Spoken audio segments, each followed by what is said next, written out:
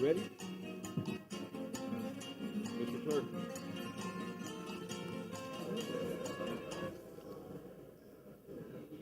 Plus, to get that put in here, like, man, I'm getting tired of crawling underneath our forces. Recording in progress. In charge? Yeah. Morning. Good morning. Morning, Commissioner.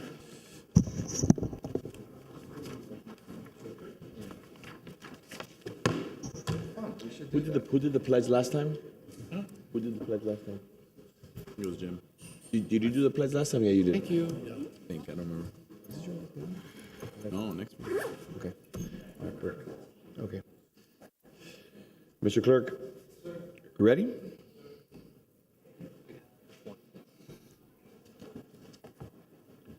Tell me when you're ready. We're good. Okay. Good morning. Good morning and welcome to the Tuesday, March 14th, 2023 City Hall Commission meeting for the City Beautiful. I'd like to welcome everyone who's here today. As always, we have a reasonable opportunity to speak for everyone who's interested, not only at each one of the items, but also where we have 1 hour of uninterrupted public comment, as long as everything that you're addressing has an association with the city in one form or another. We welcome everyone to please come and provide their input, their guidance in reference to any issue dealing with the city. Commissioner Menendez, will you do us the honor to commence today's meeting with the pledge? I pledge allegiance to the flag of the United States of America and to the republic for which it stands, one nation, under God, indivisible, with liberty and justice for all. All right.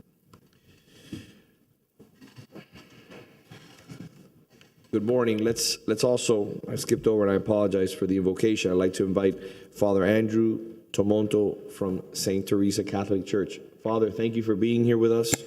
Good morning and welcome back to the City Beautiful. We're blessed to have you today. Thank you so much. Let us pray. Almighty and eternal God, you have revealed your glory to all nations. God of power and might, wisdom and justice, through you authority is rightly administered, laws are enacted, and judgment is decreed. We pray for our elected civic officials, especially here in Coral Gables, and all others who are entrusted to guard our political welfare. May they be enabled by your powerful protection to discharge their duties with honesty and ability. May their trust always be in you. We likewise commend to your unbounded mercy all citizens of Coral Gables, of Florida, and the United States, that we be blessed in the knowledge and sanctified in the observance of your holy law. May we be preserved in union and that peace which the world cannot give, and after enjoying the blessings of this life, be admitted to those which are eternal. We bless these proceedings. May they serve to remind us and all who serve here of the higher purpose and destiny to which we are called. We pray all of this to you in gratitude for you, our Lord and God, forever and ever. Amen. Amen. Thank you, Father.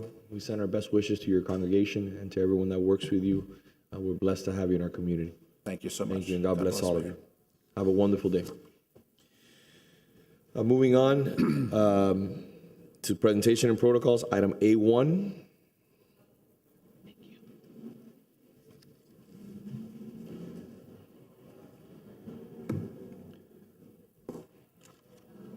Congratulations to Firefighter Nicole Morales, recipient of the City of Coral Gables Firefighter of the Month Award. Can we have the firefighters join us? Thank you. Chief, I threw you off. I went out of order. I apologize.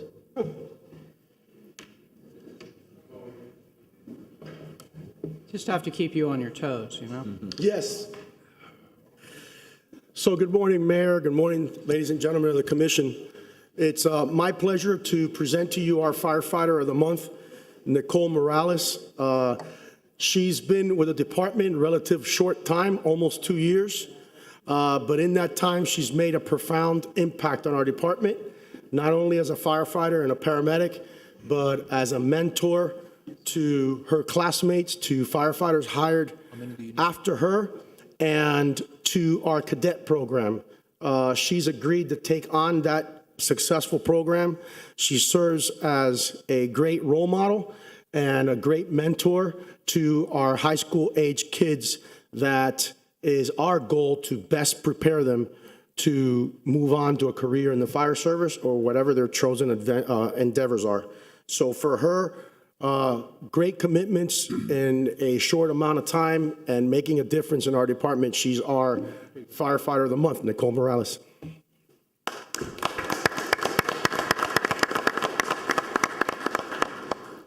Thank you all for having me. I'm very grateful to be here, for the recognition, for the commission, for the department, for the city.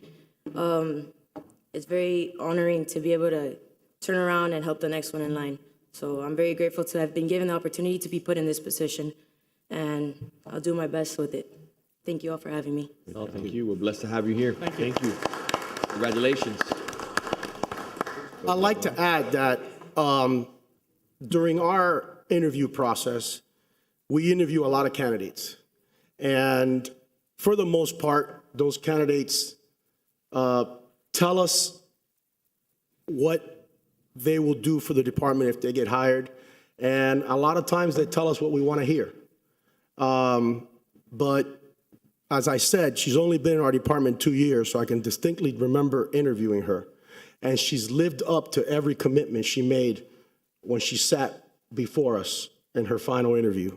So I'd like to just add that she backs her words up.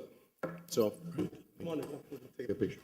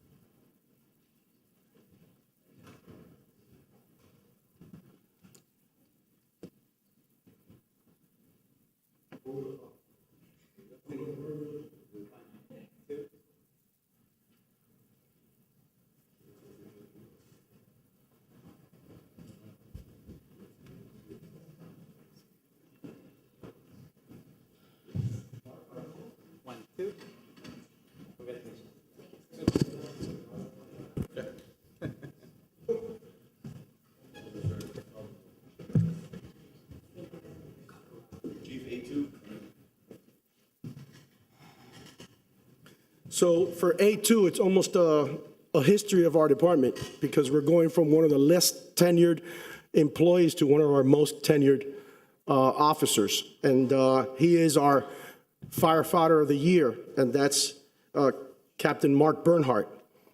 He's tenured in our department. Again, a great contributor to our organization. Serves in many capacities as a senior officer.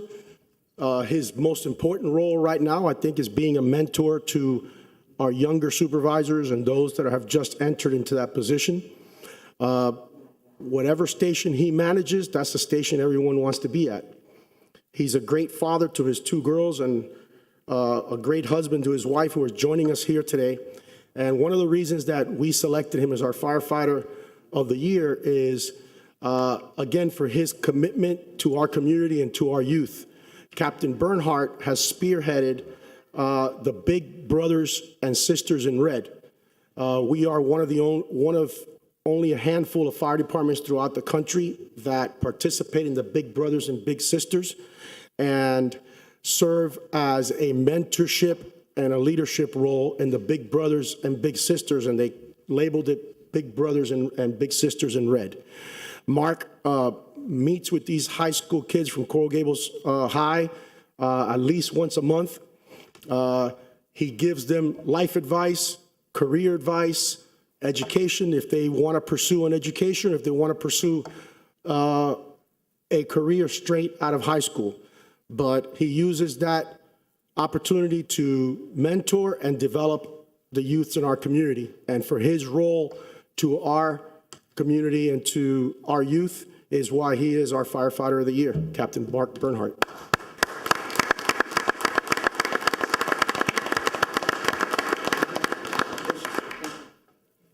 He's also a great golfer, if anybody's interested. Sir, congratulations. Thank you very much. Well deserved. Thank you. Just have a few words I'd like to say. Well, first and foremost, I want to thank Chief De La Rosa, Chief Jones, and Chief Hernandez for bringing in the Big Brother, Big Sister program to the city and supporting it. I also want to thank, we have 16 other firefighter mentors that work on shift with us, and they meet once a month with us, and we help mentor these kids from Gables High School. Nicole and Giselle, who have been instrumental in bringing all the equipment we need. To all the city departments who have welcomed us and shared their stories and experience with us, thank you. We've been meeting with every department monthly. I'd also like to thank the American Legion for honoring myself and the Police Officer of the Year last Saturday. We really appreciate the Legion's support. And lastly, I want to thank my wife and children for always supporting me, and my wife especially for all the support she provides, because without her support, I wouldn't be able to do anything that I do. So thank you, Nicole. We started the Big Brother, Big Sister program a year and a half ago with 12 kids. And these kids all became CPR certified. They've all had a crash course in life-saving emergencies. When spending time with these littles over the last year, we realized that a lot of these kids in high school, they make an emphasis on college and getting ready for college, but they don't talk about trades and careers. So we've kind of turned our program and kind of tried to mentor these kids and show them different careers that are out there. So every month this year, we've been meeting with different departments to show them all the different careers we have here. Next month, we'll be here with City Hall.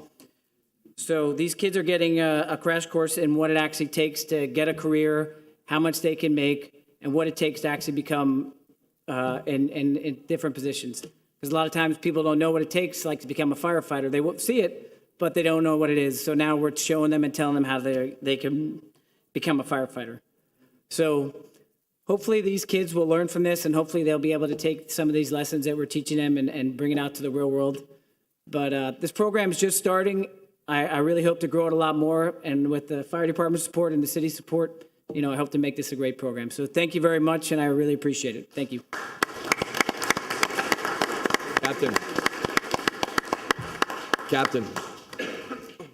Captain, if I may, just 1 second. I want to commend you for your efforts in regards to mentorship.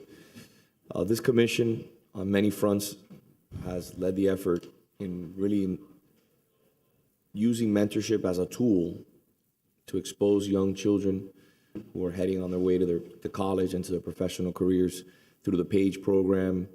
Commissioner Menendez has been very active with mentorship for years. I mentor 1 to 2 young men a year. I have one that I'm working with right now as they transition from seniors to college. And when you mentioned before about mentorship, a lot of people get confused and they think that you're helping these young men and women. You obviously are. Right. But I get so much more out of it just by having them with me and taking them to events and having them engage in a litany of different things that we're involved in every single day. So Well, that's I what we want wanna do. to commend you for that, because that is, Thank you the very work much. that you're doing is just amazing work. And I try to do it at a minimum once or twice a year with two separate individuals. I don't know how you do it with the amount of people that you're doing it with. So that is, I take my hat off to you. That's amazing. Thank you very much. Thank Well you. deserved. Well Thank you. deserved.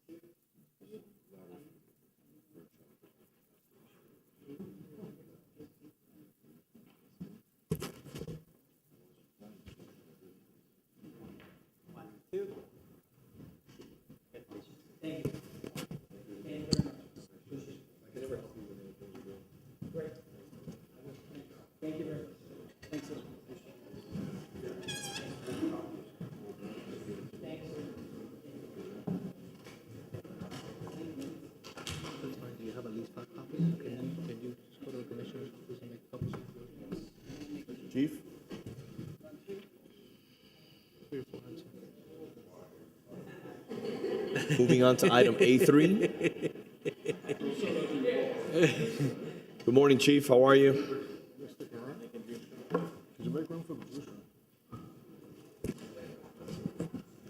Good morning, Good morning, Chief. Mr. Mayor, members of the commission. Today, we'd like to recognize two of our own for the city. As you know, over the years, we've actually revamped the communication system on how we handle our 911 calls for service throughout the city for both police and fire. This year, our Operator of the Year has been here for a very young time, or a very short time, I should say, started with us in May of 2019. During that short amount of time, she's proven to be quite an asset to the Technical Services Division and has become a certified training officer at a very young time in her career. She's been an acting supervisor on the midnight shift, which means she pretty much runs the entire communication system while all of us sleep soundly in bed. While she's done that, Operator Avila has proven herself to be an excellent trainer. Her verbal skills are exceptional. She's been at the grasp of new concepts quickly and really is part of the advisory panel to lead the way of how we're going to continue to communicate on emergency situations throughout the city. She has seamlessly slid into the role as a supervisor and has been doing an outstanding job in leading the way. And on a personal note, it is always pleasurable to see someone with a young intuition, but also the abilities to show senior mentorship above her years. So we are extremely proud to present to you our Operator of the Year, Amy Avila.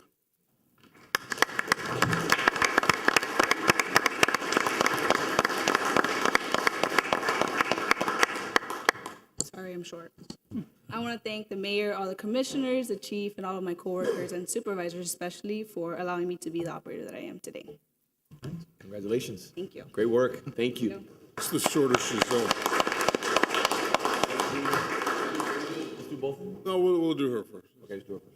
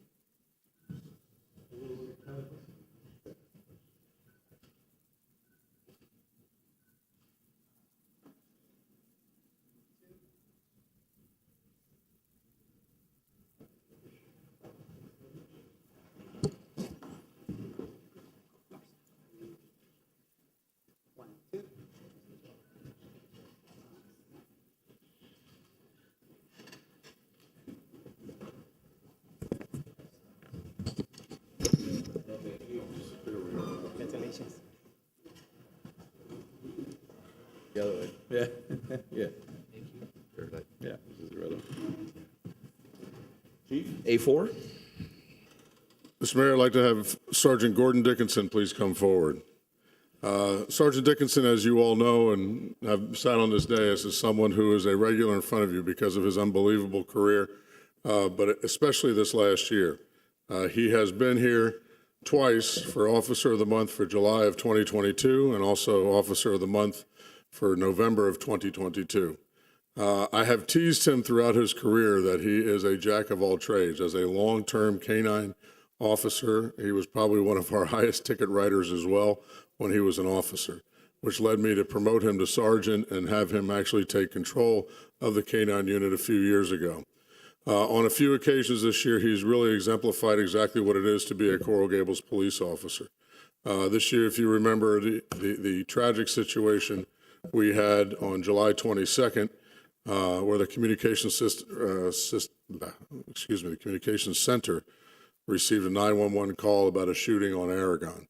Within minutes, Sergeant Dickinson had located the vehicle and began to follow it, not only giving up his position as an officer, but also giving out the information as a sergeant, where he was able to pursue the individuals and took both of the subjects wanted for the homicide of somebody inside our city that day. On September 18th, he also observed a subject walking in the front porch of 2900 Lejeune Road, and we know how we're all plagued with porch pirates, and was actually able to watch an individual pick up the packages and run into a 2014 gray Toyota. Again, his ability as a police officer and supervisor was able to set up a perimeter, and those subjects were arrested. And again, in November 26, 2022, he was dispatched to the 1500 block of Mercado, where 4 males were wearing COVID masks and were beginning to walking on foot in homes. Because of his intuition as a police officer, he was able to set up a perimeter and actually tie them to other attempted burglaries and burglaries in the area.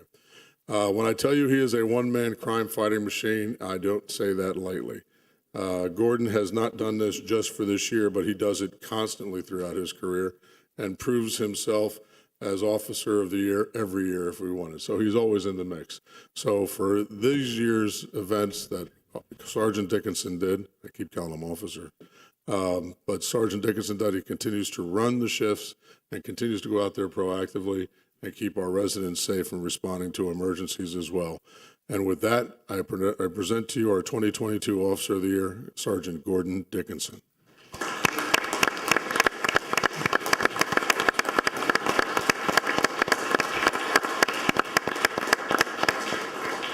Sergeant, congratulations. Good morning. Thank you, Mayor. Well deserved. Mayor, commissioners, and the staff, and the chief, I'd like to say thank you for the recognition. But I'd like to bring up also that in all these scenarios that I was cited for, all these incidents occurred with the help of the people behind me, communication operators, people in my squads, other squads. In the robbery homicide case, it was pretty much everybody that was working that day showed up on the scene. And I brought this up previously that we had agencies from all over the county helping us out, but I had detectives showing up from upstairs. Everybody showed up, and the other 2 instances, we had officers from all over the city showing up to help me out. It wasn't just me; it was everybody that was working, and I couldn't have done it without their assistance. So I'd like to say thank you again, and thank you to everybody that works with me and helps me. And I couldn't do that when catch these guys without them. So, Sergeant, thank you for your hard work. I just want to mention the sponsor of that award is the Kiwanis Club of Coral Gables. I like to thank I've always failed to mention, and the gratitude that we have for them sponsoring this incredible award and how important this is to the community. So. Yes, they do an excellent job. It seems to me that since I've been up here, you've been up several times here receiving an award or a recognition, and I know that you do it with a lot of humility, and you're a shy professional, and I respect that, and I respect that a lot. So I also like to thank my parents who couldn't be here today; they're out of town. I'd like to thank my wife who's back here, my children, my daughter's here, but my sons were stuck at school, couldn't make it. But without their support, I couldn't be here. Also, they're always behind me. So. Thank you, Sergeant. We appreciate that. Chief? Yes, sir.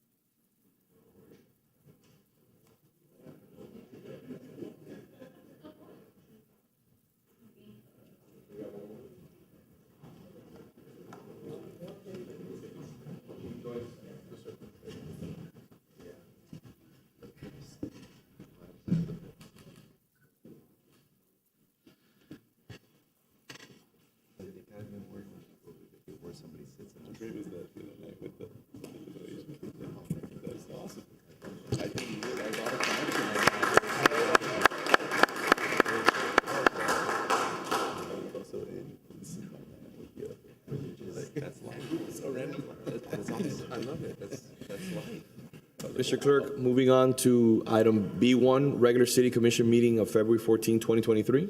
I'll make a motion. Second. All in favor? Aye. Thank you. Yeah, we're going to do it in the mayor's comments. The mayor's comments. Done. Done? Done. Okay, perfect. Before we move on to 9:30, which we have a time certain, I want to tackle 2 issues. not one issue, but I want to mention on the record, I want to congratulate Vice Mayor Mike Mania, who was just appointed to the Orange Bowl Committee. That's a big feat. The Orange Bowl has been around since 1935. And as he sunsets his career as an elected official, he'll be joining the Orange Bowl, and that is a major accomplishment. They're very selective in who is accepted to that organization, to that philanthropic organization. So I just want to commend you for that incredible accomplishment. Thank you, man. I appreciate it. I'm really looking forward to it. The second thing, just before we tackle 9:30, or the time certain that we have, which is item F1, I'd like to discuss Mayor's comments C3, which is, and the reason why I'm doing this is because the representatives are here and they have to catch a plane. It's a discussion regarding electric vehicle charging solutions by Jolt. I wrote a memo that all my memos are posted online so the community can view them and give us their guidance. And it was a memo that was dated February 28, 2023. And it was a formal memo discussing to my colleagues what their ideas and what their interests were in proposing Jolt, which is electronic vehicle charging units, which has two different components to it. So this would be fast, rapid charging, but we have to take into consideration that there is some sort of electronic advertisement, digital advertisement on it. And also the second part is the public safety aspect of it, because you do have a cable that comes off of a box and it is plugged into the car. I think that this is something, and I'll give you an example. As a person who drives an electric car, you can't always make it to areas, or we don't have enough areas, in my opinion, in Miami-Dade County that have supercharging opportunities. I think that as more and more cars, people go the route of electric cars, we need to continue to build up our infrastructure. Do I think that this is for every single street corner? I don't. But I think that there has to be an opportunity where maybe we can take, for example, I was thinking about the parking lot adjacent to Abrachi, and we could potentially take maybe 5, 6, 7 spaces there, which are tucked away in a surface parking lot, not on the street, and put some of these charging stations there, which are, again, less in your face and have less pedestrian walking so that you wouldn't have an issue with the actual connection into the car. So I wanted to bring it up today because I wanted the representative to come up and we can kind of talk a little bit about what other cities are doing, kind of gauge your concerns, your ideas. If you like the program, if you don't like the program, just give me a little bit of feedback on that. Come on up. Thank you, Mayor, and thank you, Commission. Thank you for being with us. I know you came down for this. I appreciate it. Thank you so much. My name is Maurice Klass, and I am the U.S. lead for Jolt Charge. You should have a copy of the proposal, and obviously the Mayor summarized it well. Just by way of background, Jolt Charge is an Australian-based provider of fast charging utilities with over staff in over 5 countries. We have over 3,000 chargers under contract in some 40 cities across the globe, and roughly $100 million in commitment from BlackRock as one of its first renewable energy investments across the globe. We also have chargers under contract in Sydney, Toronto, and London. Our model is straightforward and sustainable. Fast DC Level 3 fast charging supported by ad revenue. The company signs long-term leases with cities and private partners to provide 15 minutes of free charging to all residents and visitors daily, which amounts to about a daily commute. Visitors and residents can pay more if they'd like to keep going on the charging, but the 15 minutes is free, which amounts to about a daily commute. At core, the Jolt model provides 4 main benefits for the city: free infrastructure, which is paid for by Jolt, revenue for the city for each charger, free energy for residents and visitors, and free advertising for city's top issues. Beyond the 4 core advantages, we also provide open data to the city to see how electricity is being used, and multimodal units that can charge both e-bikes and e-scooters, along with docking stations to make sure that there's no street clutter. Thus far, we've had very fruitful conversations with several city staff and discussed a number of suitable sites across the city to address some of the concerns that the mayor raised. We can provide chargers at both open parking lots as well as parking structures. We also can provide wayfinding units if necessary. And ultimately, our model itself helps address the major concern around tripping in the ADA, because not only do our units actually self-retract, but because we had ad revenue, we can actually promise the city 95% uptime and response within 24 hours to any concerns that you might have regarding safety. We're very excited about the opportunity to partner with the City of Coral Gables and welcome your questions and guidance for the next state of our partnership. Thank you for being here. So there are some concerns. Obviously, we're a city that has very limited advertising. that's something that we pride ourselves on that visual pollution, minimizing it. Also, we want to have the issue of being safe, somebody tripping on the cord. But I charge in the parking garages using our existing infrastructure. It works well, but it doesn't charge fast enough. But it gets the job done if you go have a lunch or, a dinner. You have about 2 hours. You can get a little bit of battery if you're in a tough bind. I think this is a good opportunity, but it's got to be in the right location, and I think it has to be in downtown. And I think it has to be potentially in a parking lot that we would designate a handful or maybe 10 spaces just for this type of charging. If you go to the charging stations, and Kevin can give us a little bit more background on it, every time that I go there, I feel like there's almost all the people are charging, and there's more and more cars, electric cars on the street. Mr. Kinney, will you give us a little bit of background, and Matt, Mr. Anderson, a little bit of background in regards to, I think electric cars, I don't want to say the wave of the future, but you're seeing them more and more and more, and they're becoming more advanced. Just a couple of quick big picture items. We are in the process of looking at quick charging. We actually have several vendors, manufacturers who are speaking with the city, and we're currently evaluating those.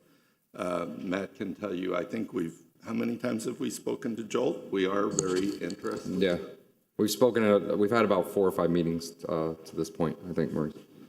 But there are also other vendors out there that are interested in partnering with Coral Gables. We are very attractive for the EV industry because as a city, we have more infrastructure than any other city. And I'm not saying any other city our size. I'm saying any other city. Well, can I interject there if I may? So the other day, I was on the highway and my car ran out of battery on the way down from Fort Myers from work. I had to get towed. I missed getting to a Walmart by literally a mile. I couldn't find, through the system, I couldn't find a supercharger. And the reason why I could have gone to a regular charger, but I did actually go to one, but it would have taken so much time, I would have missed one of the meetings that I had at night here in Miami as I was driving down.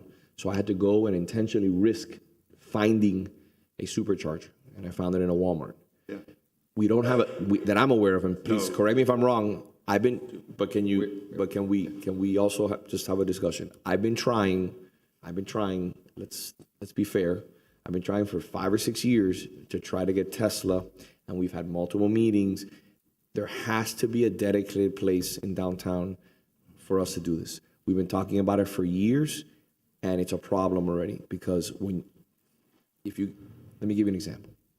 It happens to all of us. If you have to drive back to, let's say, Doral in an hour and a half of traffic, and you live there and you're doing business here locally, and you only have 15 minutes, and you just realize, I didn't charge last night. It happens to all of us. We're very busy. We have a lot of things on our mind and our schedules. You now have to wait potentially 2 or 3 hours for the system to charge to make it back in heavy traffic to Doral. Some people don't have that time. So I think that we need to take the next step, because as I sat there for 30 minutes and charged my car almost up to 100%, Walmart was full of people. I mean, every stall was busy. People were waiting to come in because of the velocity of the charging that was offered at these Walmarts. So I've been talking about it for years. We're trying to find the perfect fit. I remember with Mr. Kinney, we talked about on the top of one of our parking garages because we didn't want to give prime spaces. We talked about the costs associated with it. I think we need to really move forward with this because we're falling behind on the supercharger aspect of it. We would be happy to meet with you and go over the proposals that we're reviewing now. But as I said, Jolt is one that we've taken several meetings with, and we are still in conversations with them. So I do believe we have another one that's getting very close to a decision point. And if those things happen, you will see a large number of superchargers in the city. And even to the infrastructure we have within the next couple of years, we're looking at over 150 charging points within the city. And Coming online. A few of those will be superchargers. I have a question about the advertising. who controls what kind of advertising? Is there any restrictions? Could you advertise marijuana, cigarettes? Could you, I mean, how much advertising? No, we don't. Commissioner, We don't advertise things like that, and that's by agreement with the city. So it would be part of the negotiations about what things are actually. Commissioner Kaysen, we have Ike, which is the advertisements that we have, the kiosks, digital kiosks that we have on the mile, and the one I showed you yesterday. And we have we've developed a method of controlling that advertising, so it's appropriate to our branding. And Mayor, our mobility hub is geared towards EV charging. So once we do that mobility hub, we'll have a tremendous, actually it will be geared to having 100% EV charging in that facility. That's why we think it is a critical facility. And as far as these proposals, we need to, I agree with the mayor, we need to get more superchargers, more charging in our city. I think a very large percentage of our city uses electric vehicles, maybe much more so than other cities. Mm-hmm. And so we need to work on that. I think what we can do is look at the various proposals and bring them back to the city commission. If not the next meeting, the meeting in April, meeting in May. Okay, so what I would like to do, Mr. Manager, with the support of my colleagues on the commission. Okay, go ahead, Commissioner. Excuse me, I thought I didn't. Yeah, no, I just, what I want to do is I want to echo some of the points, because it's been a long time that we've been trying to push charging forward. And Matt, I know you and I have been talking about this for a long time. My 2017 Volt has been paid off, you know. I'd like to move on to, you know, bigger and better things, but the reality is we don't have enough charging. And Mobility Hub, I don't think is going to have the superchargers in it anyway. So we need to expand this vision. And some advertising is good for our downtown. Our restaurants could use it, for instance. I stop and park, you know, because I want to get charged.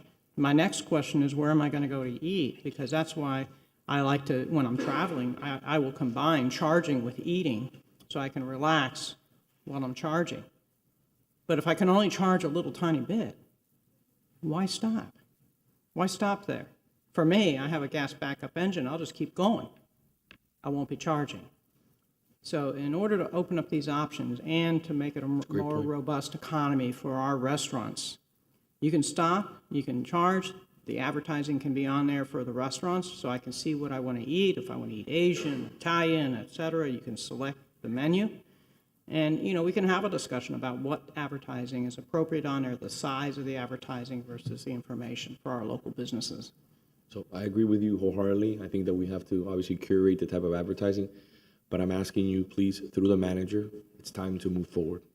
It's time to bring this to the next commission. I'd ask for my colleagues in the commission to please support me with this. Pick a parking lot in downtown if you don't feel comfortable with it being on the street, but we need to have real superchargers. We need to have this type of technology offered to our residents and to our visitors, because the commissioner brought up a great point. People will drive through the city. We have 700,000 people that drive through our city every single day. I want them to stop and spend some of their hard-earned money in our downtown. Our downtown subsidizes our budget to the tune of 27%. So I'd rather have them come here, spend their hard-earned money in our downtown, get the charging that they need done. Electric cars, from what I've read, and correct me if I'm wrong, Matt, I mean, tell me, you know better than I do, it's only continuing to grow. I mean, some manufacturers are even phasing out combustion engines.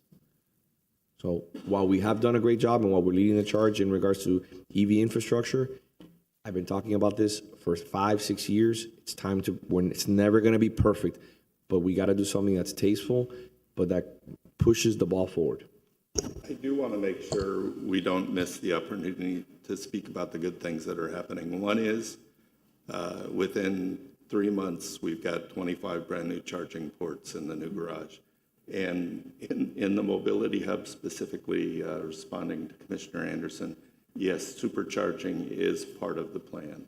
On the second level, the plan is to have several superchargers. Interesting, in my discussions with FPNL, we looked at supercharging the entire new portion of that facility, and FPNL was not able to provide the power to do so. So I think we have some grid issues that we have to take care of. But if we But if we spread it around, I think we can get certainly a lot more supercharging than just at one location. But it's interesting that the grid hasn't kept up with that need. Okay. So moving forward, we have direction through the manager. Let's bring this forward to the next commission meeting. I ask you to please sit down, meet with Jolt, meet with the other companies. I want to see something comprehensive. I want to see different opportunities that are tasteful. They are curated tastefully, taking into consideration Coral Gables, and that are done appropriately to meet the needs that we have today. Okay? Mayor, we'll provide a full presentation in the next commission meeting.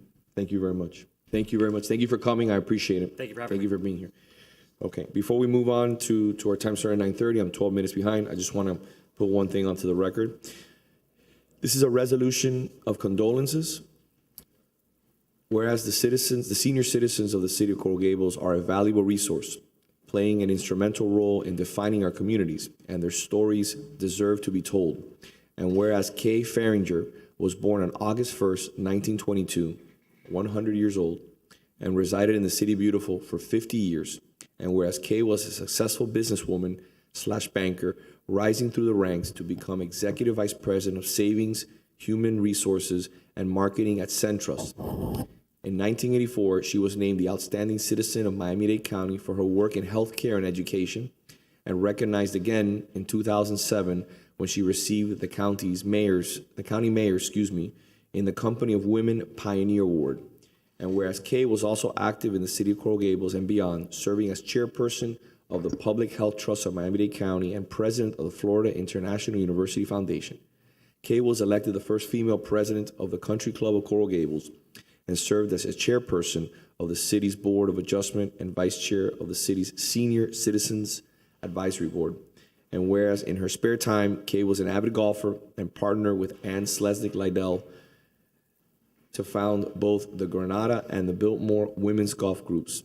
And whereas it is together fitting and proper that we recognize and celebrate Kay and her many accomplishments on the occasion of her 100th birthday. I read this to her when she passed away, before she passed away about a month and a half ago, 2 months ago. It was wonderful to spend time with this woman for about, her and her family for about an hour and to really witness, besides all the great accomplishments that she's had, but to witness the family that she created here in the City Beautiful.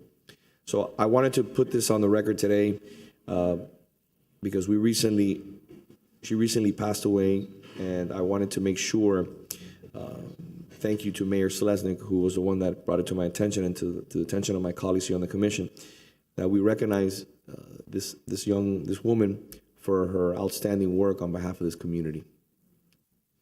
Her family's not here with us today, but I'll make sure I give them the resolution of condolences. Moving on to item time certain F1. Mr. Clerk. Yes, sir. Madam City Attorney. F1 is an appeal to the Coral Gables City Commission from the decision of the Historic Preservation Board on January 18, 2023, regarding a request for historic designation for the property located at 110 Phoenicia Avenue, the Garden of Our Lord, legally described as lots 1 to 10 inclusive, Block 21, Coral Gables, Douglas section, according to the plat thereof, as recorded in Plat Book 25 at page 69 of the Public Records of Miami-Dade County, Florida. Mr. Clerk, before we move forward, I have some communications that I'd like to put on the record that were submitted to the commission, the clerk, the city attorney, and the city manager.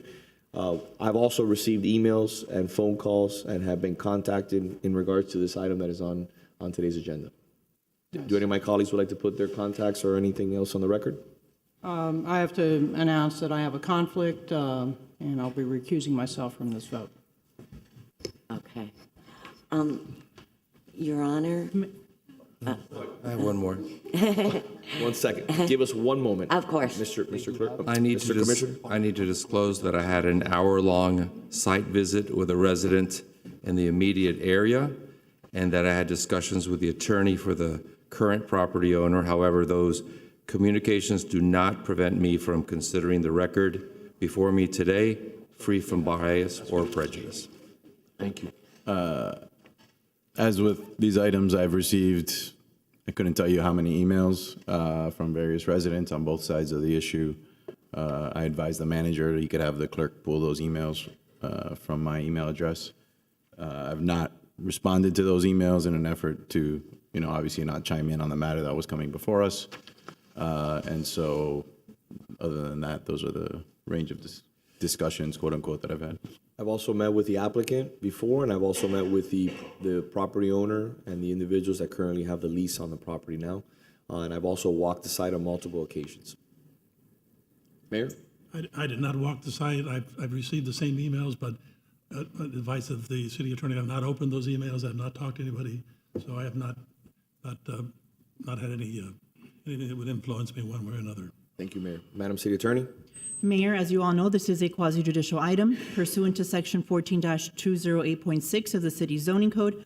This appeal is based on the record of the hearing before the Historic Preservation Board and shall not be a de novo hearing. What that means is that no new or additional testimony shall be taken.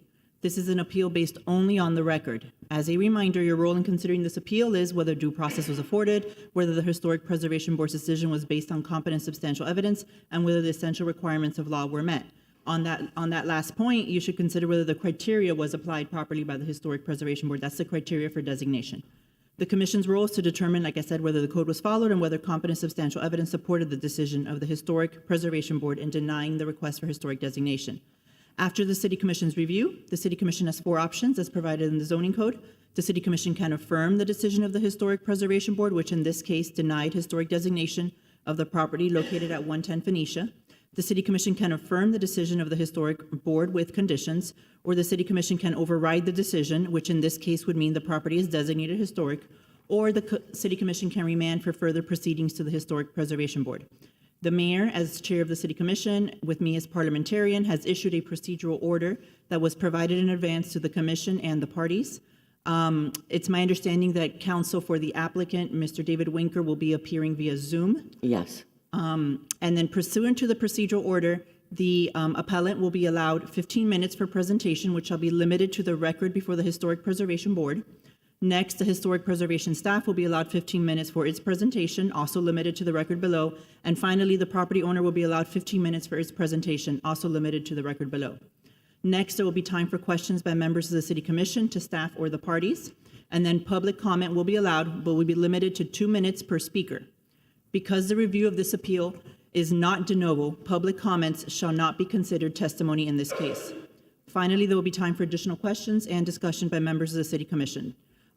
Because this is a quasi-judicial item, you all disclosed any ex-parte communications that you had. As the Mayor mentioned, there were a number of emails, and I know there's a number of petitions that were provided, and they are on the record. Finally, there was a letter that was received after midnight this morning from counsel for the property owner. I just want to address a few points. Again, I've done a very cursory review of this since it was received so late. It basically challenges standing in this case, and I just want to on that point, I want to add that the city's zoning code provides that an aggrieved party has standing to appeal. In this case, an applicant, as Ms. Bolton is, the applicant for the request for historic designation, is considered an aggrieved party. I do have copies of those letters that I will be providing, as well as copies of the procedure order, so you can have those. Thank you, Madam City Attorney. As the City Attorney has said to the appellate, you will have 15 minutes. May I ask for a procedural item prior to my starting my 15 minutes? You can ask any question you'd like. How may I help you? Professor Joanna Lombard suggested that we have a moment of silence for Sally Jude because she was, this was the last project that she advocated on behalf of. And so I was hoping we could have a moment of silence for Sally. Well deserved. Yes, she deserves it.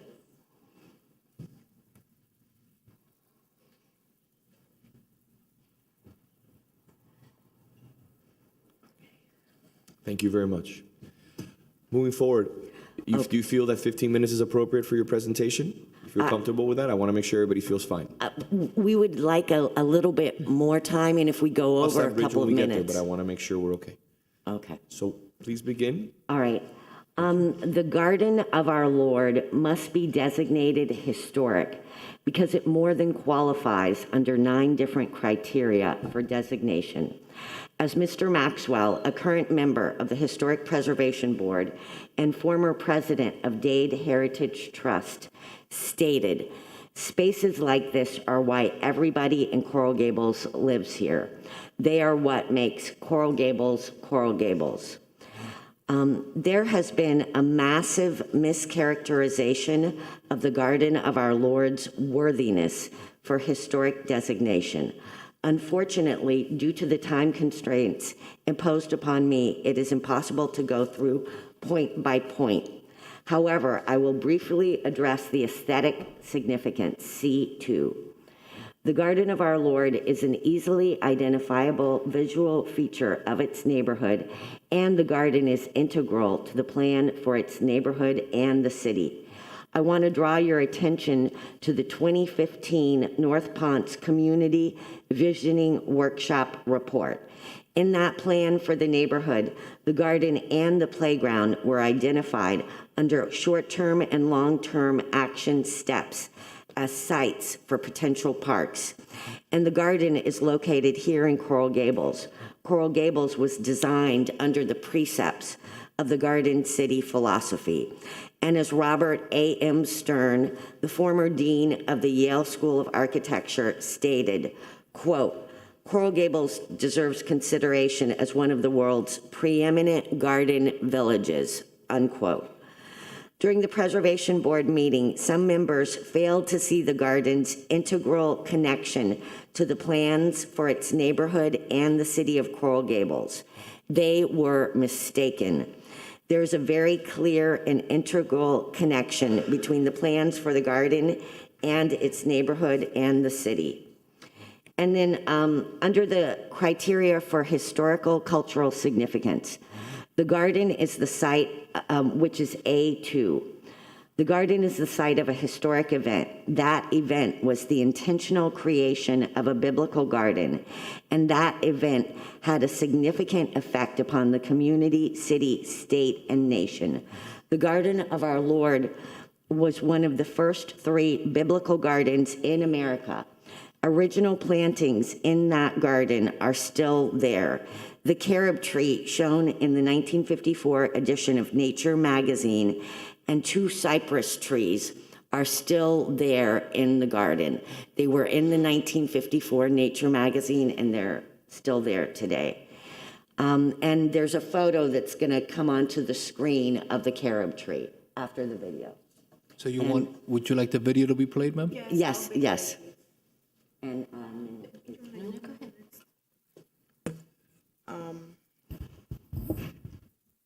May I just ask procedurally, was this video also played at the Historic Preservation Board? Yes. Hello, members of the commission and members of the community. My name is Nana Martinez.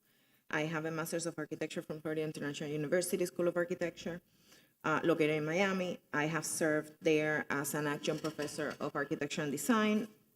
Your microphone. And I am also an associate at SB Architects in Coral Gables. I reside in Coral Gables, and I am a neighbor of the garden. I am here today to represent some of the research on behalf of the Garden of Our Lord, located at 110 Phoenicia Avenue. I'm just going to briefly address 3 points. First point, the historical cultural significance, how the garden is associated in a significant way with the past or continuing institution which has contributed substantially to the life of the city. The site of the garden has housed a church and school continuously for the better part of nearly 100 years. The Garden of Our Lord has been associated with the St. James Lutheran Church in Coral Gables for more than 70 years, and with the Crystal Academy for over 14 years. The Garden of Our Lord has contributed substantially to the life of both institutions and the community by creating a safe haven for peace and meditation, for local and exotic vegetations and small animals, and an easily recognizable local landmark by which neighbors and visitors can locate themselves around the area. Point B, architectural significance. I'm going to quickly address 1 and 2, how it portrays the environment in an era of history characterized by one or more distinctive architectural styles, and how it embodies those characteristics of the architectural style, period, or method of construction. The architectural design of the Garden of Our Lord invokes an era of history characterized by the neoclassical architectural style of the 1950s, combined with Florida's historic landscape traditions and the use of locally sourced coral rock, also known as oolitic limestone. Additionally, the Garden of Our Lord can be placed within the Vizcaya Farm Village architectural style. The planar stucco surfaces framed by the pilasters with detailed classical moldings as seen in the capitals supporting cast stone urns are clear evidence of how the Garden of Our Lord embodies those distinguishing characteristics of the 1950s architectural style. Smith's use of coral rock for cladding and adornment portrays local coral gable methods of design and construction, characteristics of the time and place when it was built. Thank you. And this is Professor Joanna Lombard. Hi, good morning, everybody. Fine, thank you. Nice to be here today. My colleague Rocco Cheo and I wrote a piece that we submitted to Bonnie on the architectural significance. And I just want to give you some quick context. I think, is that okay?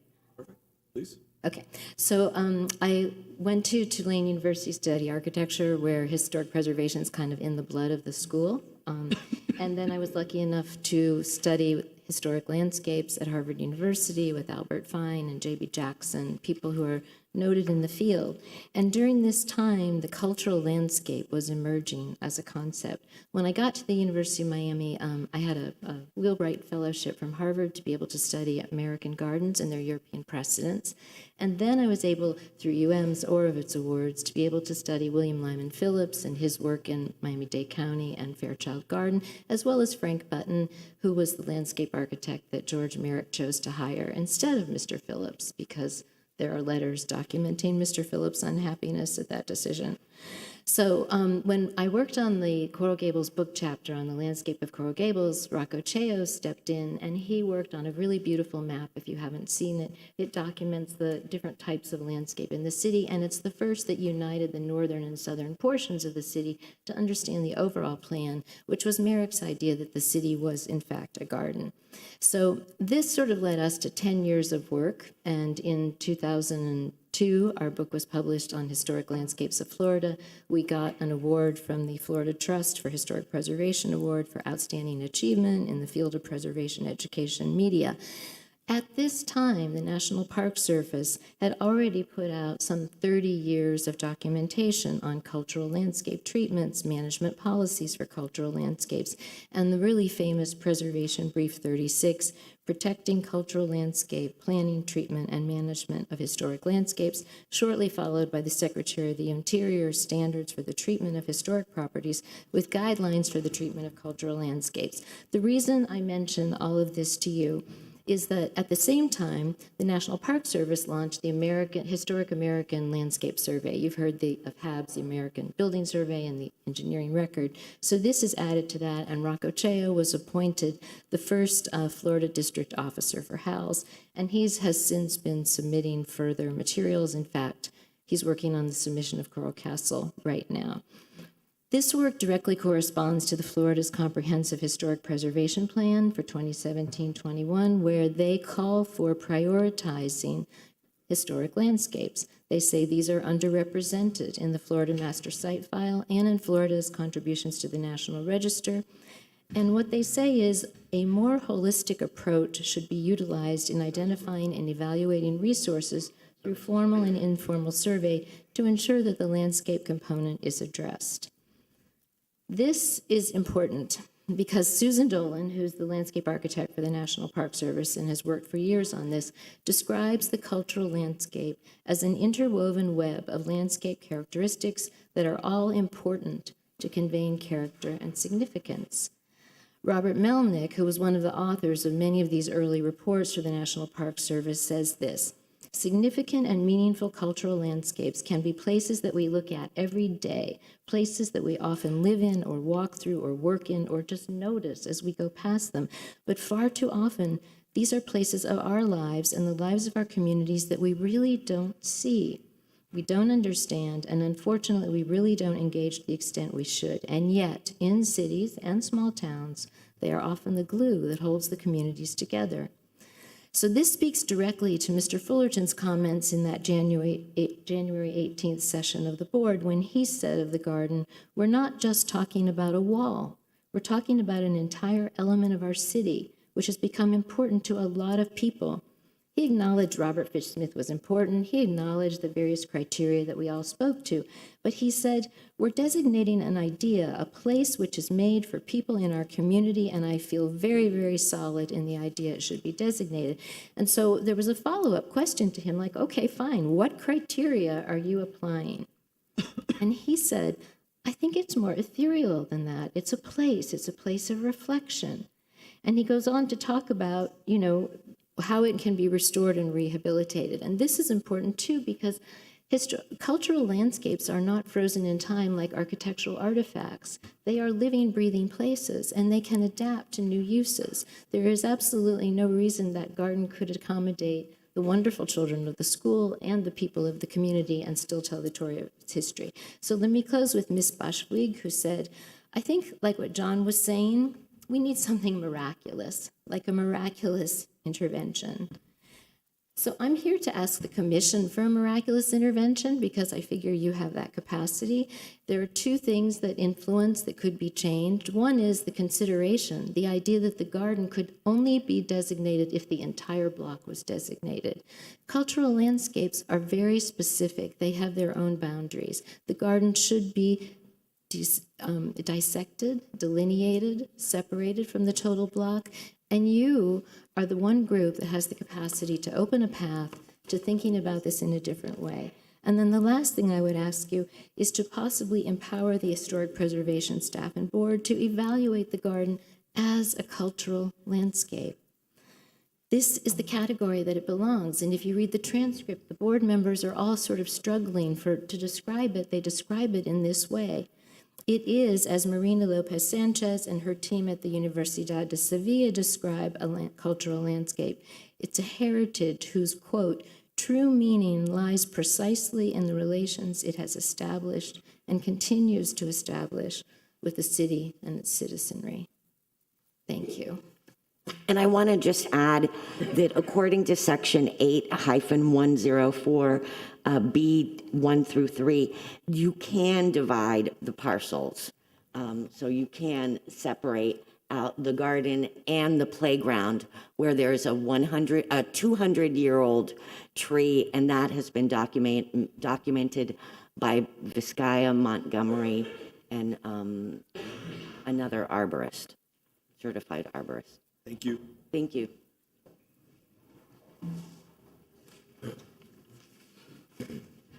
For the record, I just want to put on the record that the appellate spoke for 13 minutes.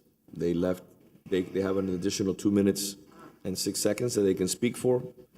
They were afforded every opportunity to speak before we move on to the next speaker. My apologies, Mr. Mayor, just a procedure item. But before, I just want to make sure that they don't have anything else they have to say. Just want to make sure. I just needed to, for the record, place an objection to the introduction of the information regarding the National Registry Standards on Cultural Landscapes. That information was not presented to the Historical Preservation Board. It's not part of your transcripts. I have not seen it in the petition, but I just wanted to put that as a point of procedure for Madam City Attorney. If it is not part of the record, then it should not be considered. Okay. Mr. Adams. Good morning, Warren Adams, Preservation Officer. Do you need my qualifications read into the record, or is that not necessary? No. Okay. Can you play the PowerPoint, please? So before I start on the PowerPoint, just a few things that I think you should be aware of. Many of the expert opinions included in the report, there's no real explanation in the qualifications as to their historic preservation background. Secondly, the designation report was initially submitted in August, and then it was amended and submitted in December. Many of the support letters that you have were submitted prior to the amended report. Thirdly, The expert photos in the report appear to either be of the exterior of the garden or copies of the appellant's photos. This raises the question as to how many of the experts actually gained access to the site. The logical question is, how much of an expert opinion can you give in a site that you haven't actually seen? Yes, 2 board members did support the designation. However, 6 other qualified Preservation Board members did not support the designation. Should there maybe be other criteria in the code which the board could consider? Possibly, but we are tied to the criteria that are included in the report at the moment. So this is the site. It's on Phoenicia Avenue, and that's just the general location. When you zoom into the site, the Garden of Our Lord is situated here. This is the church building, which has been significantly altered. This is a house which is currently used as a school, and this is vacant land in a play park. The designation application gives the legal description for the site. May I ask you a question? Yes. How big is the site where the green space is, where the actual garden is in square footage? Do you have an idea what it is? I don't know the actual square footage. Maybe we could have somebody in. What percentage of the lot, roughly? Maybe It's somebody. about 25%, roughly. Maybe just for later, through the manager, if somebody could find out how many square feet, is it a 5,000 square foot lot, 2,500 square feet, because I have an idea that potentially I'll be proposing in the near future. So you can see it's basically divided into 4 sections. The designation application gives the legal description for the entire site. So if this site were to be designated, it's the entire site that's in the application. These are just some views. This is the entrance to the Garden of Our Lord. This is the church that's been altered. These are church ancillary buildings, which are later. This is the house that's used as the school. And this is the vacant piece of ground in the play park. Ask you a question, is that gate locked? I believe the gate is locked at the moment. Yes, that's a question for the property owner. Can I please finish? I didn't. Thank you. Good morning. For the record, Joe Zavarro with office at 333 Southeast 2nd Avenue. Yes, it is a private property, and the gate has been locked since my client purchased it. I understand the church has also been closed for some time, so that gate has been locked for several years, from what I understand. Thank you. Thank you. And some general views from inside the garden, the pond, the wall with the plaques. Some background: the historic significance determination request was submitted in July 2021. Staff responded the property did not meet the criteria. Around November 2021, the property was purchased by the current owner, I believe, on that determination. In January 2022, the site went to DRC for the review for the development proposal. This development proposal does need a rezoning. There'll be transfer of development rights as well, so a fairly significant development. On August 19th, the applicant submitted the historic designation application 1 year after the determination had been issued. In that 1 year, no one contacted the office to raise any concerns about this, and then after it goes to DRC, we receive a designation application. Certain members of the public did have copies of the initial determination letter that was issued. They did not raise these concerns, but they did after the designation report was submitted. I have a quick question, I apologize. July 21st, 2021, what group, what person submitted? Is it the same applicant? The representative of the property owner, the potential property owner submitted the request. Thank you. November, the Historic Preservation Board, the Historic Preservation Office determined the property did not meet the criteria for designation. And then on December the 2nd, the applicant requested 30 days to submit an amended report. The request was granted, and the final designation report was submitted to the Preservation Office. The Preservation Board heard the request in January and denied it. And for clarification, and I gave this same presentation to the board, the following are not for Historic Preservation Board consideration: any proposed mixed-use development, any required rezoning, any creation of a park, or any tree preservation. That is not under their purview. The initial designation report mentioned there were that the garden served as a cemetery. Completely incorrect. There's no church records identifying burials, no historic newspapers identifying burials. The previous owner of the site, the church, did not indicate to the current owner there were burials. The current owners, or the present owners, exercised all due diligence prior to the purchase. 3 bronze concrete memorials were set in the ground, and they were evaluated by a Mr. Oberstein, a funeral director in the county for 30 years, who determined they are for memorial garden dedications only, and there were no urn placements. And the bottom line is, if at any point any human remains were uncovered, the law requires the developer to stop work and seek an archaeologist. Per the owner's representative, there were 2 urns containing cremated remains in the garden wall.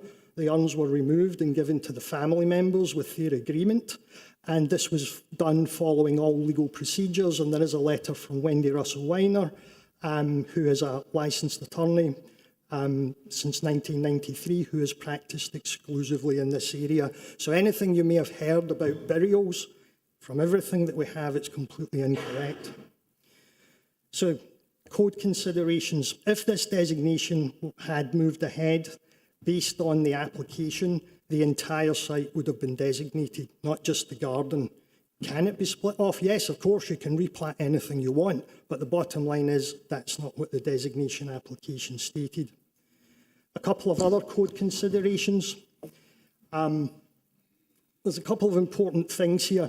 If the site was designated, and ultimately a certificate of appropriate was submitted for any sort of removal, relocation or destruction of any landscape features, there are 2 criteria there.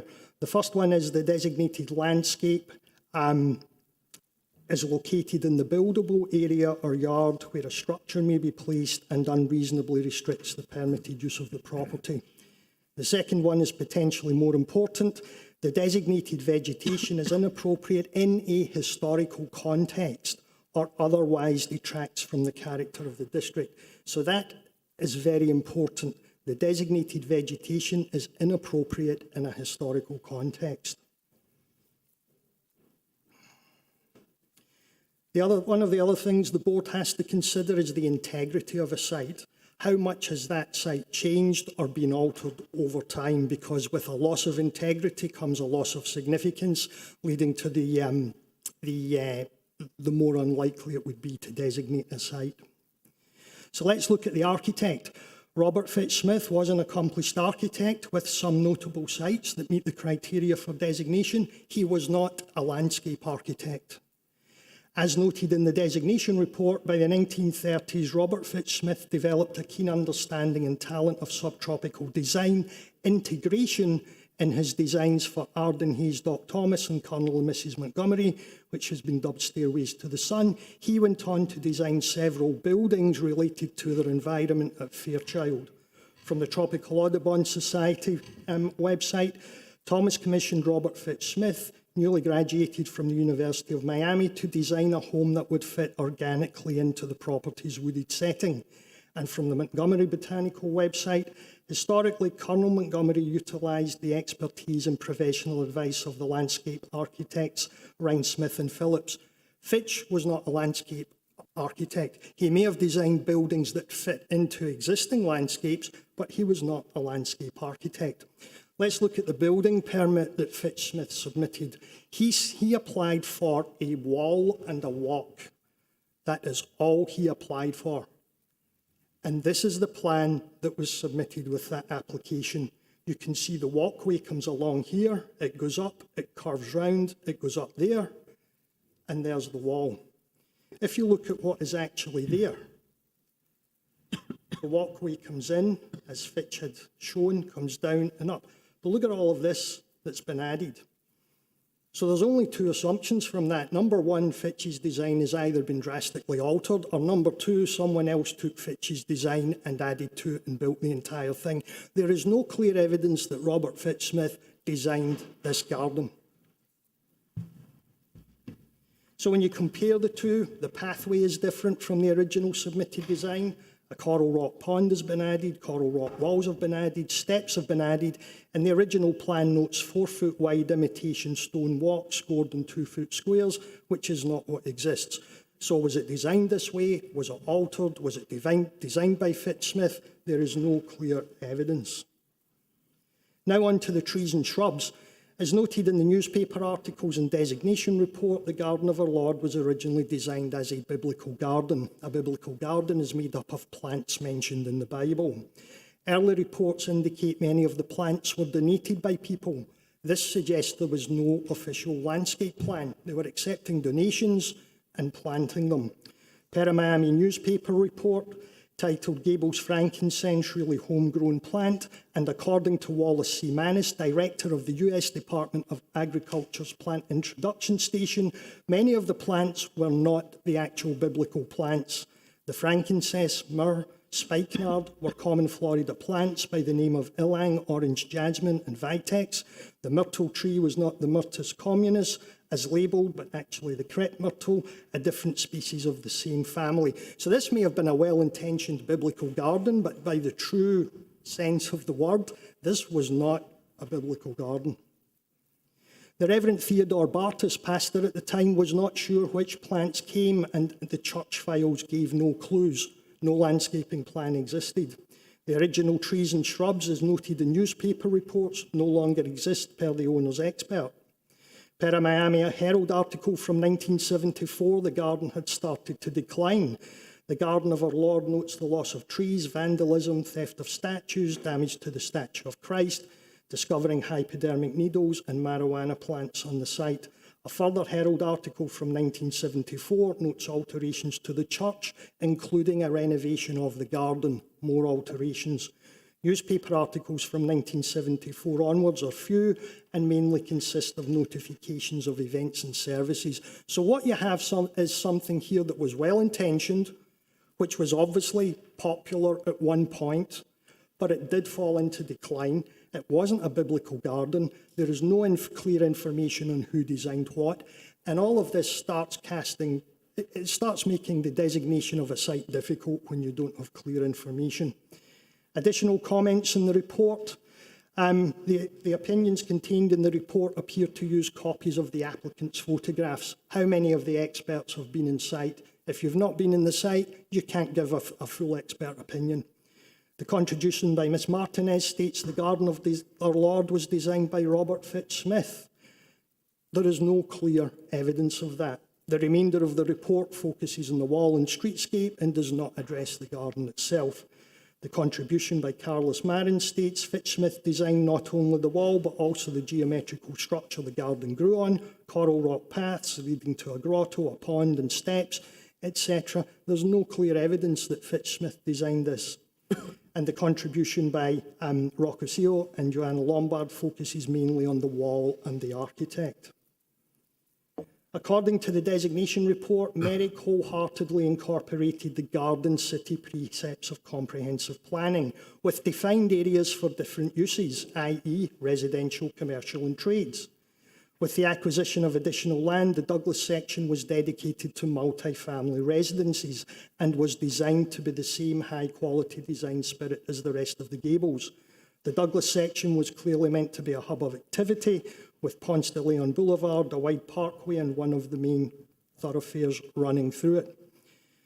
So, if you truly believe in Merrick's concept for the city of Coral Gables, surely you have to give some deference to what he had originally intended for here. This is a plan from the 1920s. The lot is subdivided clearly for development. If this had been intended to be a garden or a park, it would have been shown like this, as on Prado, a wide open space. This is clearly subdivided for development. And these are other plats, later plats.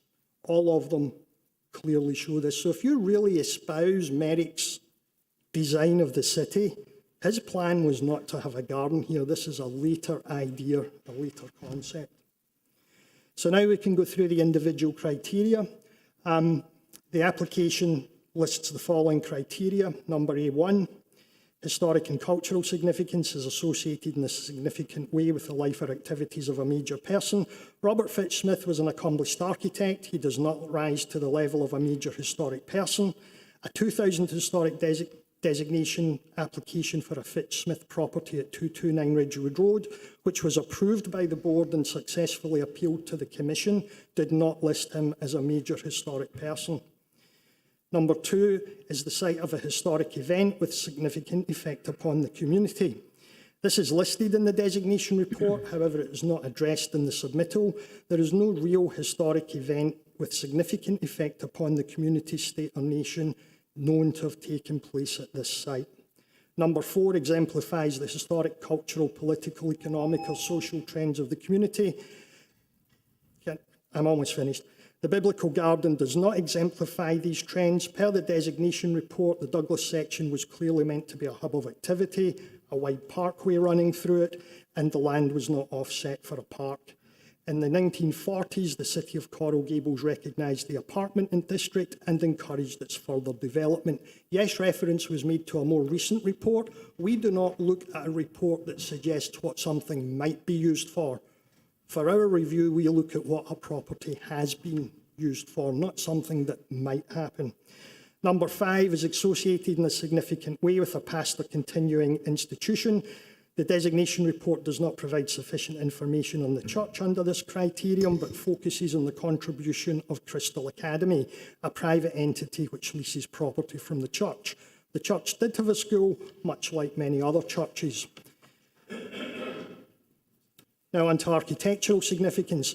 Interestingly, in the designation report, not one of the experts gave an architectural description to this wall. Is it classical? Is it Mannerist? Is it Mediterranean Revival? Is it mid-century? Not one person either put their neck out to state what style it was, or even suggest anything to that extent. So it's difficult to discuss architectural significance when you can't even come up with a style. So portrays the environment in an era of history. The 1950s was characterised by mid-century architecture, which was simpler and contained minimal ornamentation. 2, embodies the distinguishing characteristics of a style, period or method of construction. It's a concrete block wall with a concrete beam supporting 2 thin keystone sections to form a cap. The wall is stucco. The columns are concrete block with vertical supporting rods faced with keystone. Keystone, stucco and concrete are common materials. And in my opinion, the architectural style is not a pure form of a style, but a mixture of styles. As we said, it is not the outstanding work of a prominent designer or builder. Contains elements of design, detail, materials or craftsmanship of outstanding quality. This is a concrete block wall, keystone facing and stucco. And now I'll just finish up with the final 2 criteria. Aesthetic significance, by being part related to...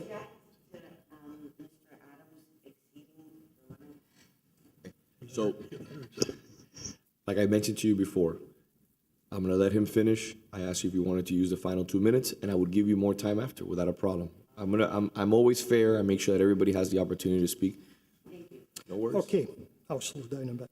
Item C1, aesthetic significance, by being a part or related to a subdivision, park, environmental feature or other distinctive area, should be developed according to a plan based on a historical, cultural or architectural motif. The site is related to the Douglas section, which has been developed according to the original intent of the Douglas section, i.e. the construction of apartment buildings. The historic plats for the section indicate this block was intended to be developed and not utilised as a garden.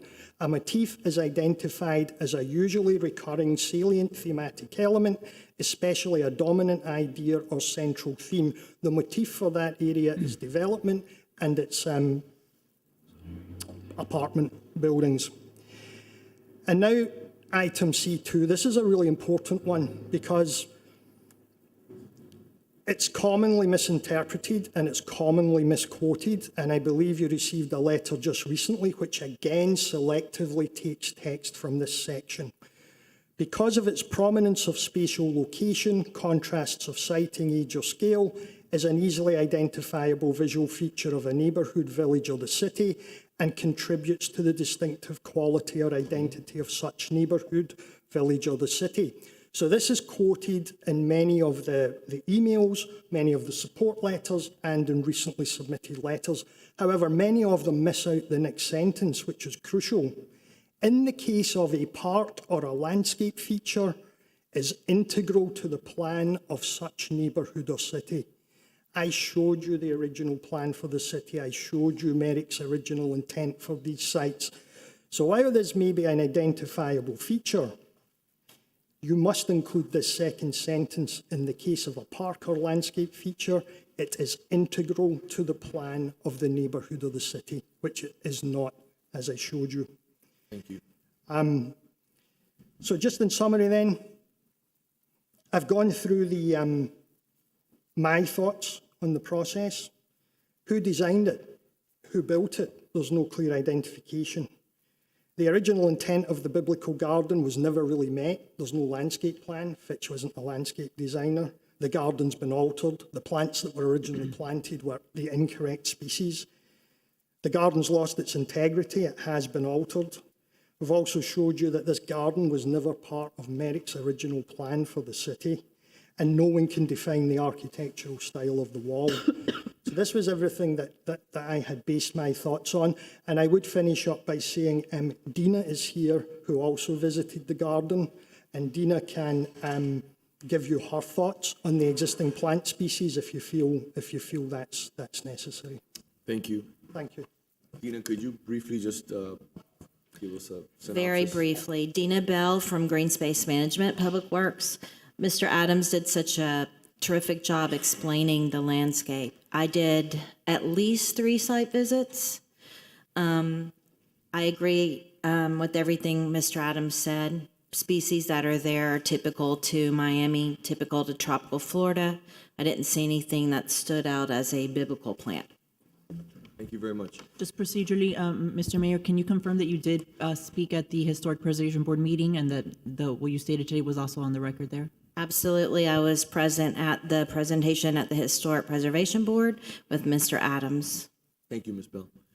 To the appellate, would you like to come up and say further comments or discuss any points that were mentioned today? Yeah, I just want to mention that it was... Do me a favor, just 1 second, because I want to be fair. Will you restart the clock, please? Yes. Thank you. The city went over by 5 minutes, so please, the floor is yours. Okay. I just want to reiterate what I had said previously, that it was a biblical garden. It was intentionally designed as a biblical garden, that Hazel Westby, a UM professor, brought back seeds from Gethsemane to create a biblical garden. And what she did not bring back, there were requests from the community for very specific biblical trees and bushes. And during my previous presentation, there were pictures of the carob tree when it was planted in 1954 from Nature magazine. And that carob tree is still there now. And also 2 cypress trees are still there now. And also, it was created to be an educational biblical garden. And you can see on the little signs, the nameplates next to the myrrh tree and the frankincense that state the name of the tree and the bush and the chapter and verse in the Bible from which it came from. And up until the new owner purchased the property, there were nameplates next to all the trees and bushes. The garden was a self-guided tour. You could walk through it and learn the names of the biblical plants and bushes and see where they came from. And then also, it's a neoclassical style of architecture for the wall, which was typical of the 1950s. And Well, I'm going to turn it over to... I mean, really, where else is there a wall like that except Vizcaya? So I would just say that a cultural landscape can be historic, it can be vernacular, it can be designed, it can be ethnographic, it can have pieces of all of those. With the integrity of a historic landscape comes from the fact that its purpose is present through time. This was a sacred garden at its outset. It maintained that for most of the life that the church was there. In the course of its life in the neighborhood, people talk about it as a place of reflection. For 70 years, it has been a garden. It hasn't changed, didn't turn into a taco stand. And I would also say that all of the associations that are attached to it come from the kinds of standards that get applied to buildings, but cultural landscapes have a different set of standards. And I feel that those are not being given any attention, and that's why I bring it up.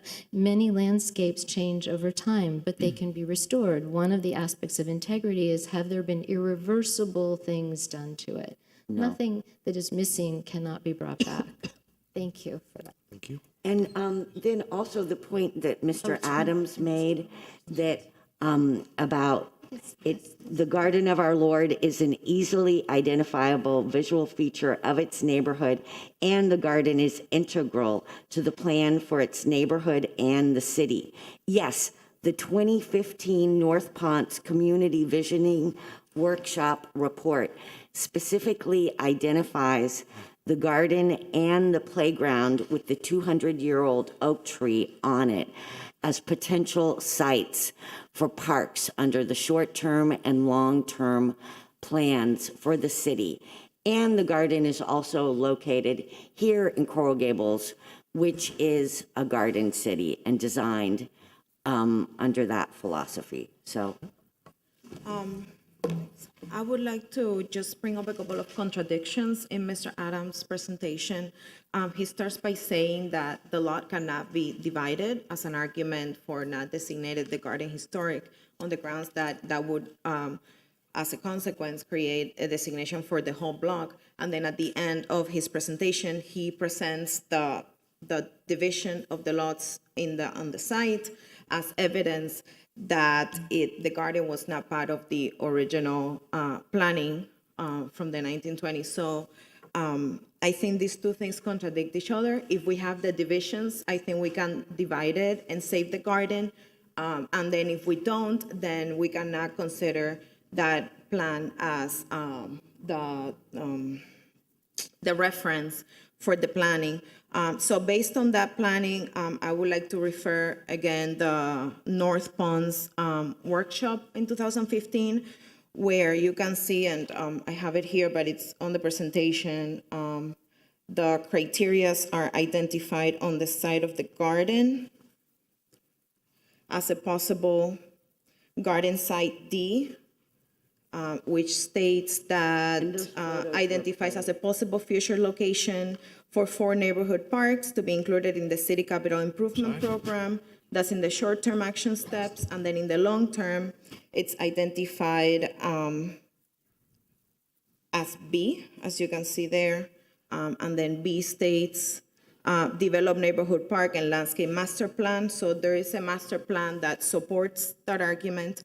And then lastly, I would like to also refute the claim that the garden is not designed by Robert Fitch Smith. The garden, it is, in fact, there's proof. Here you have the plans, the original plans by Robert Fitch Smith.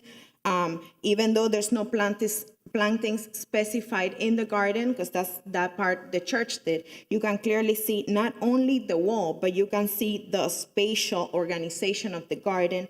You can see the sidewalk that connects the church. It walks you through the garden. You can see clearly the axis that connects the corner of the block straight to the grotto where the fountain is and where the statue is. So even though those elements are not identified in the plan, because in the 1950s, drawing architectural plans was not as easy as today we do with Revit and all this 3D modeling software and AutoCAD. Back then, these drawings had to be specific enough and at the same time general enough to get the point across, get the intention across, and get the building done.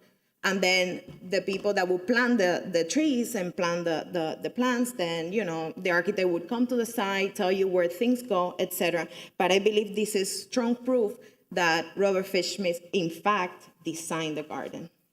Thank you. Thank you very much. Yeah, and just want to reiterate what I'd said previously, that according to the code, it can be divided. Thank you. Playground. For the record, Mr. Warren, would you like to? Quick chance to respond. I clearly said, yes, it could be subdivided. The designation application is for lots 1 to 10, the entire block, so that's incorrect. Secondly, I believe architects were more than capable of drawing accurate drawings in the 1950s. I believe the sight line that was referred to is actually the radius for the walkway, and there is no clear proof that Robert Fitzsmith designed that whole garden. The path and the wall, possibly, but there's no clear proof that he designed anything else. Thank you. I have a question about, was the whole concept of cultural landscape discussed at the meeting, at the historic preservation meeting? Well, even if you regarded this as a cultural landscape, it would still have to meet the criteria in the code. So you can refer to it as a park or a cultural landscape or a biblical garden, but it still must meet the code. And again, the report for what it may become, we look at what it has been and what it is now. We don't look at what a plan might recommend for it in the future. Thank you very much. Thank you. I'd like to put on the record that both the city and the appellate had 15 minutes. They went over by 6 minutes and change. And we gave them both the opportunity to make sure they had equal time on the record. Mr. Navarro, you have 15 minutes.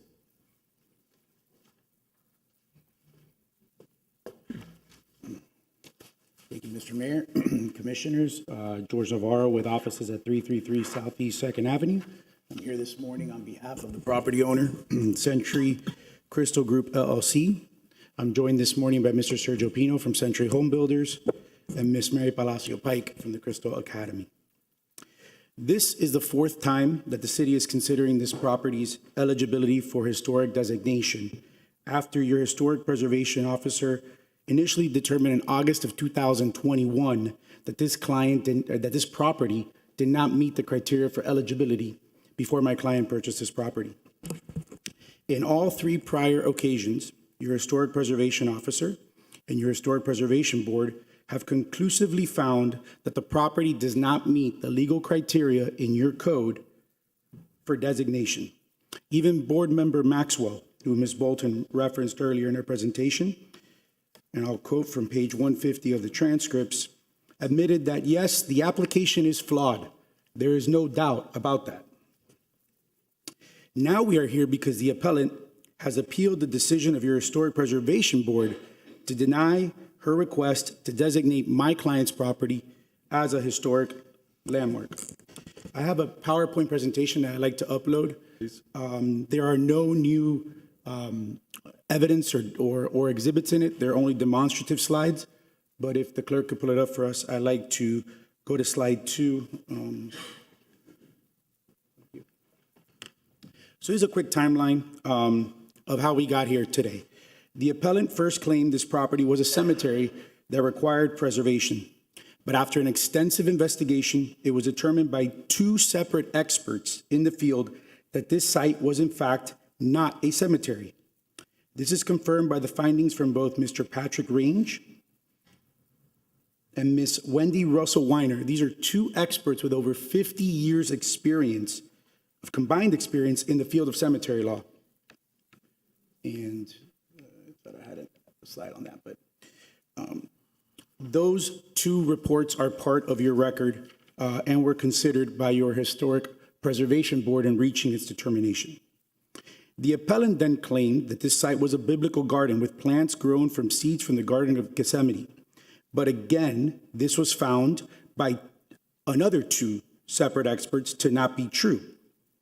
In your record, you have expert testimony from your city arborist and a separate report from Mr. Jeremy Lee, a licensed arborist with over 15 years experience. Both of these experts independently inspected the site and both conclusively confirmed that there are no biblical plants at the property and that the existing vegetation consists only of native plant materials that can be purchased at any local nursery in Miami-Dade County. Even if it was a biblical garden, Florida courts have ruled that properties used for religious purposes only are not appropriate for designation unless they have their own primary significance attached to it. So that argument is flawed. After it was determined that this was not a biblical garden by the experts that were brought on board to look into that issue, the appellant then filed to designate this property as a historical landmark. But your historical preservation officer, who I think laid out a very detailed presentation this morning, and who is your subject matter expert in this field, reviewed the request and once again concluded this site did not meet the criteria for designation. Ms. Bolton then appealed this determination to your Historic Preservation Board last month. Your board is comprised of a diverse group of qualified individuals who are subject matter experts in the field. They have experience in historic preservation. They have degrees in such areas as architecture, urban planning, law, and construction. And after a 3.5-hour hearing, and after careful consideration of all the evidence and all the testimony presented, the Historic Preservation Board voted to uphold your Historic Preservation Officer's determination and deny the applicant's request, finding that it did not comply with any, not one of the 9 criteria in your code that is required for designation.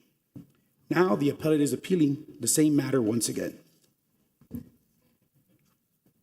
I want to quickly reiterate, as your city attorney mentioned earlier, this hearing is not de novo.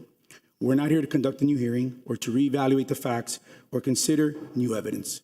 We are limited to what's contained within the 4 corners of this transcript and all the evidence and expert testimony in your record, including the very detailed preservation earlier today from your Historic Preservation Officer.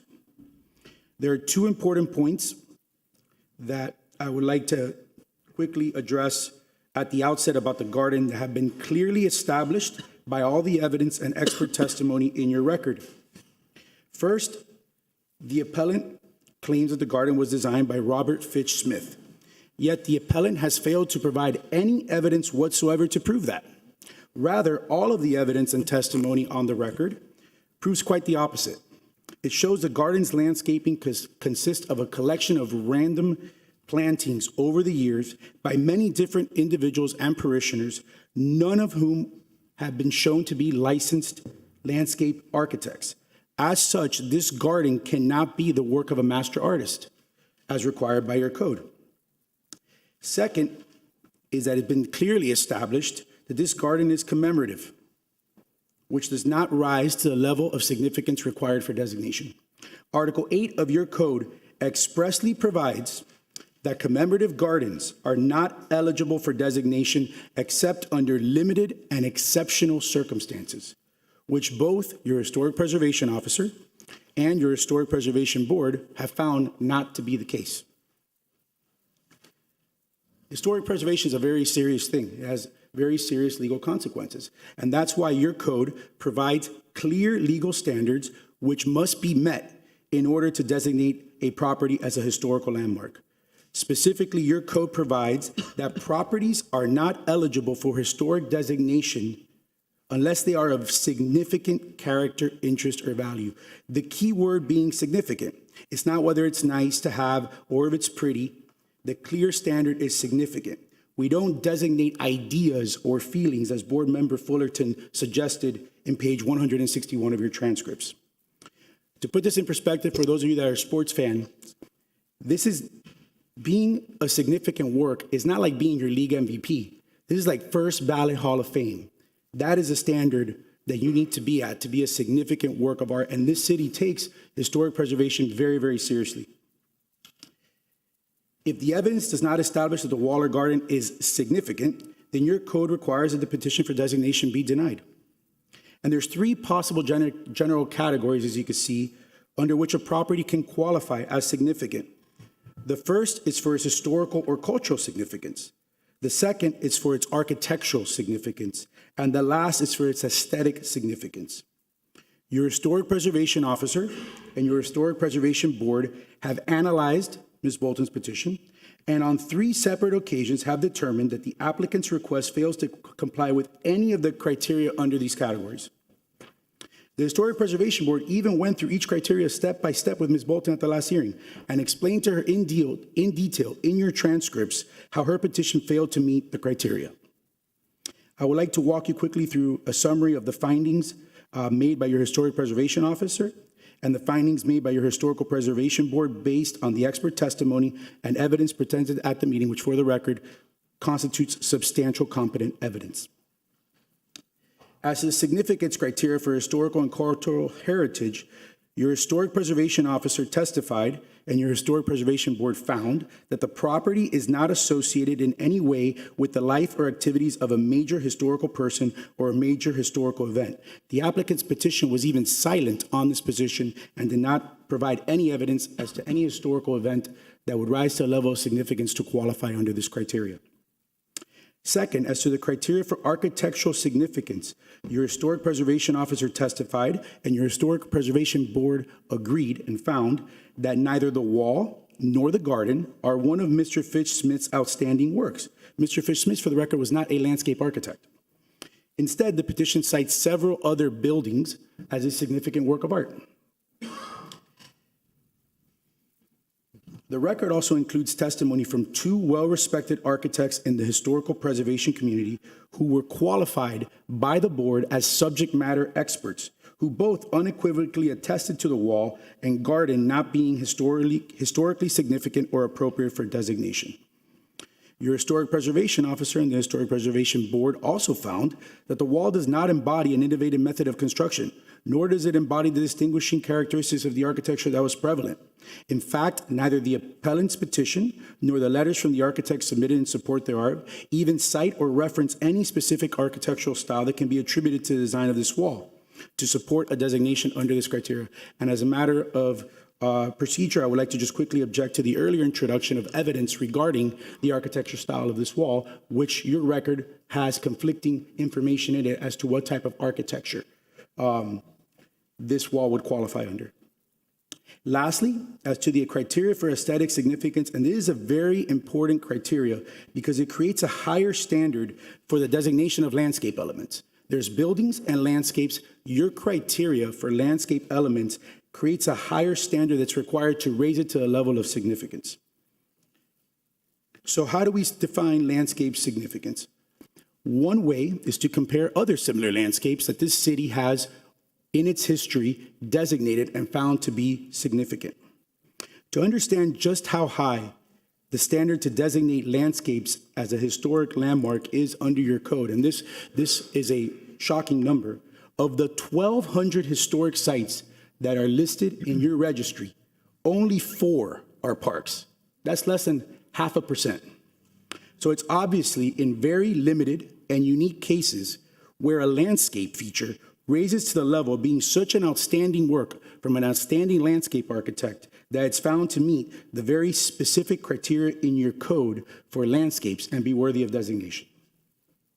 So I'd like to just quickly go through some of these to give you an idea, and we could compare these historic landscapes to the Garden of Our Lord.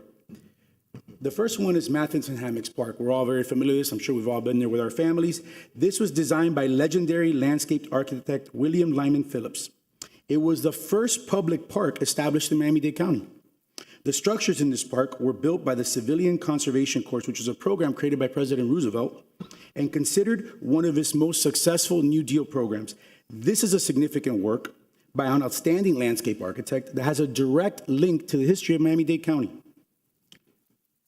Fuel Park, designed by legendary golf course and landscape architect Donald Ross. This is a landscape architect who dedicated his life to designing world-class landscapes and is arguably one of the most renowned and notable golf course landscape designers in United States history. Mr. Fitch, in this case, is not even a registered landscape architect. Finally, Young Park. This is a site that has significant historical value.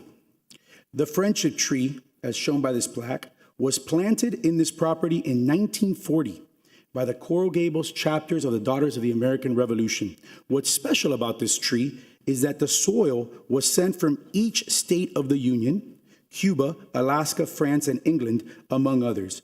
This site is a unique park with strong ties to our nation's history. These examples of public parks that have been designated are clearly significant. Now let's take a look at the garden of our Lord to see if this work rises to that standard.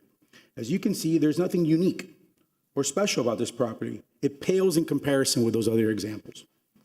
The wall and garden within this property are typical and even less impressive than many of the other walls and gardens that you find throughout the city, and we're not running to designate those.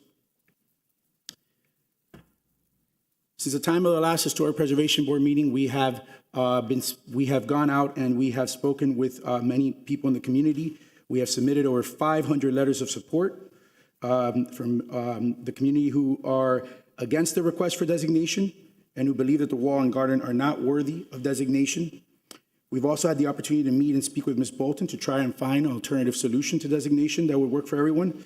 Unfortunately, while we're not able to reach an agreement, my client is committed to continuing these discussions and exploring other options, regardless of what the outcome of today's hearing is. One thing Mr. Pino emphasized to me many times is that he wants to be a good neighbor. We previously made this commitment to the Historic Preservation Board, but I want to reassert it here today because I think it's important. My client is committed to safely removing and preserving the commemorative plaques within the property at his own expense so they can either be incorporated in a future project or relocated elsewhere within the city. We are also committed to working with the city that in any future project that may go here to relocate and preserve the existing tree that was mentioned, which is based on the site inspection with your city arborist, is the one specimen tree on site to make sure that we work to try to preserve that on site, and we're committed to working on that. Before I conclude, I'd like to say this board is charged with a very important responsibility that cannot be taken lightly. And the code and the law say that a request for designation must meet the criteria in your code and be of significant or exemplary character. I'd like to go over just quickly the substantial competent evidence that's part of your record, which supports the Historic Preservation Board's decision to uphold your Historic Preservation Officer's finding that this property does not meet the criteria. This includes the detailed staff report that was prepared by your professional staff, who are your subject matter experts on this, the expert testimony from your city's Historic Preservation Officer, the expert testimony from the two architects qualified as experts during that meeting with specific experience in historic preservation, who both agreed that the wall or garden are not worthy of designation and do not meet the criteria. The expert testimony from the city's arborist, who inspected the site and said this is not a biblical garden. There are no biblical plants here. The reports from the two attorneys with extensive experience in cemetery law who confirmed this is not a cemetery.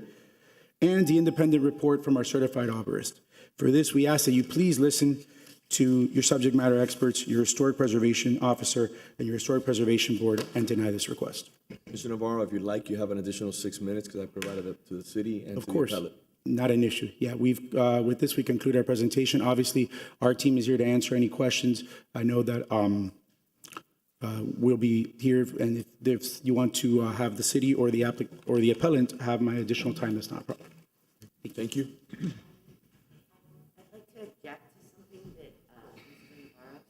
Please come forward.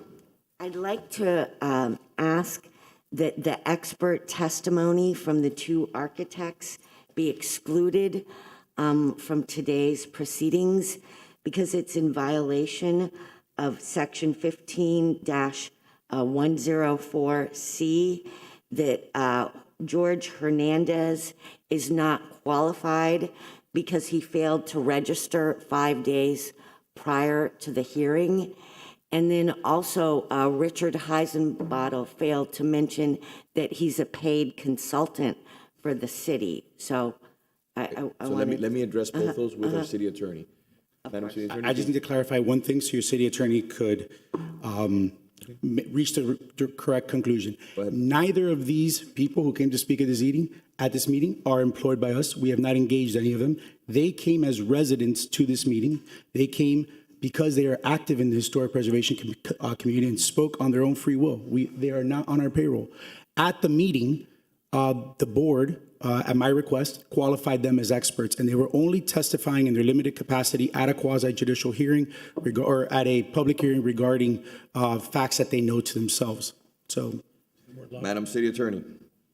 So if they were, appearing on their own behalf, on their own interests, then they would have not had to register as lobbyists. So does that clarify both issues, correct? They were not paid, and they did not have to register as lobbyists. Just want to put that on the record. If that is if that is correct, then yes, that's the case. All right, moving on, we'll have a, if there's nothing else that needs to be said from the three different entities that are presenting today, I think we've been more than fair with time and making sure that everybody put their comments on the record. I don't want to hear later that we didn't do that we didn't provide enough information, so because that seems to be sometimes the case. Not that we don't provide the time, we provide more than ample time, but for some reason or another, it's easy to take shots. Mr. Clerk. Yes, sir. I would like to hear from the community. How many individuals do we have signed up to speak? Well, 35, Mr. Mayor. 35? Okay, what I would like to do is see if we can do 2 minutes. Okay. Per individual. Yes, sir. And who is the first person who will be speaking? First speaker is Ms. Maria Cruz. Ms. Cruz. Yes. Please excuse me for interrupting again, but may I just make one last comment? The park right here in front of City Hall was threatened. And Roxy Bolton, my mother, found the city, the preservation board, the commissioners, the mayor at that time found a way to make it fit the criteria so that that park could be designated.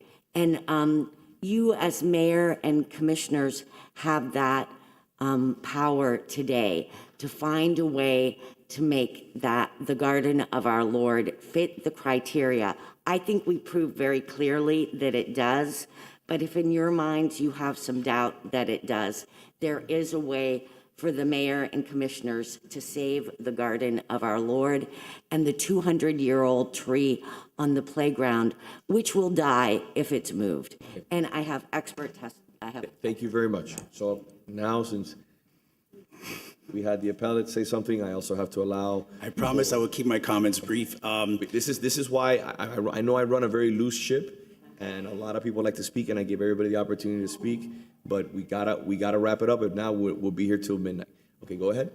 So just on that point, your code was amended in order to preserve that park.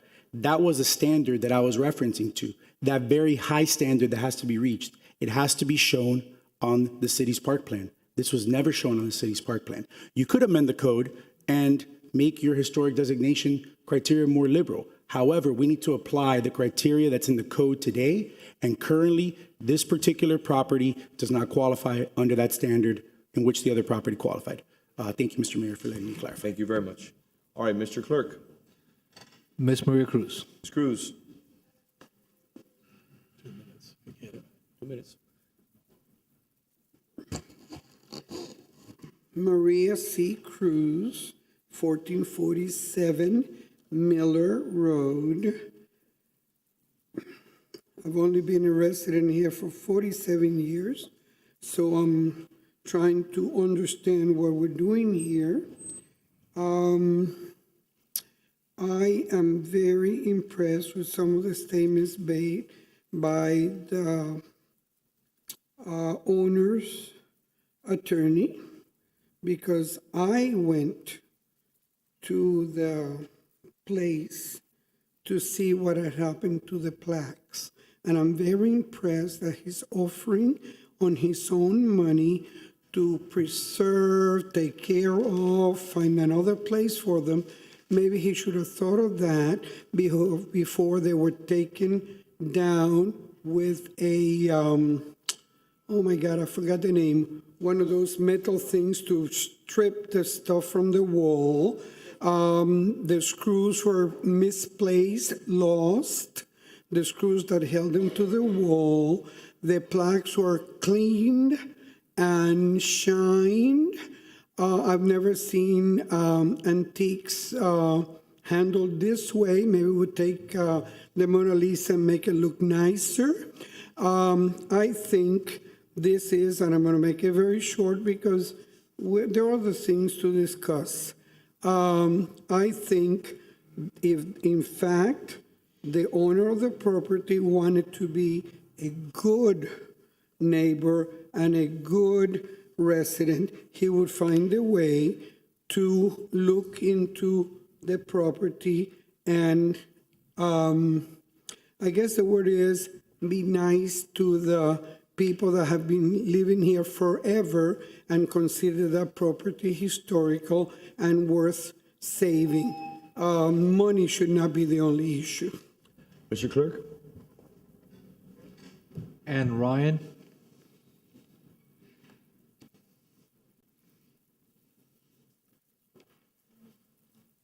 Good morning. Good morning. I need this shorter. Ann Ryan, 29 Santillan, number 4. I moved to Coral Gables in December, so I am one of your newest residents. And one of the things I was looking at when I was buying my condo was the fact that I lived in a neighborhood that did have historic structures, like the Women's Club, and I did notice the Garden of Our Lord. I hope that the commission will reconsider and consider sending it back to the Historic Preservation Committee to reconsider only the designation of the garden and the wall area, which is the piece of the property that I myself noticed when I was buying in the neighborhood. It wasn't the school, it wasn't the church. The church didn't really call my attention. What caught my attention was walking by the wall and reading the plaques that were on the wall that talked about what this garden was. It's quirky that they were building biblical gardens in the 1950s. It's kind of an oddity. It's fun to have these quirky structures. People love Coral Castle. It's kind of weird. Anyway, that's my 2 cents. Have a great afternoon. Thank you for joining us. Patricia Button?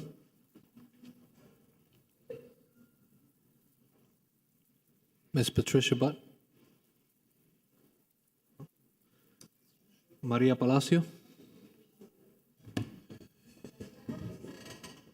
I'm sorry?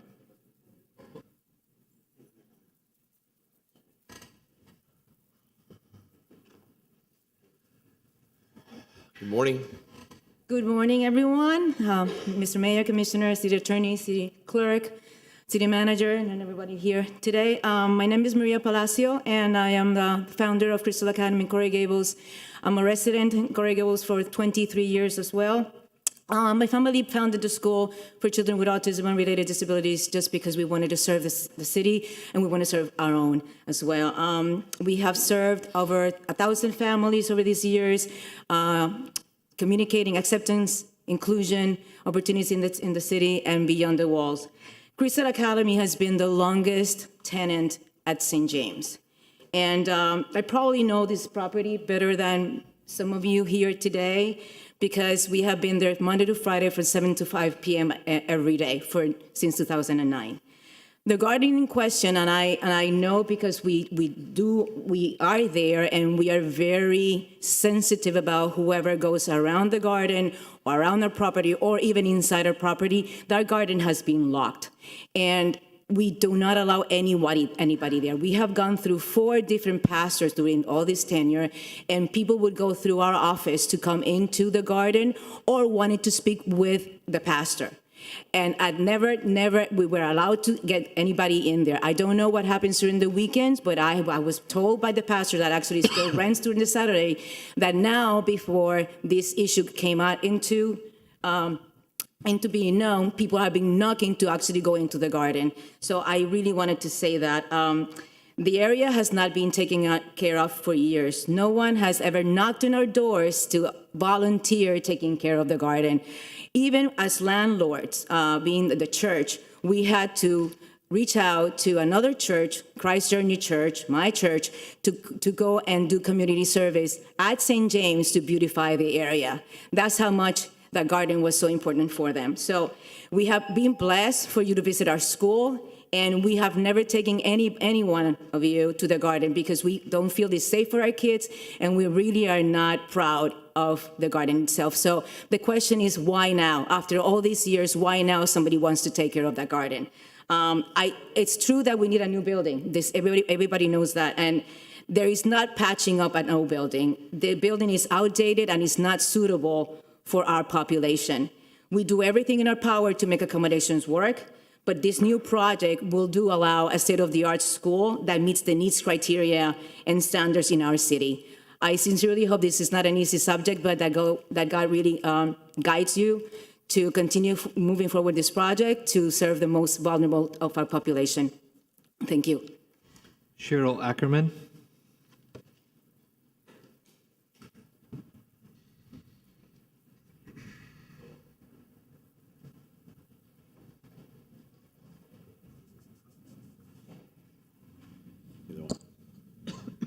Good morning. Good morning, how are you?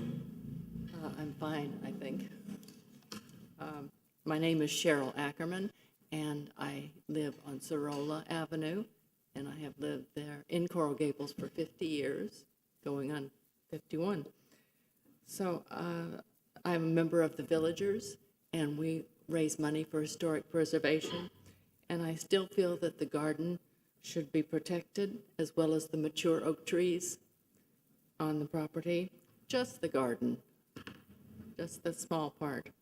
I appeal to the esteemed mayor and commissioners to find a way to save the garden for green space. Thank you very much. Thank you very much. Mr. Clerk? Stephen Pearson.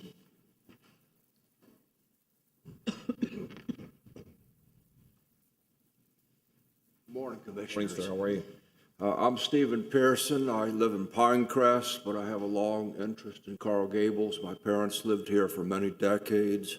My brother continues to live here.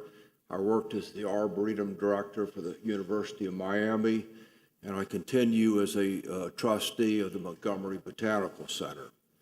I visited the garden with Chad Husby, who is the head of horticulture and the chief explorer, meaning that he's the guy that Fairchild sends around the world to find plants that are worthy of being brought back to the garden. We could not see the garden extensively because it's locked up. We looked over the wall. There's several things, the carob tree, the date palm that are there, they're clearly biblical plants. We could not see other things. There's 2 cypress trees, but we could not definitively identify them as biblical plants. They may be or may not be. But the criterion for preservation, it's not black and white. Those are all things that are matters of judgment. I looked at those criteria and I say, yes, this garden of our Lord meets those criteria. But other people are saying categorically, no, they don't make it. That's a matter of judgment. And I hope you guys and Ms. Anderson as well will take this as a matter that you can use your judgment, because I think the garden of our Lord deserves preservation. Trees are what made this city great. It's a city beautiful because Mr. Merrick had the wisdom to put lots of trees. It's an integral part of this community. And I don't understand what's going on in Coral Gables, and that's not the issue today, but this is a chance to save something that is valuable. I have a letter from Mr. Husby that I'm going to give you that says that this garden could easily be, improved with more biblical plants. We could put the sycamore tree that's mentioned in the Bible. That's a type of ficus that we have at Fairchild Gardens, and the Gifford Arboretum. One could be put there. We could put olives. We could put frankincense. We could put papyrus. We could definitely easily make it a more historically accurate representation of biblical plants. The other thing you need to recognize is gardens are not things that last forever. Plants, some of them live long times, some of them live short times. The half-life of plants is 20 years in most gardens. So replacing plants is just part of the game whenever you have any garden. Patrick Griffith of the Montgomery Botanical Center did a study, and everybody on the board was shocked how short the half-life is. And the last thing, this question of Mr. Fitch, whether he was a landscape architect or not. Back when this garden was created, no landscape plans were normally put into the records. That's something of very recent vintage where people expected to see a landscape plan as part of the actual construction plans. So to say he wasn't a landscape architect, there's no landscape plan is duplicitous. There wouldn't have been. And I knew Doc Thomas personally, and he would not have used Mr. Fitch if he did not feel he was very sensitive about landscape. And I also studied extensively Colonel Montgomery is my involvement with the Montgomery Foundation. And he was a very astute gentleman. And the fact that he also used Mr. Fitch shows me that he had a high respect for Mr. Fitch's landscape abilities and sensitivities. So, you know, please use your judgment to preserve this great park. Thank you. Roberto and Cynthia Fleitas. Will you do us a favor? Will you give us to the clerk, if possible? Thank you. Thank you, sir. Thank you. Good morning. Good morning. I would first like to thank the commission as well as all the parties attending today's meeting. My wife and I are longtime residents of the city and parents of 3 amazing children. About 4 years ago, my wife began to have some concerns about our son. His behavior, eye contact, motor skills, and speech began to worry her. She insisted we have him evaluated by a psychologist. Generally, I dismissed the idea, thinking that he will grow out of it, to the point where I did not accompany my wife to the assessment. Quite frankly, to this day, it has been the biggest mistake I've ever made. It was then that our son was diagnosed with autism spectrum disorder. Words cannot and will never express my emotions that day, and I do not plan on attempting to put those words together here today. From that day, my wife took an all-hands-on-deck approach, immersing herself in resources about ASD, speaking to other parents who also have children on the spectrum. From speech therapy, occupational therapy, and behavioral therapy, she inquired into a countless number of institutions. Among the parents we confided in was one of the parents that had her son in Crystal Academy. And it was through her we met Mary. Now, I'm an attorney, and by trade, I routinely get the proverbial, "Oh, you're an attorney. Can I ask you a question?"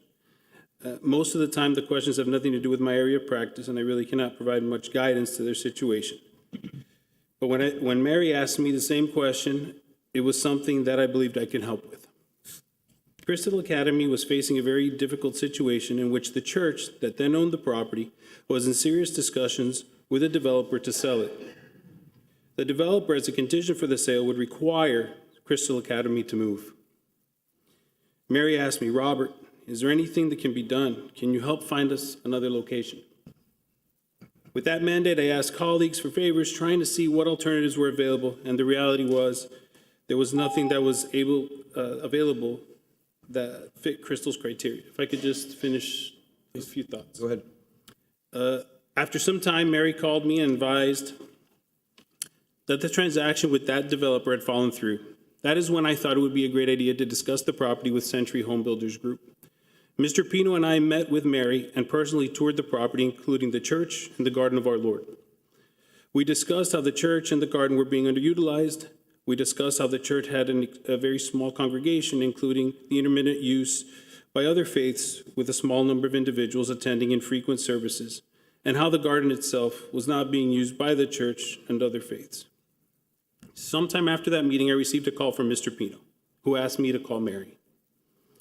It was during that conversation where Mr. Pino relayed to Mary that he intended to make an offer to the church to purchase the property, and that as part of that offer, he stated that as long as Crystal agreed to continue its mission to provide services to children on the autism spectrum, as part of the project to be developed, he would build a permanent location for Crystal Academy in the city of Coral Gables. Fast forward some months later, and it brings us here today. Within the proposed development on the land where the Garden of Our Lord currently exists, there will be a place that will make the lives of many families better. A permanent location for Crystal. A place where God's work will be done on a daily basis by the incredible staff and therapists at Crystal. I humbly ask this commission, consider this when voting here today. Consider the true historical significance of this garden, not in the physical sense, but rather in its purpose. The purpose in which the garden was intended is in line with the purpose that Crystal lives and practices every single day with every child they care for. The project, albeit in a different way, will ensure that that purpose continues. Thank you. Thank you, sir. Gabriela Rivas.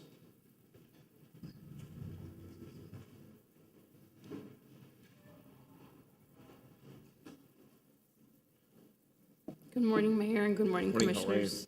My name is Gabriela Rivas, and I live in the area about 3 blocks away on Calabria Ave, and I also work at Crystal Academy. I've been living there for about 3 years, and I've been working at the school for about 2 years. Before I worked at the school, I passed by the garden a lot. When I originally moved there, I did want to use it as well. I quickly realized that the garden was abandoned. I never went inside. I looked. Everything was very overgrown. It was all dirty. It didn't seem safe. Now and since then, at night, if I'm walking my dog, I try to avoid the area. It's very dark. I'm afraid that someone might be hiding in there. As a member of the community, I've never heard anyone reference the garden. By comparison, the Coral Gables Women's Club that's right across the street is referenced a lot and talked about a lot. I think if I tried to give someone directions in the area and I said to make a left at the Garden of Our Lord, nobody would know where to make a left.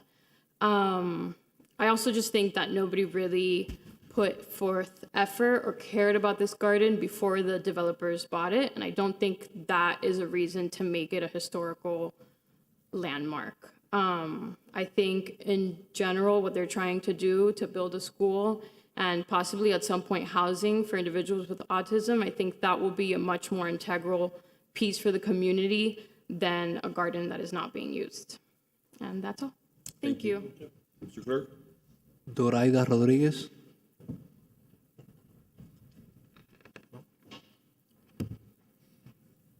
Nanette Martinez. Okay. Maria Cristina Longo.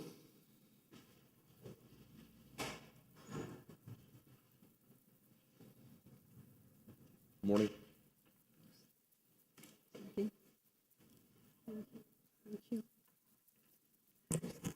Good morning. Still, right? Yeah. Still, okay. So my name is Maria Cristina Longo, and I live on Phoenicia Avenue at 16 Phoenicia Avenue, which is the block east of the Garden of Our Lord. I just want to tell you that I have a dog too, Oliver, and I walk day and night around the Garden of Our Lord, around that block. And one of the reasons that I bought that house is because I love the strong European and traditional sense of place that the Historic Women's Club, together with the Garden of Our Lord, with its beautiful classical wall, created in this neighborhood. And secondly, before investing in this property, in 2015, I did some due diligence.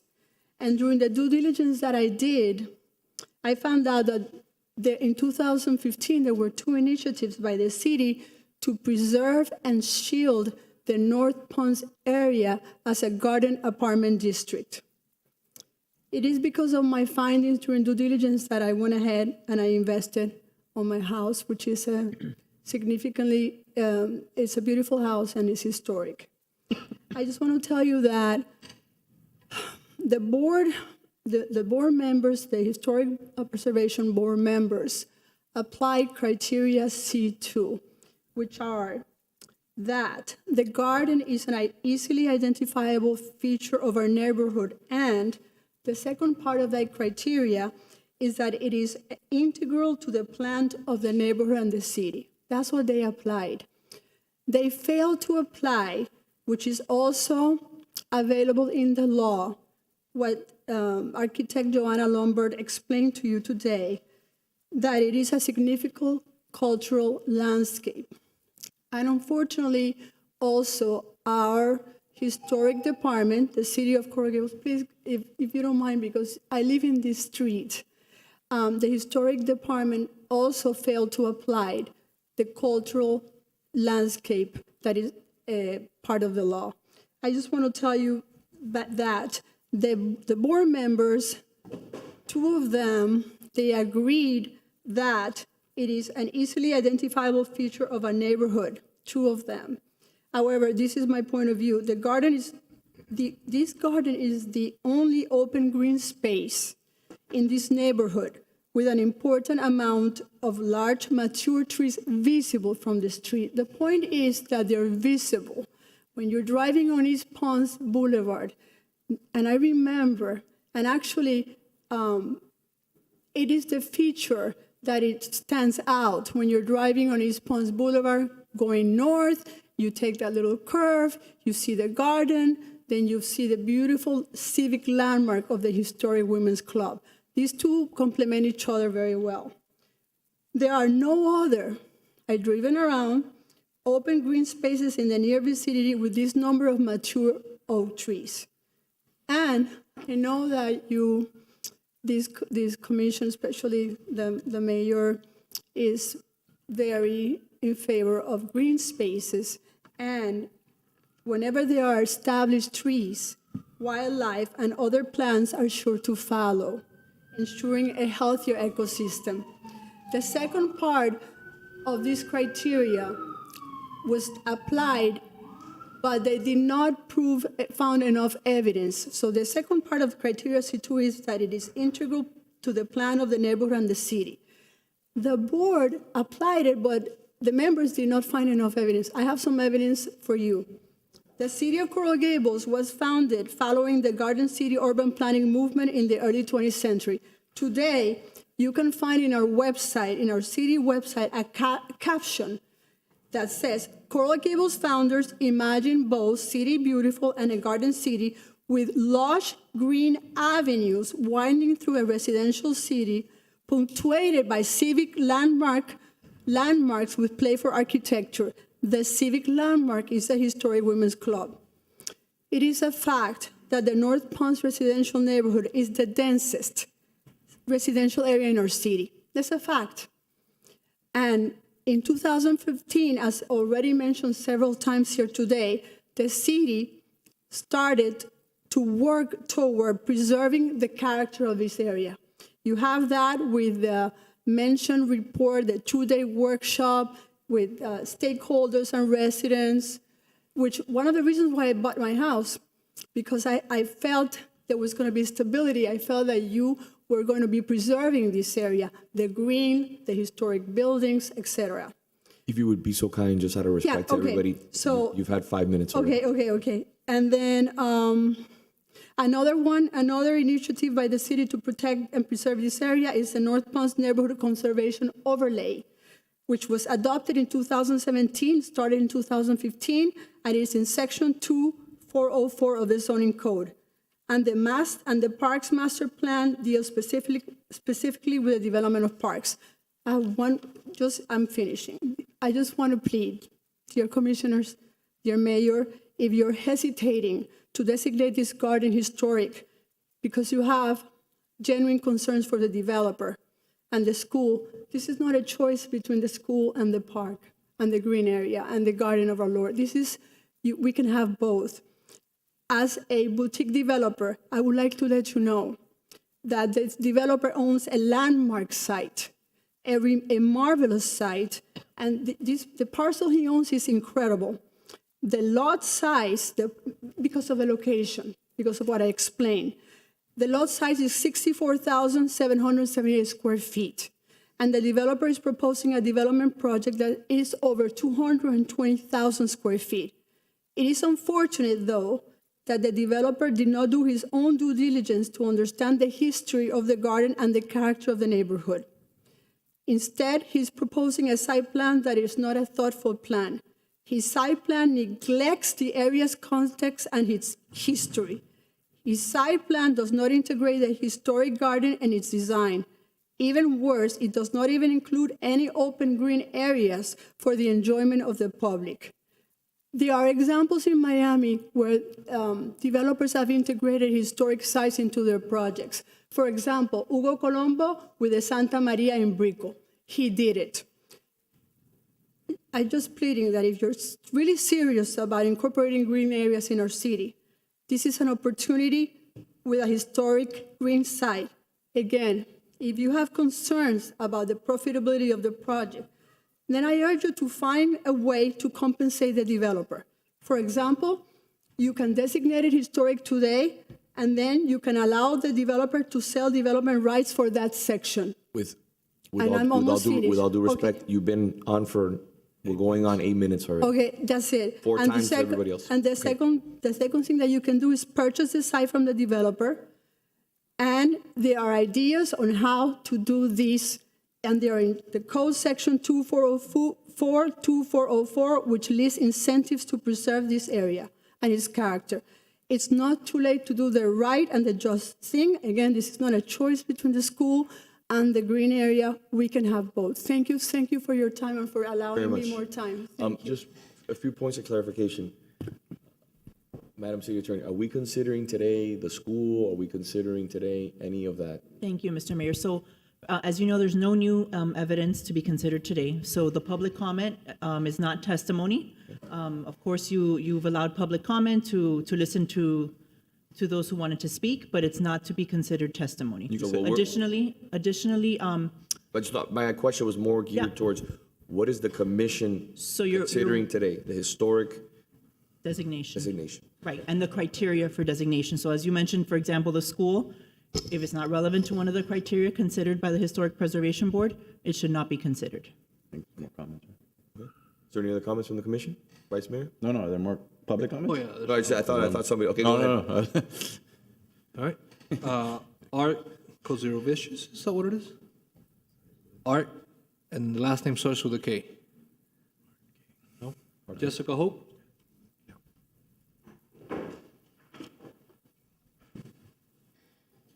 Good morning. I'll be quick, trying to make up for it. So I've dropped off my child, Jessica Hoppy, I don't know if I said that, but I've dropped off my child at Crystal Academy over the past few years. I live in the area, get to run down the beautiful streets. I run down Sunset every day, Old Cutler. Again, beautiful neighborhood. During this time, I just wanted to say the impact that Crystal Academy has had on my child. He's able to speak now. He's able to communicate with us. He's able to tolerate new places and experiences. And he has finally started playing with his brother, Valentino, which I think you guys met last time he was speaking here. I know these are very, very small things, but they've made a huge impact on our family. Luciano is able to tell us right now if he's sick or in pain. We can now take him to the park, the zoo, museum, grocery store. And we have the ability to see his older brother light up when his brother actually wants to engage with him, right? It's taken 6 years to get there, right? I've learned a lot through these meetings, and I'm thankful to be somewhere which all perspectives are heard. And, for me, the property seemingly does not meet the criteria, but I'm no lawyer. I'm just here as a biased parent who would love nothing more than a state-of-the-art facility for autism and other disabilities to be built so that the other parents in this community living in Coral Gables can have their lives improved by this school. Again, the only statistic I want to throw out here for you guys to consider is 1 in 44 children in America are now being diagnosed. That's 2.5 out of 100 children that are being born in your community, are having to face this. That's a lot of families. And sometimes we need the hypercharged electric batteries to be installed. And I think this is one of those things that you guys are going to make the right decision for your constituents, right? Or that's going to have a dramatic impact. Again, I run through your community, bike through your community. I live here. You've done an amazing job. Thank you, guys. Make the right decision. Thank you. John Baptiste Romet?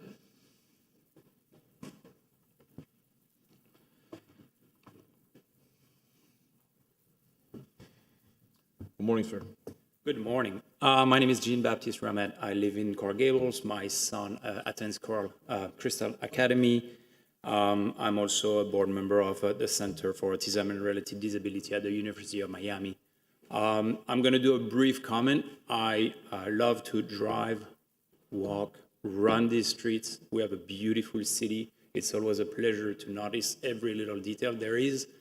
But in all of the times I have dropped off my son or picked him up from Crystal Academy, I've never noticed that wall to be of any significance to my humble knowledge and aesthetic likes. So I don't think it should be designated as a historical for the city of Coral Gables. And that's my comment. Thank you. Thank you. Mr. Clerk? Joanne Marr?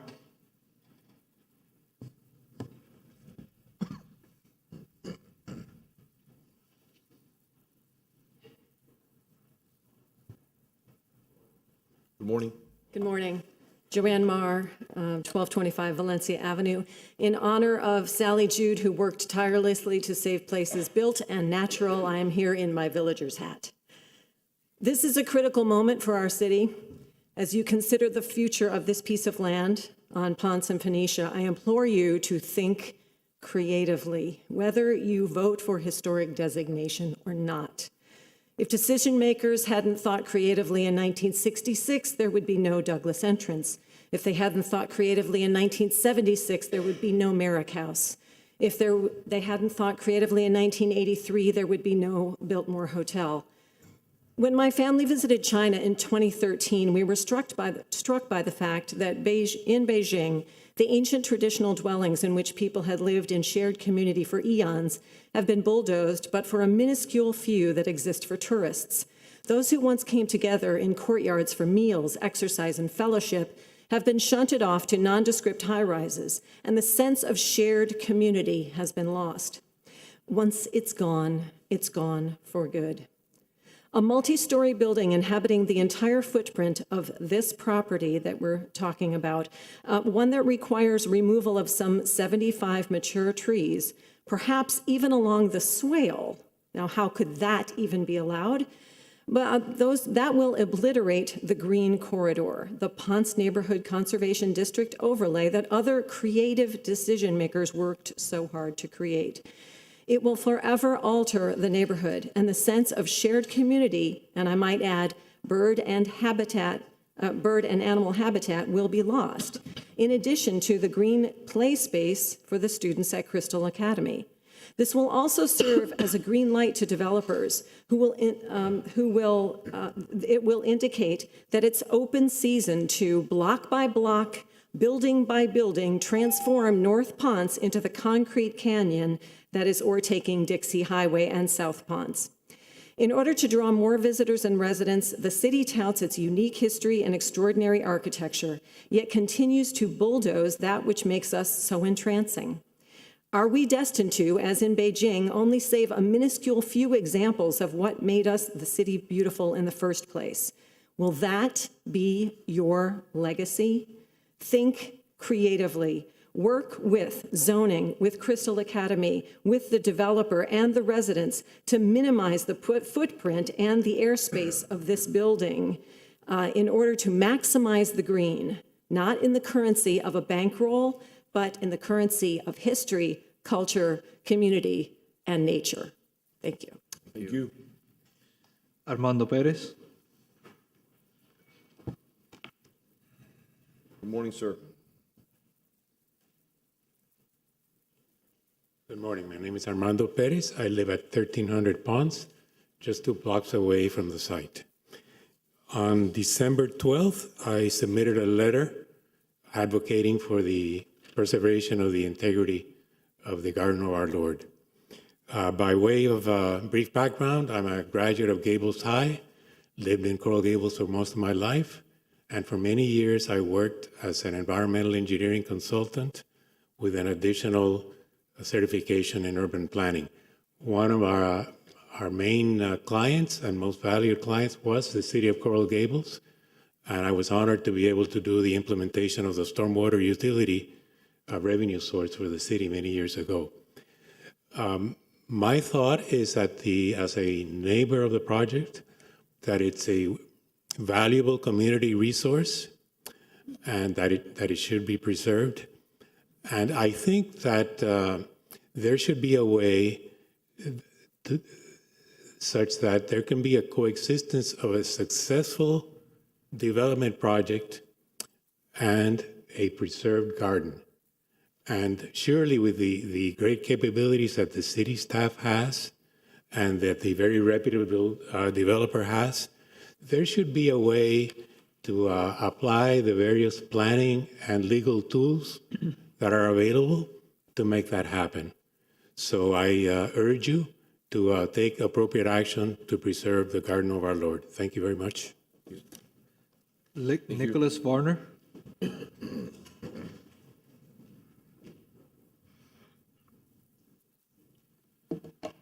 My name is Nicholas Varner. I'm a biased dad of my son William, who attends Crystal Academy.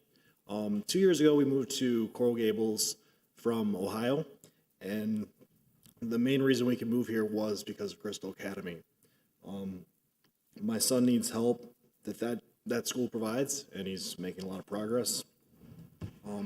I think that the space, the testimony has been given that I think it's a slippery slope to go down to just say that any space is historical. I think that the use of space is very important, but that if you start saying that every tree, every house, everything is historical, then it really starts to encumber the residents of today and tomorrow. I urge you to deny the appellant's appeal, and I just want to say thank you for your consideration. Thank you. Mr. Clerk? Judith Packard.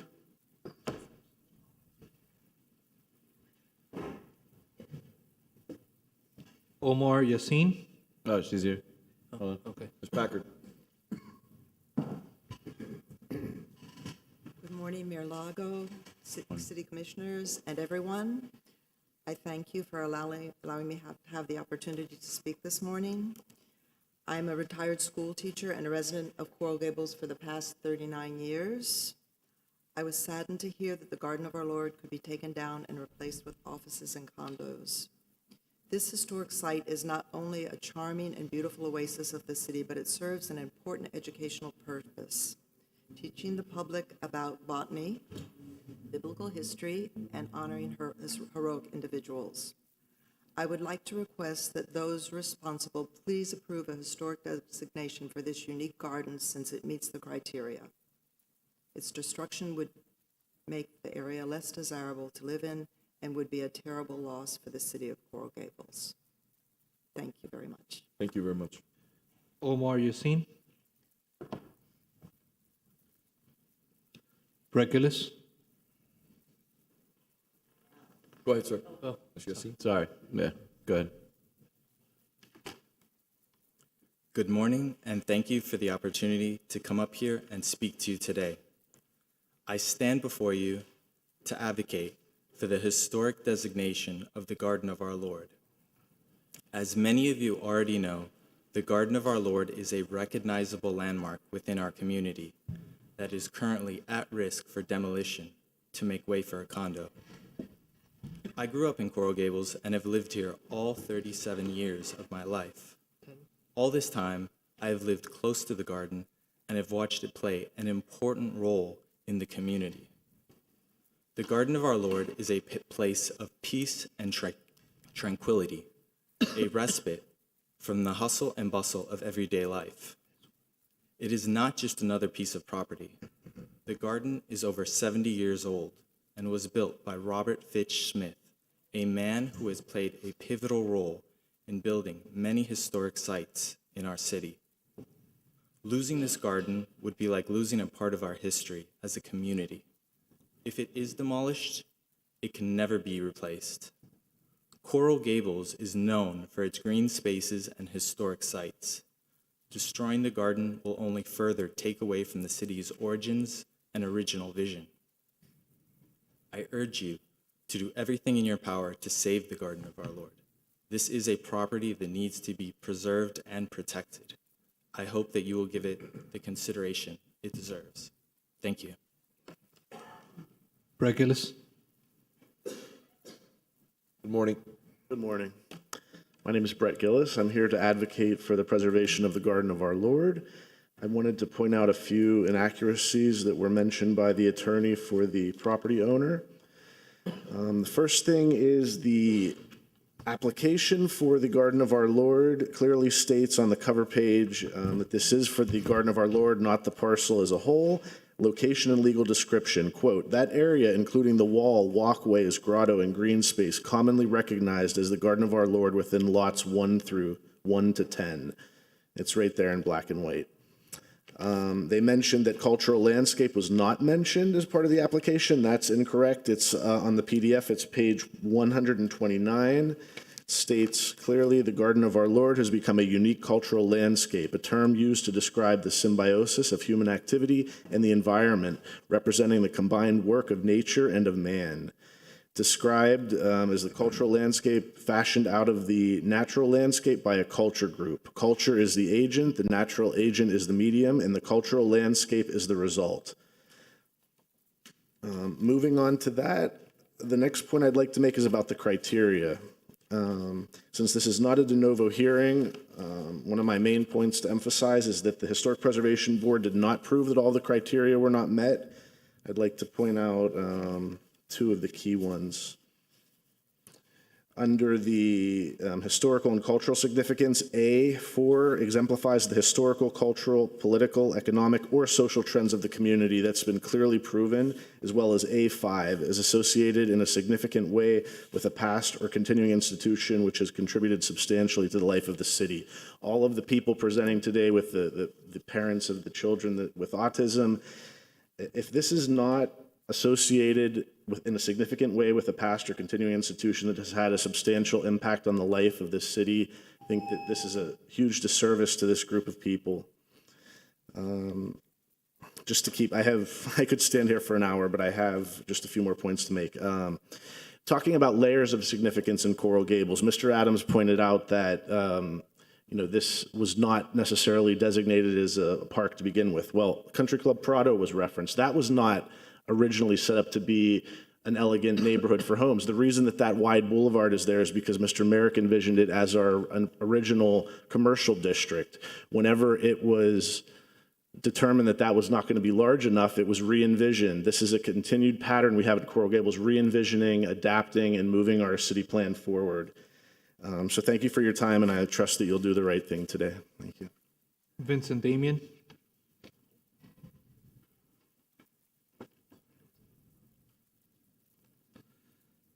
Carelia Carbonell.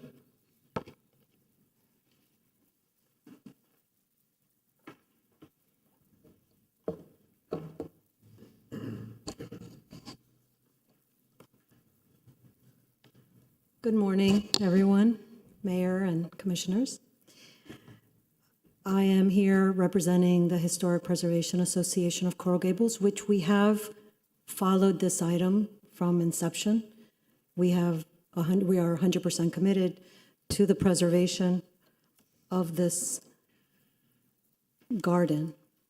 But there's a few things that I'd like to clarify that have been brought up. One is that the mayor asked about the square footage of the garden. It's a 10 parcel block. The garden was the last 3 parcels that were bought. Each parcel is basically the same size. It's a 64,000 square foot parcel or block. So if you do the math, the garden is about 18,000 square foot, which really can be separated. It can actually be separated because it was bought. It was the last 3 parcels that were bought. So if you do, if you think, people are saying, let's think creatively, it could be done, and it could be done through a cultural landscape category.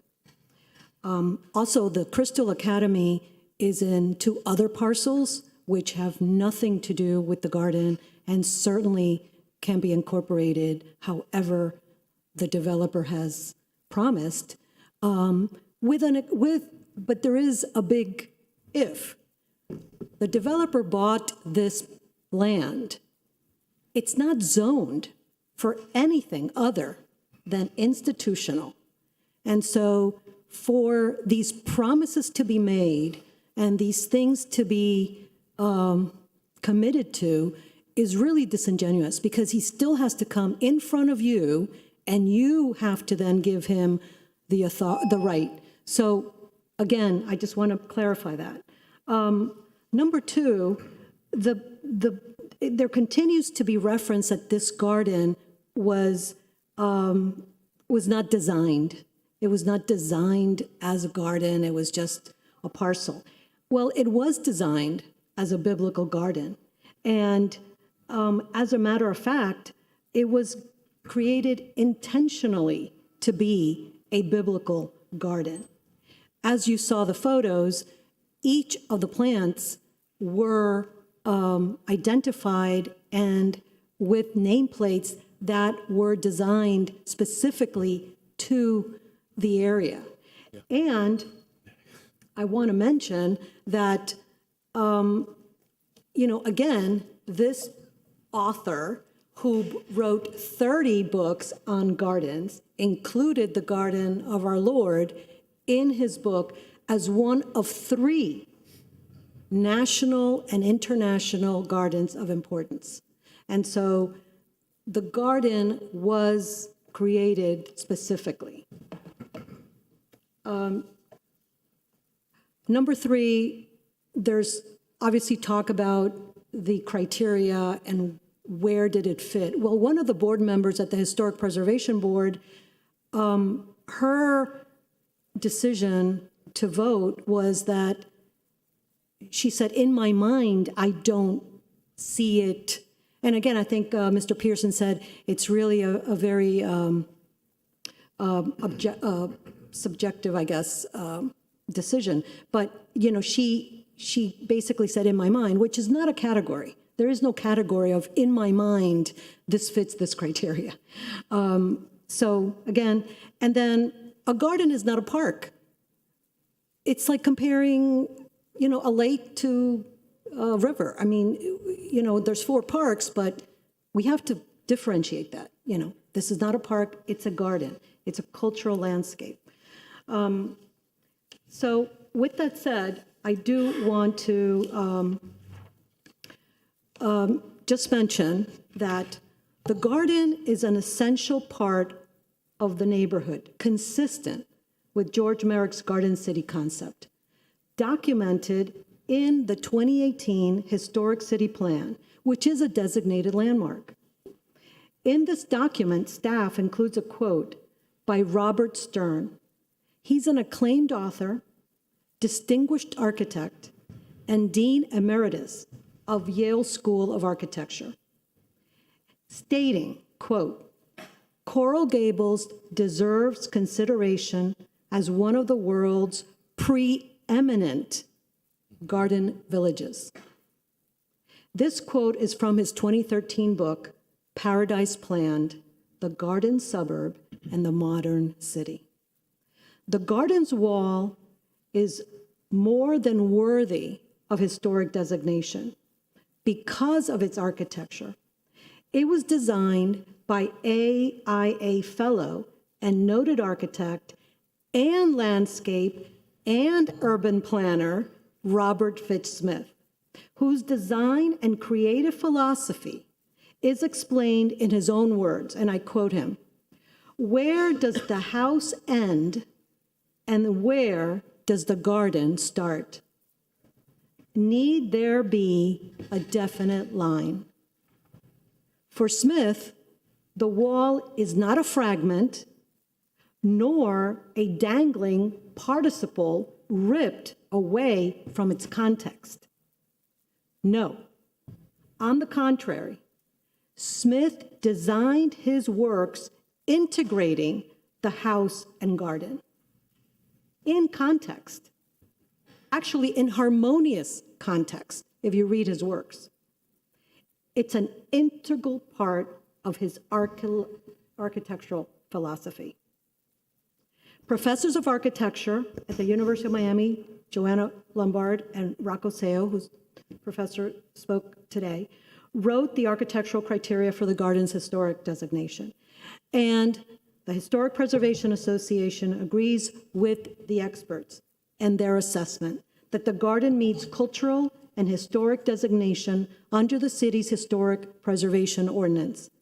And again, we stress our support. We ask the City Commission to side with the appellant Bonnie Bolton and overturn the decision of the Historic Preservation Board on January 18th.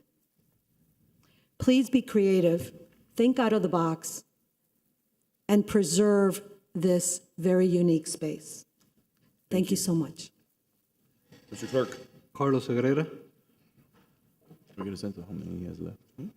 How many do you have left?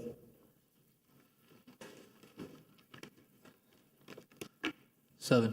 Okay. Good morning, Mayor, Commissioners, City Manager, City Attorney, Clerk. My name is Carlos Herrera. I live 100 Southwest 44th Avenue, Miami, Florida. I've been dropping my daughter, Charlize, at Crystal Academy since she was 3 years old. She's now 14. I've also attended many events at Crystal Academy through the years, so I'm very familiar with the property, the Garden of the Lord, and its surroundings. I live about 5 minutes away from this property.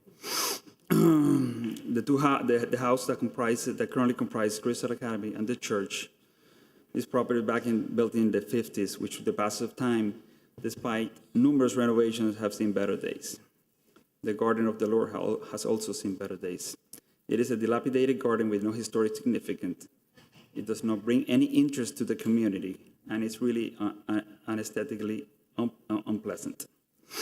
I was here during the last hearing in January of this year, and I completely agree with the board's decision that the Garden of the Lord, including the surrounding wall, is not a historic landmark by definition, and the experts here have very well concluded that. As I said last time, you cannot compare the 6-foot wall with a neglected garden with historically significant properties that we have in Coral Gables, such as this building, City Hall, Biltmore, etc. It is also interesting to me that before this property was acquired by the current developer owner, it never caught the attention of any of the opposing or the appellant parties in trying to designate the subject into a historic landmark. I'm also not aware that the applicant, in at least the 11 years that have been familiar with this property, made any efforts or created a committee to revamp this property. I believe the real opposition lies in blocking the future development of the property, and in turn is being disguised via the subject request of designating the subject as a historic landmark. All I can tell you is that the proposed project has a much bigger purpose. Yes, of course, there's an economic incentive to the developer to redevelop this property, but in exchange, the community and our children will have an aesthetically pleasing property versus what it is now, a crumbling church and a neglected garden, and a one-time opportunity for our children to have a proper state-of-the-art facility where they could study, live, and hopefully work and play, and not cost to Crystal Academy.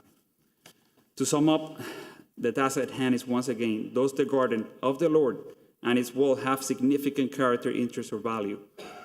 Based on the evidence and the facts herein presented, it does not. I trust that the commission once again and the board make the correct decision and deny the applicant's appeal request. Thank you. Thank you. Mr. Clerk? Reniero Perez.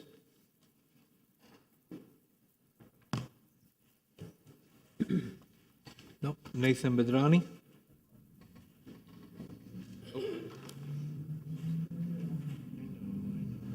Ruth Martinez.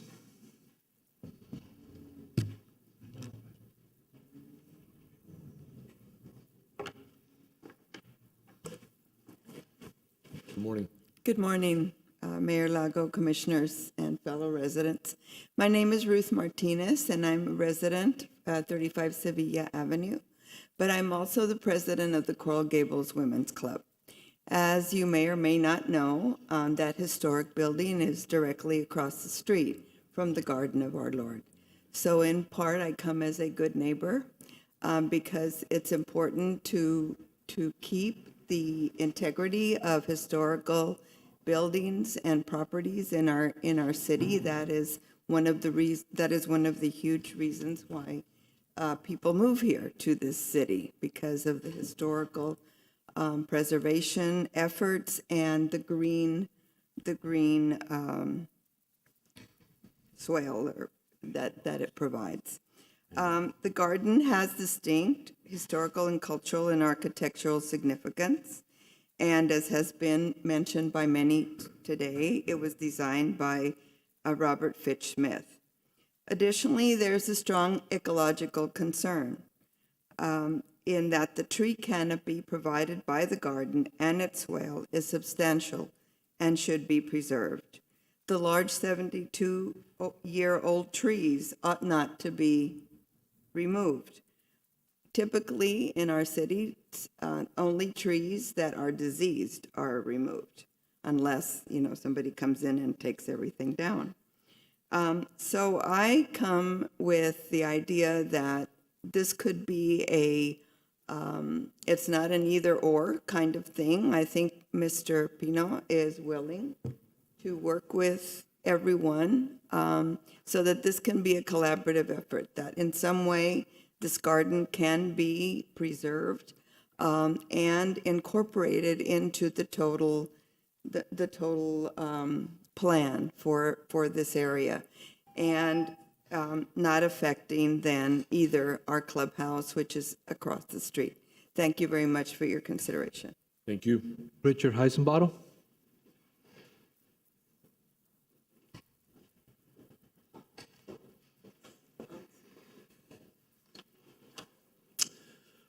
Good morning, ladies and gentlemen, Commissioners, City Attorney. For those of you who may not know me, my name is Rich Heisenbottle. I am a former chairman of your Historic Preservation Board. I'm president of R.J. Heisenbottle Architects, located right here in Coral Gables. And we are one of the premier firms in Florida with a true specialty in historic preservation. The most complex historic preservation projects in the state usually come to our office, from the Freedom Tower to Vizcaya. We deal with these things all the time.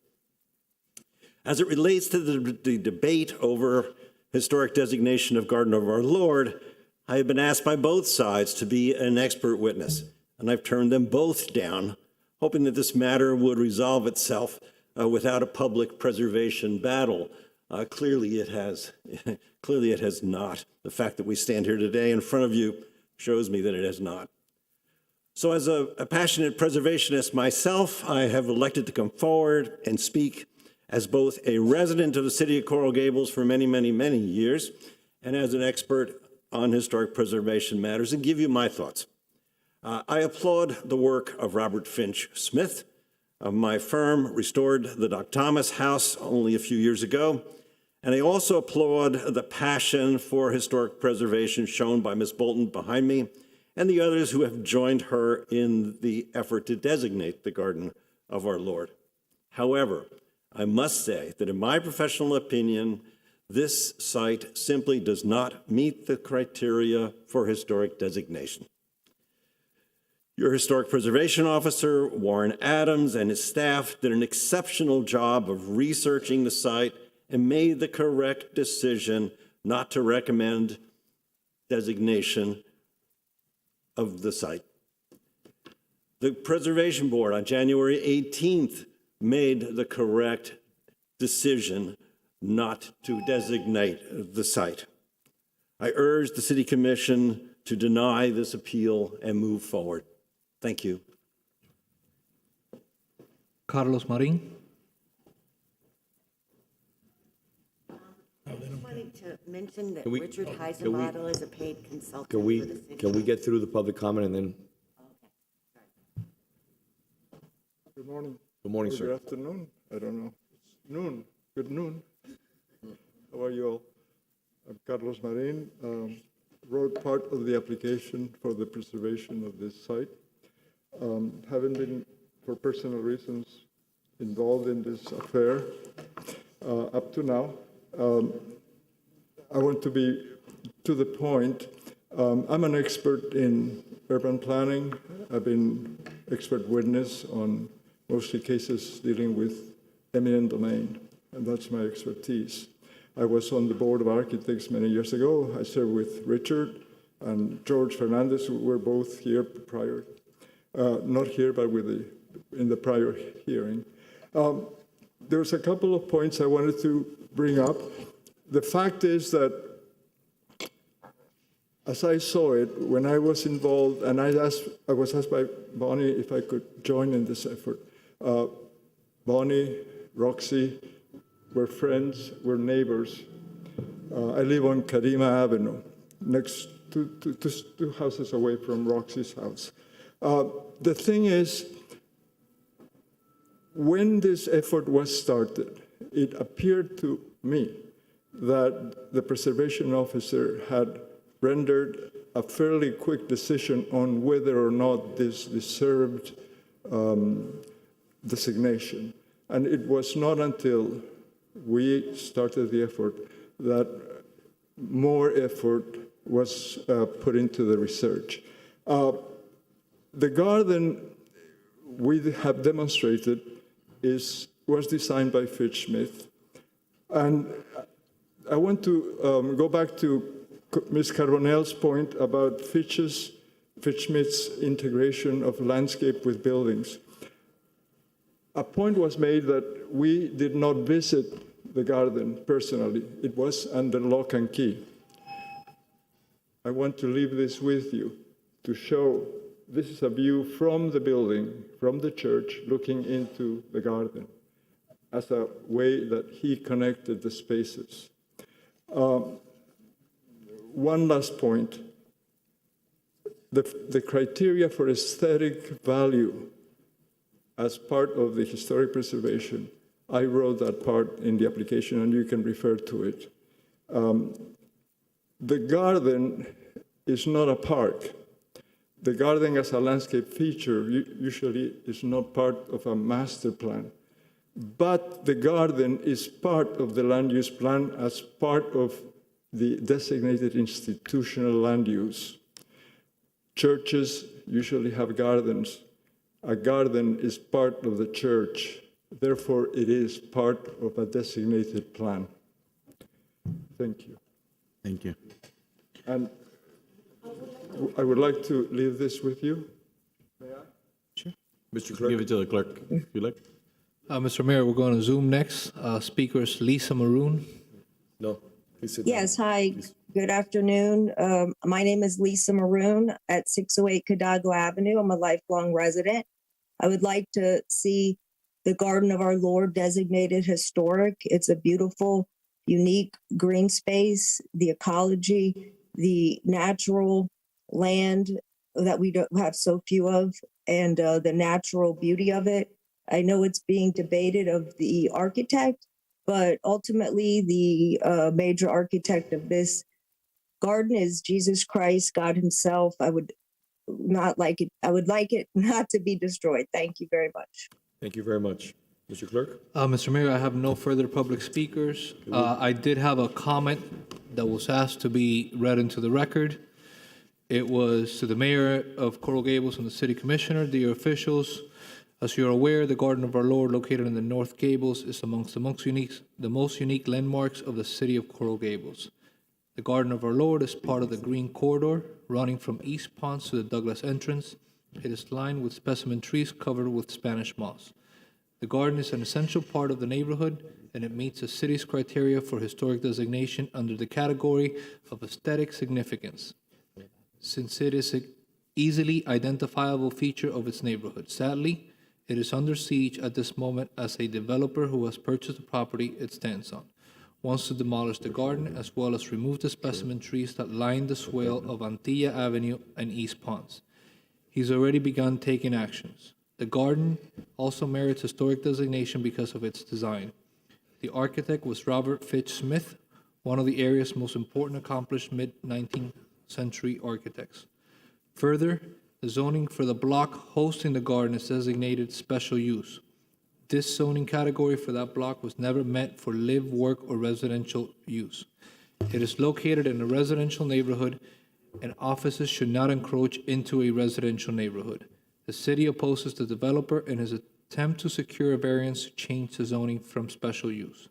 I ask you, as a city beautiful elected leaders, proud helmsmen and helmswomen of one of the most beautiful planned communities in America, to remember the spirit and vision of George Merrick and those that followed in carefully planning and preserving a verdant garden city, of which the Garden of Our Lord represents an integral element of this legacy to support its preservation. Thank you. Sincerely, Paul George. Thank you. So, if I may, Mr. Clerk, let's close the public hearing. Yes, sir. We're gonna take a 5-minute break, and what we'll do, once we come back from the 5-minute break, we'll have a deliberation from the commission. Mr. Mayor, just before you do, I do have the attorney for the appellant on Zoom, and he wanted to say a couple words. The attorney for the appellant? Yes. Okay. I mean, we did give them extensive time to speak, but we'll grant them even more time. I'll make it really quick, guys. Thank you so much. I apologize. I was stuck in a trial this morning and was able to do this. I'm sorry I'm not there. Real quick. What do the Biltmore Douglas entrance and Alhambra water tower have in common? They were each slated for demolition at some point, with developers and city officials arguing, this isn't worth saving. Reservations are out of control. We can't stand in the way of progress. but each of these historic structures were saved by residents who fought to defend these irreplaceable historic treasures. The saying goes, those who do not learn from the past are doomed to repeat it. And the fight over historic designation moves on to the next chapter with the Garden of our Lord. But whether one believes that the Garden of the Lord is worthy of saving or should be demolished, the Coral Gables City Code provides clear standards regarding historic preservation. These code provisions are not purely aspirational, they are prescriptive. The Historic Preservation Board's denial of historic designation is in the face of vehement arguments from experts and clear evidence that the conditions were met for historic preservation. Please do the right thing for Gables residents and for future generations to enjoy this historic garden. Thank you. Okay, Mr. Clerk, we're going to take a 5-minute break, bathroom break. When we come back, the commission will deliberate. Thank you.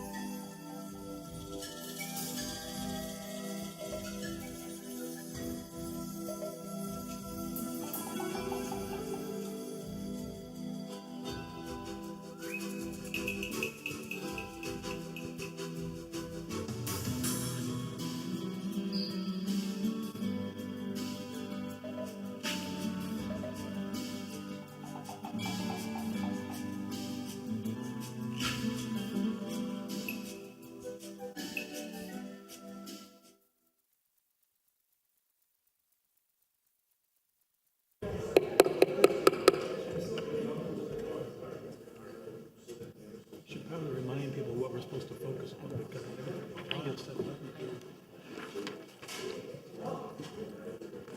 Mr. Clerk, let's resume F1. Yes, sir.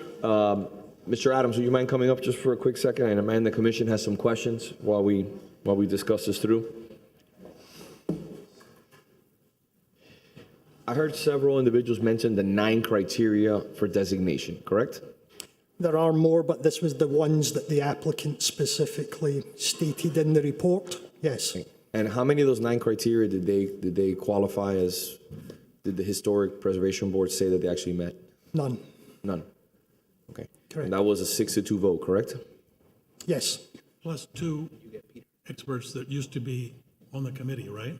Used to be chairman? 2 recognized, you mean the 2 architects, Mr. Heisenbottle and Mr. Hernandez? Yes, they're experts. I'm not sure what boards they sat on. And the other question that I have for you, and I'm not a historic preservation expert, but it was mentioned that the word cultural landscape was mentioned multiple times. Yes.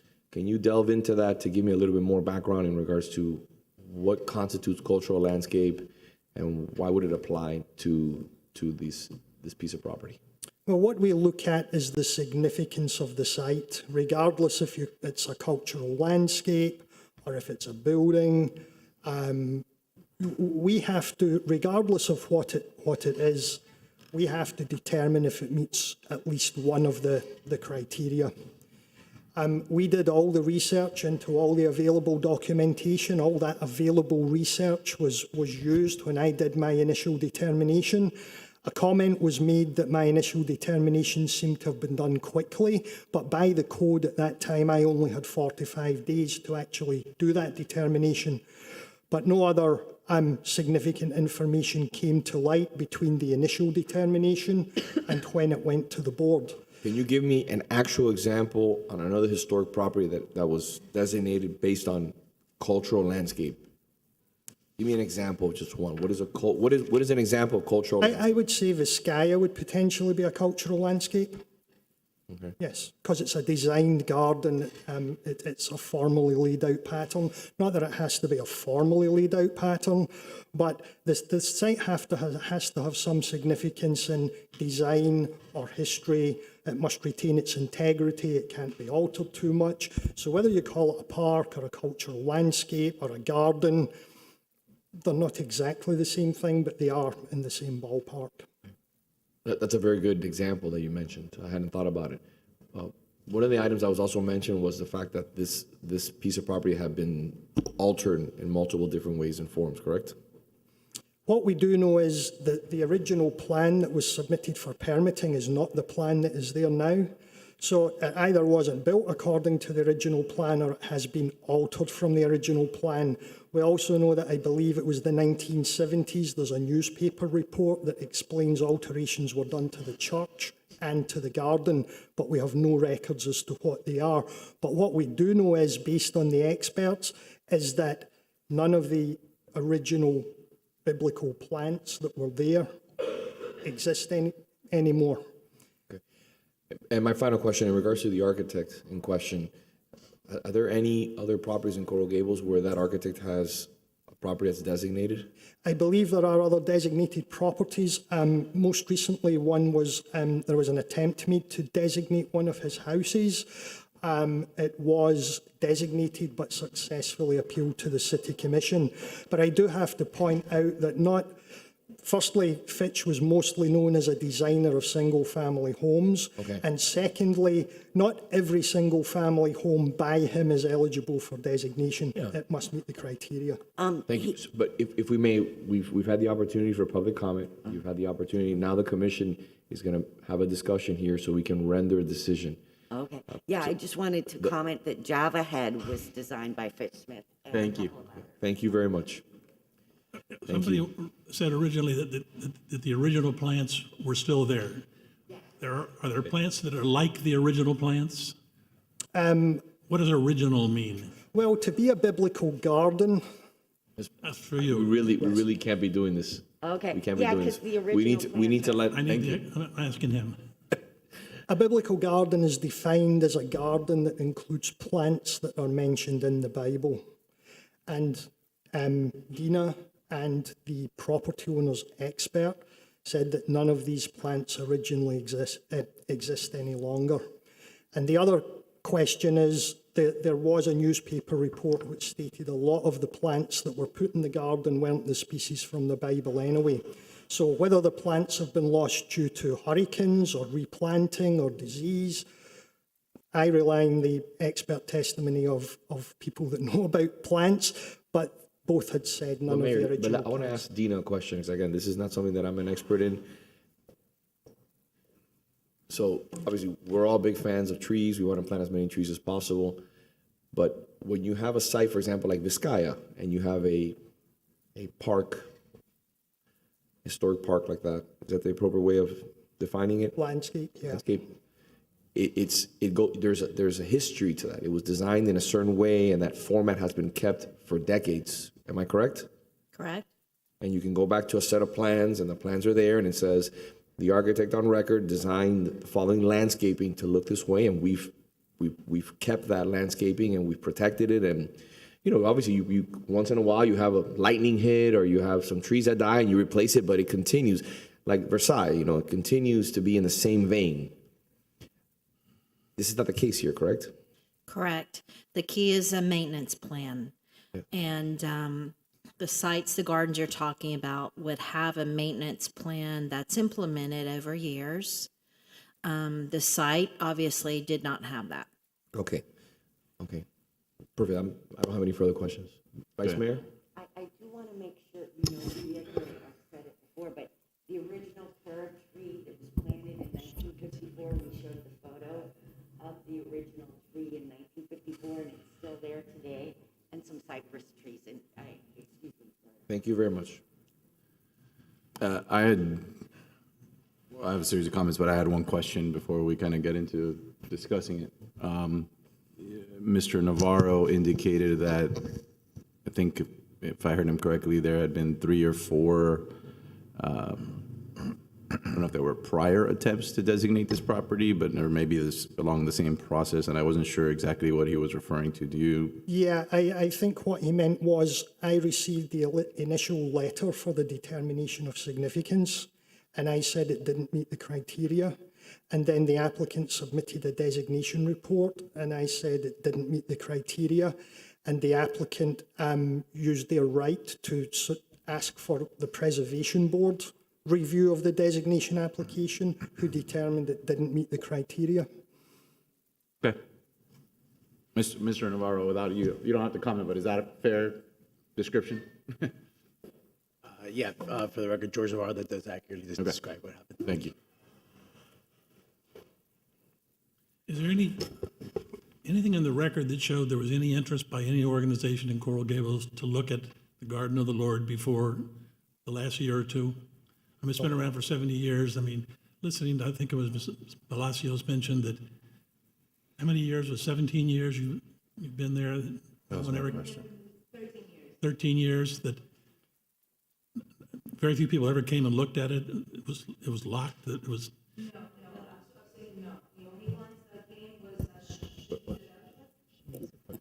If you're gonna, Come to the if you podium. get asked a question by one of the members on the commission, please come up. Put your name on the I record. think it's please. important because you've been there all the time, so I'd like to know what your experience is. Maria Palacios, 712 Zamora Avenue, Coral Gables. During the 13 years that we've been there, nobody has come to the property. The only ones that we were introduced to was a previous developer, a couple of 3-4 years ago, he was the one who actually didn't want the school because there was no return on investment. And then finally, the other investors were not interested in the property. So I'm going to mention that this was an educational garden. Did anybody ever come, any Not in the groups to 13 look years. at it? Not in the 13 Educational years we've been there. groups? Did the garden club ever take an interest in this? From your knowledge, anybody ever come from the garden club and say they're very interested in everything to do with the beautification of Coral Gables and gardens? Did UM ever came? Who has The garden obviously- club has come to Crystal, to the courtyard area, but not to the Garden of the Lord. Not to best of my knowledge. Fairchild or Montgomery, or any organization ever comes from your knowledge, just your knowledge, to say we want to rescue this place, it's abandoned, we want to do something for it? Not through the 13 years, not, based on my knowledge and being there for 13 years. Madam City Attorney, you wanted to say something? Yes, Mayor. I would like to take this opportunity just to remind all of you about the standard and what you should be considering today. Your review is limited to the record below, to the record of the Historic Preservation Board on what it bases decision on. And your determination is to be whether the Historic Preservation Board's decision to not designate the site was based on competent substantial evidence. So you're not supposed to reweigh the evidence or step into their shoes, but just whether there was enough evidence to support their decision. We will. Okay, so Please. thank you. I have a quick question. A couple quick questions, sort of along the lines of Commissioner Kaysen. Not only to restore save in the 72 years, other than recently, has been there in a petition to designate it historic? No, not that I'm aware of, no. There were no records in our files that an attempt had been made. I know there's, obviously an important push going back to, obviously the Biltmore to do it. And in that time, I was just wondering if there was anything on the record. No. There's a mention of the Green Corridor overlay, and several speakers spoke about that. Could you elaborate on what they're referencing in terms of the importance of the Green Corridor overlay with regards to this property or the garden itself? I think it's important to recognise that the Green Corridor, I believe they're speaking about the streetscape in the street, but the property actually doesn't, I believe, include the street. It's within the boundaries of the property. So unless any of the street trees are removed for any future development, I believe they would remain. But that would obviously be subject to a review of the development application for the new development, not the Preservation Board. And a quick question, something early in the presentation, I think it was your presentation, that there was a preliminary, or there was a request by the current property owner, before they were the property owner, to get the city's position on the historic nature of that site. And I think the city said there wasn't, and then the owner, or the current owner, proceeded with the transaction. I believe that is correct. Correct. Commissioners, for the record, George Navarro, Office at 333 Southeast 2nd Avenue. We originally submitted, prior to purchasing the property, we did extensive due diligence. One of those items included requesting a historical significance determination letter from the city. This, I believe your historic preservation officer went out to the site several times, looked at all historical records, which are part of your record as well for this proceeding, and we obtained, I think it was in August of 2021, a letter confirming that there was no historical resources on site. And then we moved to purchase the property in November of that year. Understood. And my last two questions, Dina, I have a question, just for my own clarification. So I know a lot of discussion, and I'm sure part of the presentation had to do with the seedlings and things of that nature coming from the Holy Land. And I just want to repeat again, just to get a clarification, or any seedlings or any plants that we can trace directly coming from the Holy Land on the property, as far as you could tell, as our arborist, you know? Right.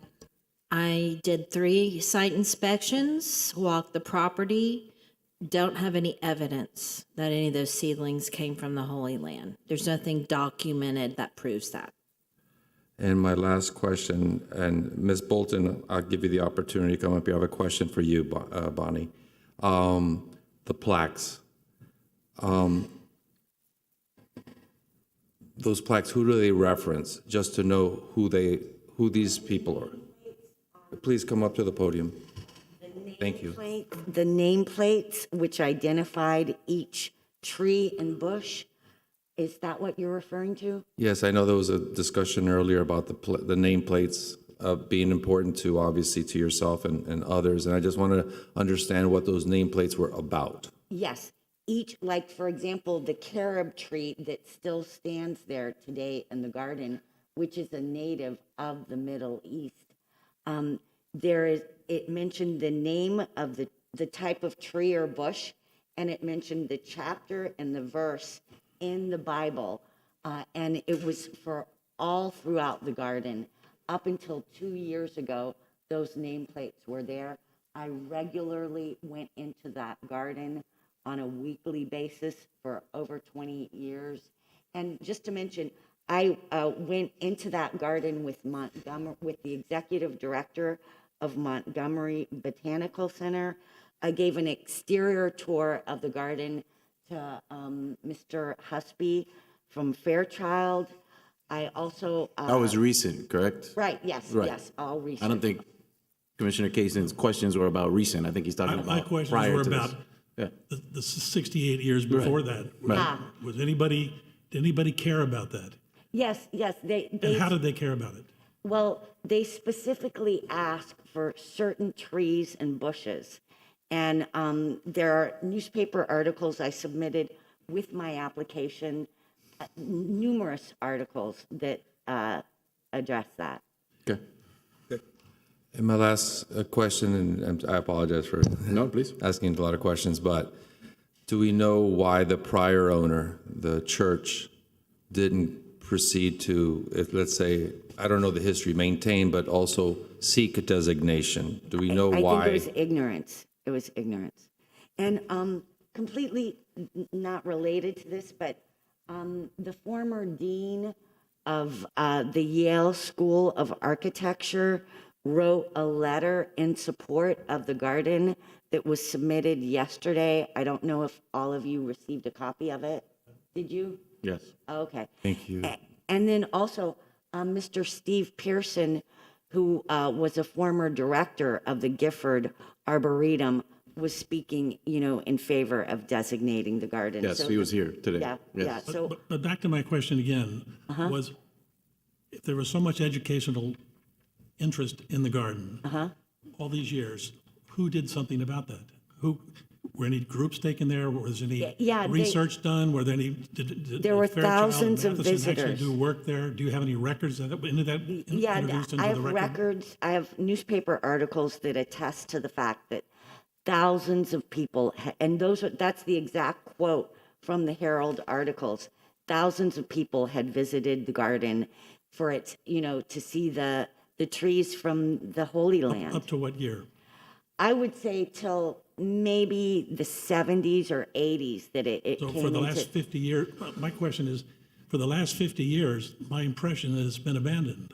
No, not really abandoned, because You said the church they were ignorant. I mean, it's right there. It's part of you said it was an integral part of the church. Why didn't they do something about it?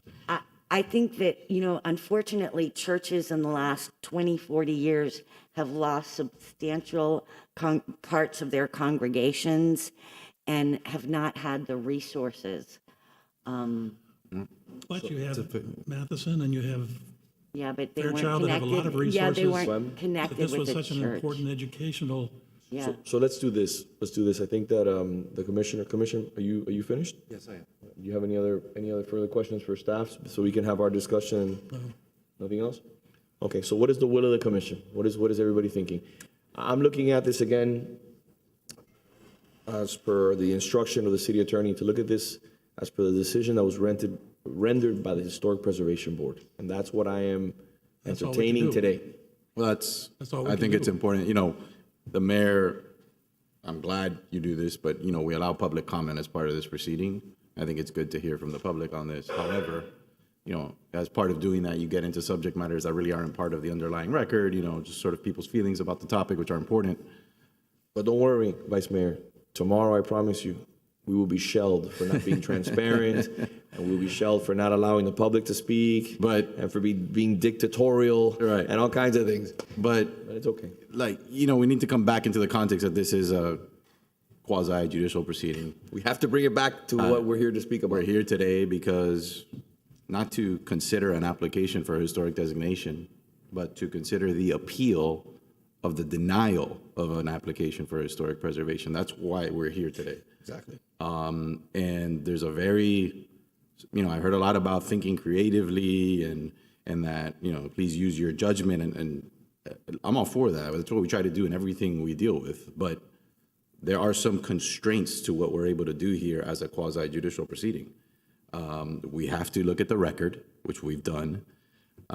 Just last meeting, we had another appeal where I made clear that I reluctantly affirmed the granting of a historic designation, even though the granting of that historic designation for a home in a historic district really put the young couple who are the owners of that property in a very just terrible and precarious position, and I felt badly about it. But I had a duty prescribed by law and by our code and by this office to look at the appeal, look at the evidence, and determine whether or not there was substantial competent evidence that the board relied on in rendering its decision. And I had to look this poor couple in the face and tell them, I'm sorry, but your home is designated historic, and I don't see anything in the record to reverse that. And I frankly find myself in a similar position today from the perspective of, we've gone through the record and the experts that testified, the professionals that have opined multiple times, our very competent board, which voted 6-2 and found that none of the 9 criteria were met. And as Mr. Pearson himself said, and I think Corellia even repeated, that, different people can look at this and view it differently based on these facts, but that's not really the analysis. The analysis is whether or not this board had no evidence in support of its findings, or whether it had substantial competent evidence, which it sure to me seems like it did. And so, again, this is not a de novo review, and we're not here to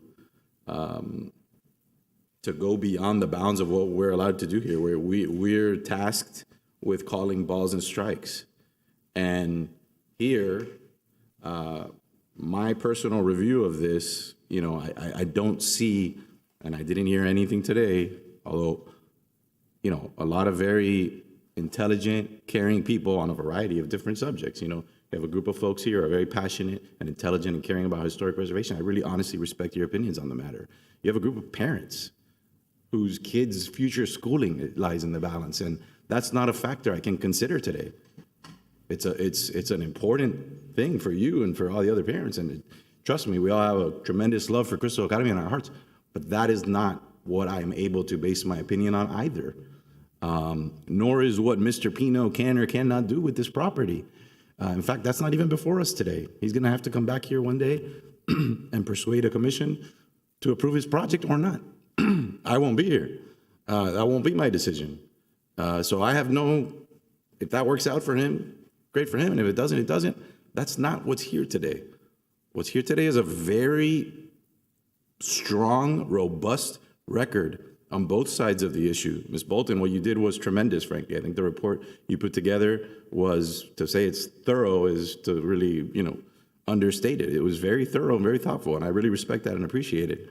But I also have to respect and appreciate the deliberation of our staff, Mr. Adams, our Historic Preservation Board, the great care that they went to analyze the different topics. And while we can agree or disagree on how they found on any one of those issues, I can't look at anything they did and say, well, that was just sort of, arbitrary and capricious. They had no evidence in the record to support that finding.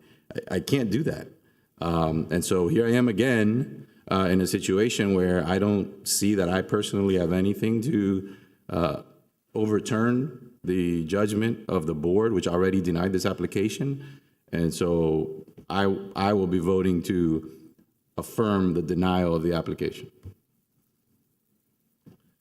I agree with the Vice Mayor. I think there was nothing capricious about their decision. They're experts, they're residents of Coral Gables. They looked at the evidence. They made the decision. I think they made the right decision. They looked at all criteria. I think that they made the right decision. I wish that it was a garden that was flourishing. I wish that lots of people were visiting. I wish it was vibrant and but I don't see that. And I think they looked at it and found that it was not that either, and that it was not significant. And I don't think it's educational. I don't think it was a community asset. I don't think any people even knew it was there. Most people did not know it was there. It never once, when I was mayor of 6 years, it was ever mentioned. So I don't think that it met the criteria. I think the board made the right decision, and I will vote to affirm the decision of the board. Commissioner? First off, may I call you Bonnie? We've had a lot of conversations for a while now. And the one thing I can tell you is I wish everybody had your spirit and your determination. And passion. And I highly respect you, and I know your mom's super proud of you for everything you've done. And you've brought a lot of light to a matter, an issue that a lot of people didn't know about. Green space in a place that we can find solace and we can meditate is very important to our daily lives. We live in a hustle and bustle world.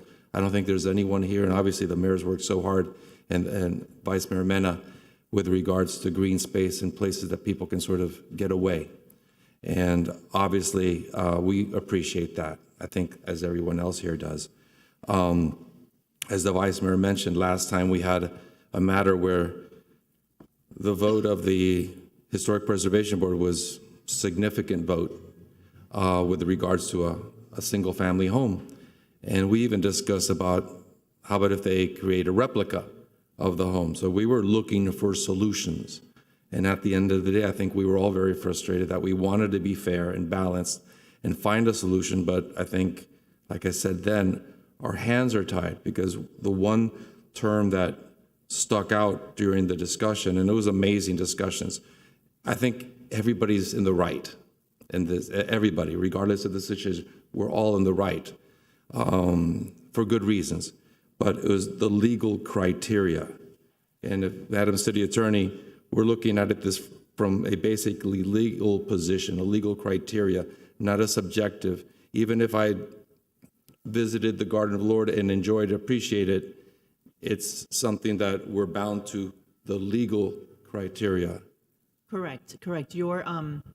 Your review is based, once again, on the record and whether there was competent substantial evidence to support the decision of the board based on the application of the criteria for designation. And so your role is not to step into the shoes of the board and reweigh the evidence, but rather, was there sufficient evidence, adequate evidence, to support their decision? And before I finish, a comment that regardless of what happens with that property going forward, I implore those stakeholders, those involved, to find a way to make sure that the community has a place to go to find peace, green space where they can be with their families in harmony and maybe do something that enhances what we already have there. It's not a closing of the door, but hopefully opening two doors to do something even better if that's the direction things go. As was mentioned, the project itself hasn't even come here. but I'm just making that public comment. Based on what the city attorney said, I'm ready to make my decision officially when it's Mr. time. Vice Mayor? Yeah. You know, I would just add something. Even when I'm frustrated with the result, as I was last meeting, frankly, I'm thankful that I'm live in a place and in a country where there's due process and there's laws. And this is not something that's being done arbitrarily. We've been sitting here since 9 a.m. talking through this. So many people have had a chance to speak. Mr. Pino, the owner of the property, had due process in terms of purchasing and going through this process. Ms. Bolton had an opportunity to file an application, appeal it, you know, a lot of participation. And so, you know, one of the speakers talked about how, I believe she said in China, there have been these apartment buildings that have been torn down over the years and lost some of the character.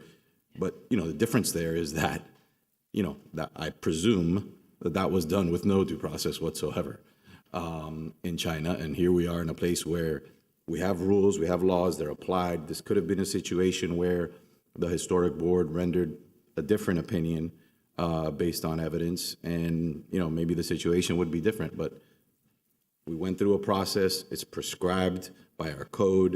And, you know, even when we're frustrating with the result of that process, I, for one, am not frustrated with the fact that we have such a process, that we abide by such a process, and that we enforce, you know, the rules and laws that we have on the books. And if we're not satisfied with them, then it's incumbent on those who sit in this dais to change them. You know, and if they do that, then maybe things change. You know, Mr. Navarro talked about things that have changed in the past. Maybe some things will change in the future. But based on what we have today, and based on what everybody involved in this process has had to, you know, deal with, that I think that the right decision here today, again, is to affirm the denial by the board. Okay, I think everybody has spoken, has touched every main point in regards to what our objectives are here and what our responsibilities are. I have two comments that I'd like to just add very, very quickly. When you talk about green space, I don't think there's been a commission that I can harken back to that has made green space a priority. We've written legislation where there's millions of dollars in the coffers to acquire land, and we continue to acquire land to build parks.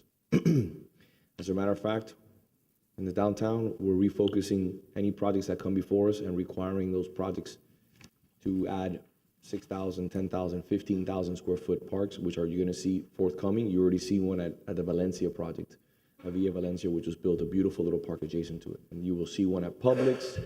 You will see one at the rental building where the Mercedes-Benz parking lot is. It's a 12,000 square foot lot that the developer, we negotiated with them. It's going to be a beautiful project there.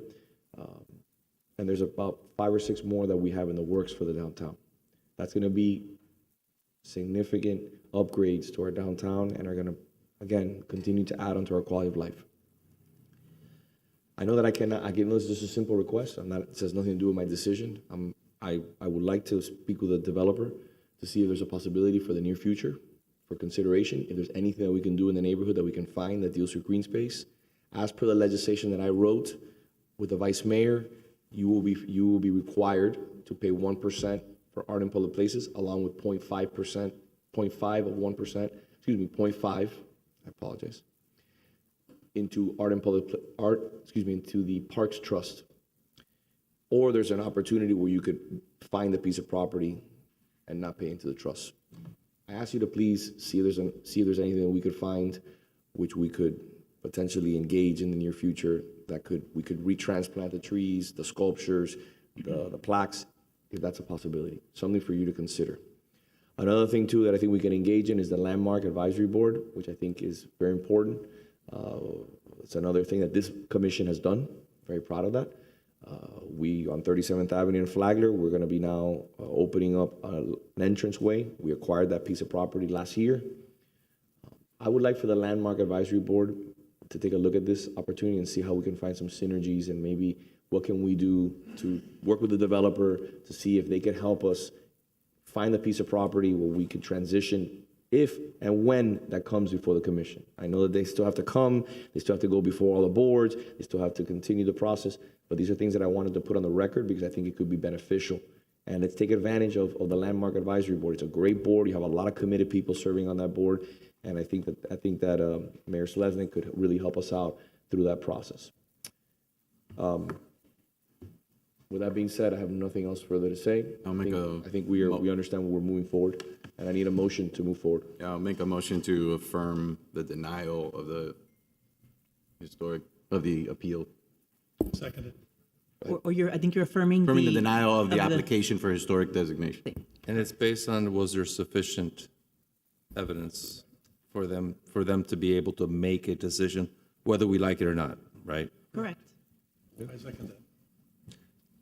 Commissioner Kaysen? Yes. Vice Mayor Mena? Yes. Commissioner Menendez? Yes. Mayor Lago? Yes. Thank you very much. I appreciate everyone's participation. Moving on to mayor's comments. Item C1, I'm going to try to fly through these. I would like to have lunch at 1 o'clock if possible. Okay? So that gives me literally, I got 5 items to cover in 8 minutes. I'm going to be very brief. Go. Item C1, discussion regarding traffic and speed calming on Milan Avenue. I'd like to be very clear with staff. I've been going back and forth. I just want to put this before my commissioners here. Excuse me. I know, but I got to jump into these. Mayor, we have an associated presentation on item I1, which is the traffic calming and police response time, so that was associated with. Okay, we'll jump into that one then after. Okay. So if we could do that, when it's I1, Mayor. Folks, if I could ask everybody to just continue the conversation outside, we appreciate it. Thank you. No, it's okay. Thank you. Thank you very much. C2, just want to put this on your radar. Wait, you wanted to say something? I'm sorry, Mr. Mayor, before we continue, on C1, did you want to say this? it was on he wishes to speak on public comments, but on C1, we did have a gentleman here, John Nelson. I believe he's sitting here. He wanted to speak to you. Okay, go ahead, John. I'm sorry. I apologize. Come forward, sir. I didn't know. I was just going to hear with I1. I didn't know we had somebody here. I apologize. Please, you're welcome. It's your time. You've been very patient. I live at 1434 Milan. Yep. And I think we've been emailing back and forth for a year or so. Yeah. And I understand that the traffic calming has been approved for the 1400 block based on design. Yes. Which was probably last November. Yes. And just wanted to inquire about. The issue that we're doing here today, we're putting it on the record. We're having a conversation. I'm ready to move forward traffic calming. I've asked staff to move forward. This is critically important. It's been too long. This area is a speedway. To be frank with you, I'm just getting bombarded with residents, and I respond to every single one like I've responded to you. And it gets to the point where there's no answer. It's a cut-through street coming all the way down 57th Avenue, and I need to get this addressed. The issue is, and I want to put it on the record, and this is what the manager will talk to me about, because again, public safety is just as important, if not more important, than the traffic calming. There's a staff is concerned about the implementation of all the traffic calming that's being put and how that would affect response times for police and fire. So, it's a catch-22, you understand? And it's a decision that we have to make as a commission. I'm ready to move forward, especially on Milan. I think it's critically important that we address the traffic calming, but we need to make sure the residents are aware that our engineers, our public works director, our city manager, ACM, all our staff has a concern. They brought it to the commission, and I think we need to move forward on traffic calming, but I wanted to bring it to the attention of my staff. And we're going to have a full-fledged presentation after we come back from lunch, because if not, I think the commission will pass out. But I'm ready to move forward on traffic calming on Milan. Okay? You may want to stick around for the presentation. Yeah, I'll be here. No problem. I sat through this last. Okay. I'll be here. All right. Thank you. Listen, I'll be very quick on C2 discussion regarding parking and food delivery scooters. I'm up to my last wits with scooters and delivery drivers, all of the downtown, cutting people off, throwing garbage in the bushes.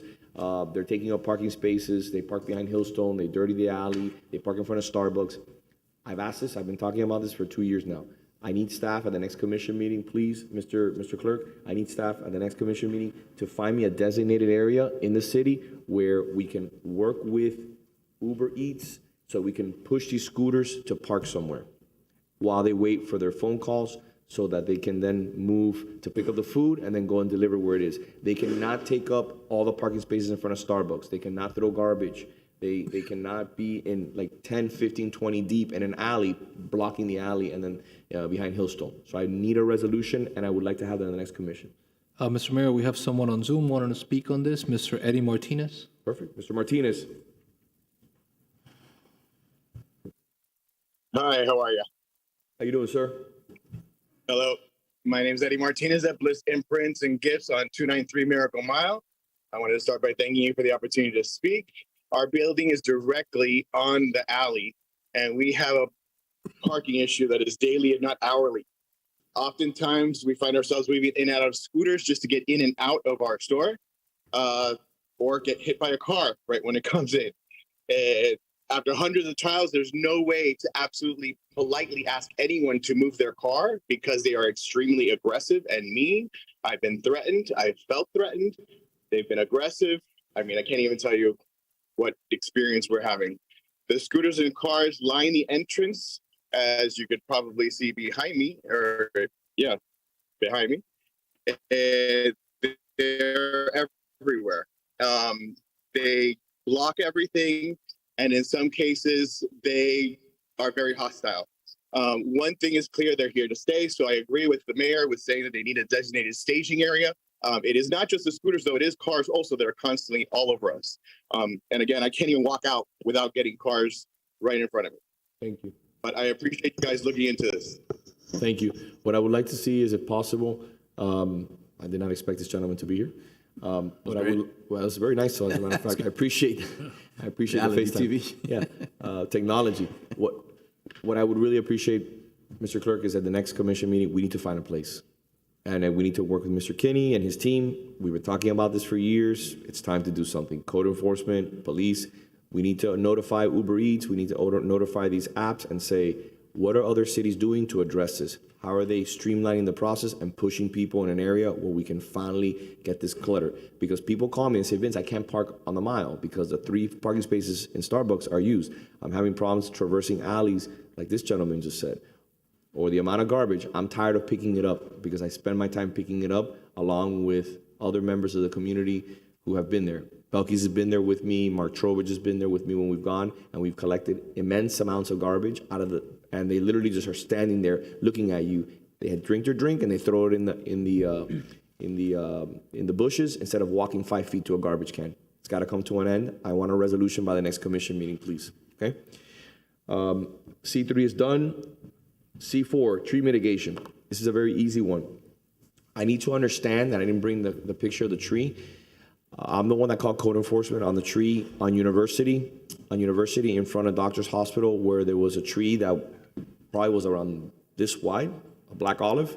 The gentleman called the landscaper on a Saturday and had the tree cut down because he has a beautiful car, a beautiful Porsche, and he was upset about the car getting dirty. I understand that, but it's a tree. So, and we have to be respectful, and there's a process. And it's on the swale. The tree belongs to the city. It doesn't belong to the resident. Now, there's a tree planted there, and it's probably about the size of my pencil. Okay? My understanding from interpreting the code is that when you that you have to replace the canopy. I'm pretty sure if you do the exercise, I'm not the expert here, it's probably 1/10 of the canopy. So what happened here? What are the laws in the books? I went over it with our city attorney. These are things that I want to get addressed because I feel like they're falling through the cracks and they're not getting addressed. And I think the fine is way too lenient. So the fines used to be $500 for all trees. About a year ago, I changed that when I realized what was going on, and we actually now request the maximum, which is $5,000 per tree. The Code Enforcement Board has been hesitant to impose the full fine of $5,000, but we have fined about $3,500 per tree in the right-of-way. In regards to the university one, where it was a massive tree that was cut down and a tiny little tree was planted, how did that happen? I don't know which case exactly that one is, but I can tell you that we are requesting the maximum fines. We're requesting that if the tree was hacked, that they monitor for 5 years, and if it dies, they replace it at their own cost. And usually we're requiring that but I don't know exactly on the mitigation. Dina, you want to speak about that? But before we get into that, Madam City Attorney, did we find out information about the tree? I know the manager was going to look into it. I don't know if we found the specific location or the property. Did we find out? This is literally right on University, 3 houses down from Blue, facing the hospital. And right now, there's a little tree that's there staked off. And code enforcement went, because I saw code enforcement. I called code enforcement, because I live a block away, as they were cutting the tree down on a Saturday. Mayor, Yes. I just add a few comments. Yeah. Okay, you know, I've seen how Durham's acted in the past where someone's taken out a tree on their own property, and they had to replace it with 3 to be able to replace the canopy. And there's also concepts of minimum mandatories and other types of penalty provisions. You know, if the Code Enforcement Board is so hesitant, we should establish a criteria per inch. You know, X number of inches is a minimum fine for removal of this type of tree, assuming that it was, you know, non-permitted. It's a city tree. It was healthy. You know, it wasn't ready to fall down on top of somebody. And still, they should contact us to be taking down these trees due to liability concerns on a removal basis as well.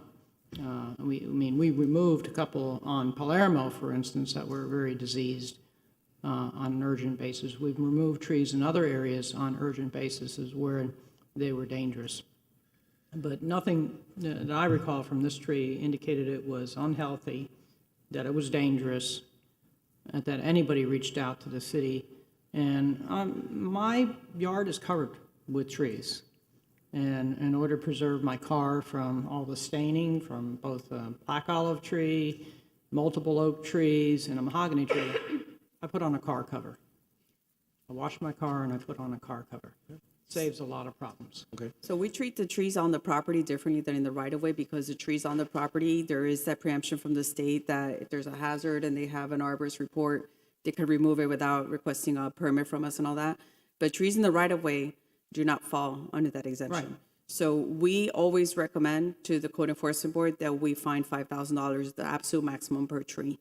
So this is what I'm going to do, Mr. Clerk.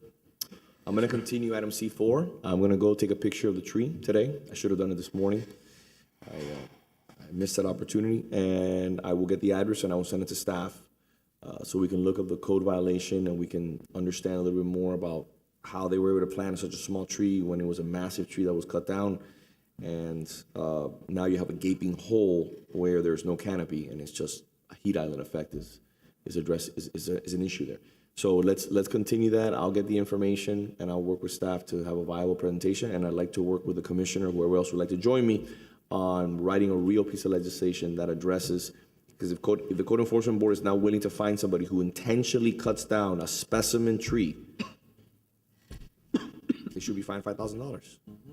It shouldn't I think even be any in question. right-of-way tree. The tree belongs to the city. $5,000. The tree belongs to the city. This is what happened in this case. It's not on your own property. That's our state preemption. So moving on, okay? Thank you. Thank you. C5 is very, very simple. I sent you a memo dated February 28th in regards to the TikTok ban. Obviously, you've seen this get a lot of traction at the federal level finally. I know that the manager has taken it upon himself a while back ago to not allow TikTok on any city phones. I would like to make it I would like to codify it, not just make it to the manager. So if anybody's interested in this type of legislation, do we need a legislation? Is it a resolution? It would be a resolution setting forth a direction that that TikTok would be, not allowed on city phones. That's the resolution. I make it. Will anybody make second? Second. Yeah. So you'd have to pass I will pass a gavel to the vice mayor. Second. Commissioner Kaysen? Yes. Vice Mayor Mena? Yes. Commissioner Menendez? Yes. Commissioner Anderson? Yes. Mayor Lago? Yes. Thank you very much. And I have one last thing before we go to lunch, and that is and you'll speak now. I got it. Would you like to come up before we have public comment? Go ahead. I would love to, Mr. Mayor, but go ahead and do your... Go ahead. What would you like to speak? I'm sure. Yes. Okay. Thank you. I'm Gonzalo Sanabria, 944 San Pedro Avenue, Coral Gables, by the sea. I'm here on an official capacity, actually, as the director of the board in charge of government liaison. And we have a problem, ladies and gentlemen. We have a very severe problem, and the community is up in arms about this, and we haven't seen a viable response. And it's very simple.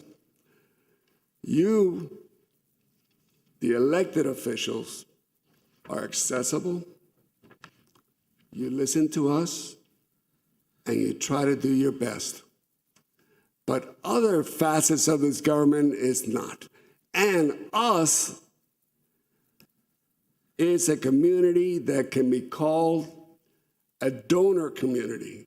And by that I mean very simply, we are a donor community because of the enormous amount of real estate valuations that has happened. Therefore, the taxes, therefore, the payments made, therefore, the receipts of those monies into the city of Coral Gables. In exchange for that, we get very little. We just get the basics, garbage, some other things, but nothing that is a minus in your books. And we are not happy with the police deterrent and law enforcement presence in our neighborhood because we have had a rash of car thefts, a rash of unsolicited vendors that are scoping our homes, walking around our backyards, looking at everything that we have, and we don't know who they are or what their intentions are. We have drag strips on our roads, Lugo, San Pedro, Bellavista, drag strips where kids come, burn their tires, go like 80, 100 miles an hour, and they don't care. But where's because, Mayor, Mr. Mayor, they don't care, I'll tell you, but they don't care because they know that there will be no police presence or no police response in time. We don't need to be reactive. We need to be proactive. There's no safety aid in our area with those yellow lights and the electric vehicle. And why not? We are Sector 12. We should be taking care of that. So the problem is very serious. And if we don't see immediate, and by that I mean today, response on a permanent basis of police presence and deterrence, we will request a formal hearing and we will fill this auditorium with the neighbors because we're not being taken care of. Now, on another matter, Marine Patrol. There's only 2 boats in Marine Patrol covering 43 miles of waterway. 43 miles of waterway. Now, how is that going to be a deterrent? How is that going to be a good reactive position for a city where the waterfront also generates an enormous amount of revenue for the city, and in return they get nothing? Because if you have to call Marine Patrol, and the gentlemen are great, the top professionals, they won't get there for a long time. And we are at the mercy of that kind of thing. Now, I try to make an appointment with the manager. I went to his office, left him a note, told him what it was about. I haven't heard a word from the manager. Ditto with the finance director. Nothing of any contact to try to talk to me about these things. So even though you, the elected officials, are being receptive and congenial and cooperative, I find some issues with this. So please, I want an immediate response on behalf of our community. And I don't want to get this to a position where we're going to be enraged at the lack of response. Thank you. Thank you. One more thing. I like to see, Mr. Mayor, and you're a creative person, and so are all the colleagues on the days, to start a committee. Actually, start a committee where the members of that committee are HOA members of the different sections of the city and have a monthly or quarterly meeting where those members can meet with the respective public works, police, and fire on a formal basis in an advisory capacity. But let me do this, Mr. Sanabria, please. Thank you for your comments.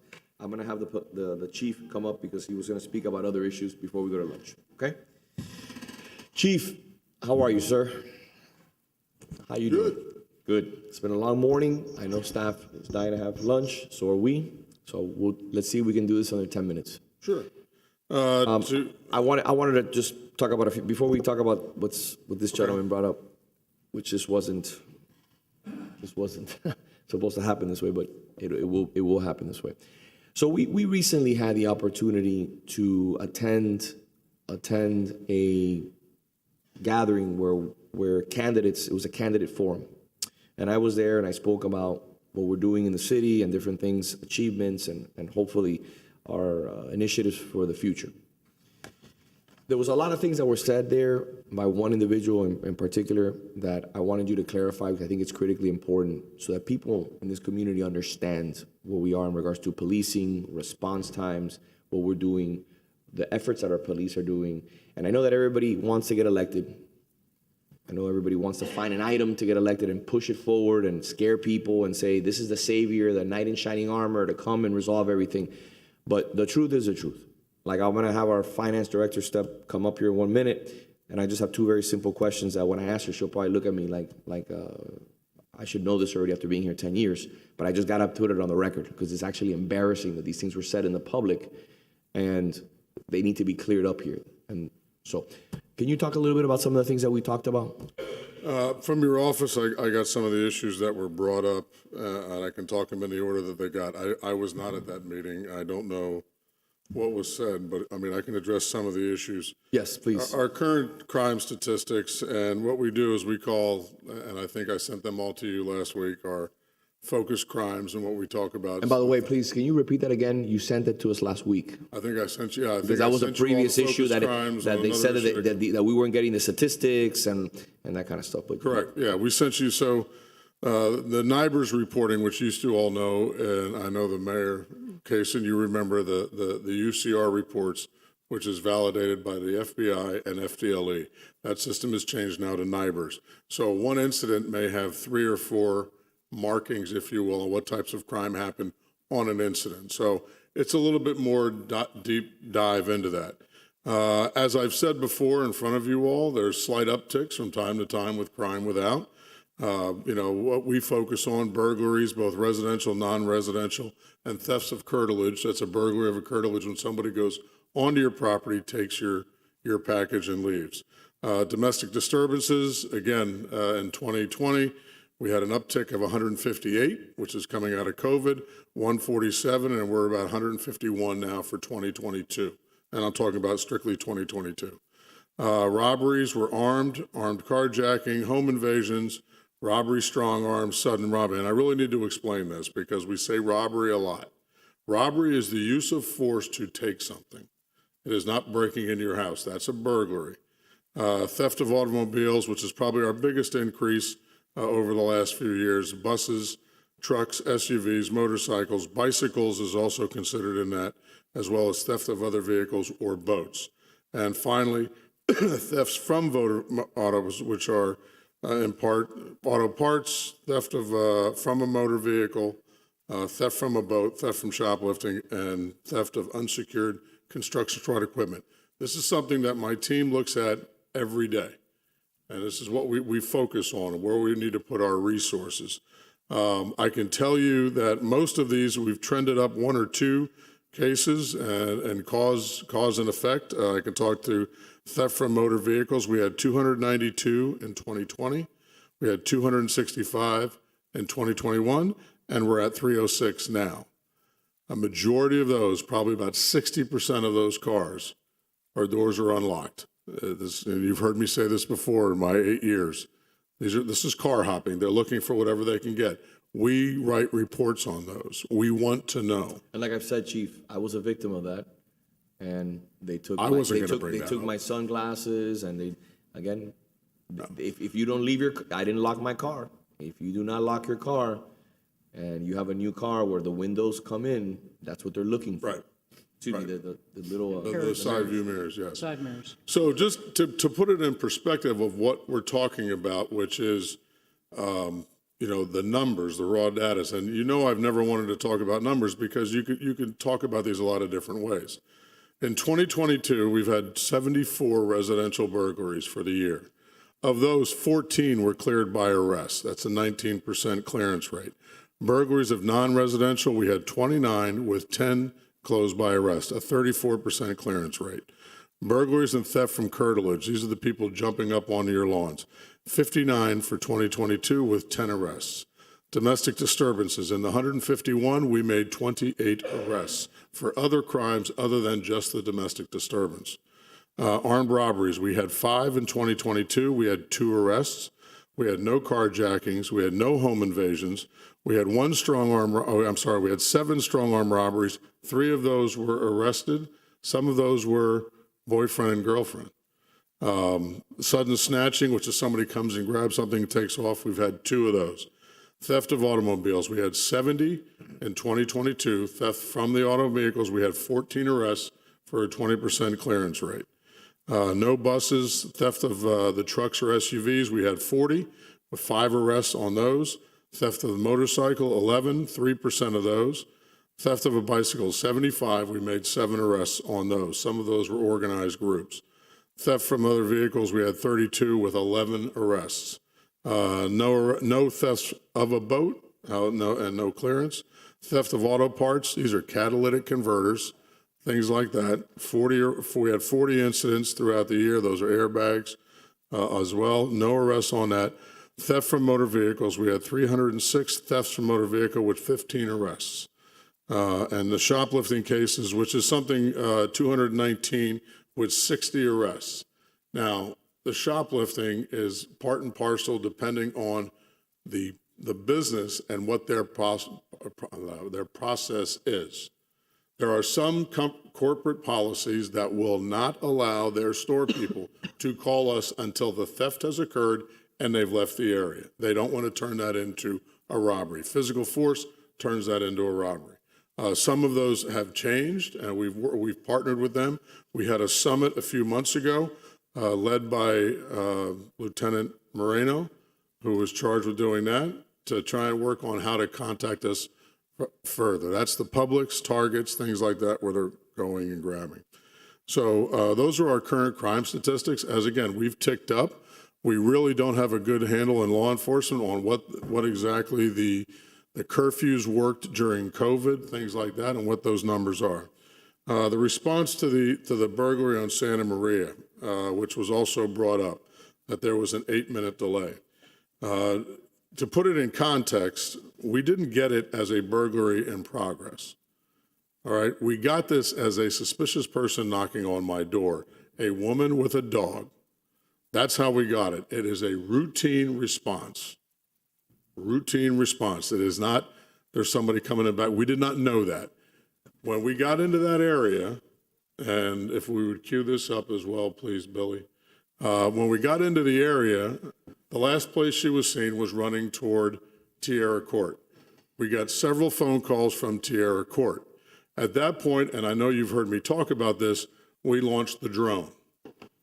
And now if you look to your monitors, I believe the drone footage will come up. And this is something that we do more than anybody else. This is the drone leaving from Fire Station 2. This is an edited version and stepped up. So I just wanted to show everybody, and for people who think it took us 8 minutes to get there, this drone in flight time is there over the top, 2 minutes, already looking at the golf courses. So just to touch upon this, are any other cities in Miami-Dade County have this technology? They have this technology. They do not have the way we're using it, where we're partnering with a company to fly this. The officers on the ground can see what you're looking at. Right now, you're looking at the rear of the house on the corner, and that is Riviera Golf Course. Now, you will see it'll change over. And again, this is sped up. I don't want to make it sound like it flies that fast. Now, as we got calls that they ran across Bird Road and they were in backyards, we start to check the backyards. And during this whole time, the drone operator is providing information to the police officers. They're seeing this. For their safety, obviously, so they're not running into a person who is obviously armed and potentially going to harm our officers. Correct. And can lead them in the right direction using the eyes in the sky. Correct? So as the officers would have been going to the house, because we didn't have this as a burglary yet. We had this as a woman left her dog, which we ended up seizing or taking the dog, and her phone. And as you see, there were two people, and you can't see it in this version of it, two people walking up Granada. So we start to send officers up Granada to Tierra Court. We still haven't gotten to the house yet because we didn't know it didn't go out as a burglary in progress. And that is backed up along with some of the notes that we have in the system as well. It wasn't until much later that we realized that there were two other people in the backyard where the ladder was found. I don't know if we can speed up just a little bit. If you see on the left-hand side of your screens as the cars are coming, and this is part of the technology that we're using, where as you speed up a little bit more, at night, and this is at night, this is 8:30 at night, so it's pretty dark already.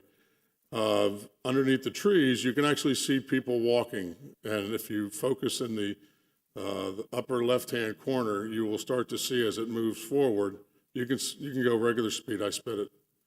You'll actually see somebody walking in the backyard to tell the officers there's somebody walking in that backyard. This is the technology, safety, not only for us, but to help check these areas. This is what I've always wanted to do, and we've always wanted to have at night to check a larger area before we even get to the house. We don't necessarily go right to the house. So as the drone is continuing to search under the trees with this technology, you actually at night you can see that the cars that are running or have been running are warm and show up. So we can even tell an officer what it is. Just as you start to see, you will see somebody start to come from the back of the house that is circling on now.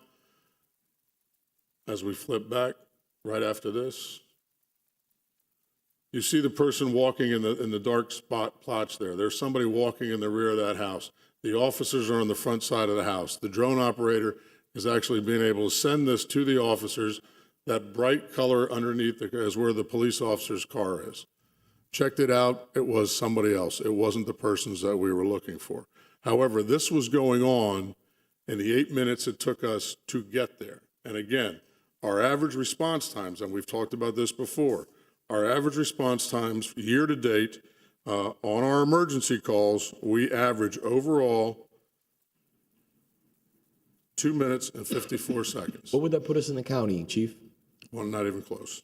Well, I like to put this on the record. What does it put us in the county? Listen, I think the county has a much broader area to cover. So, I mean, we're running like that, lights and siren, and that's where it takes us to get there.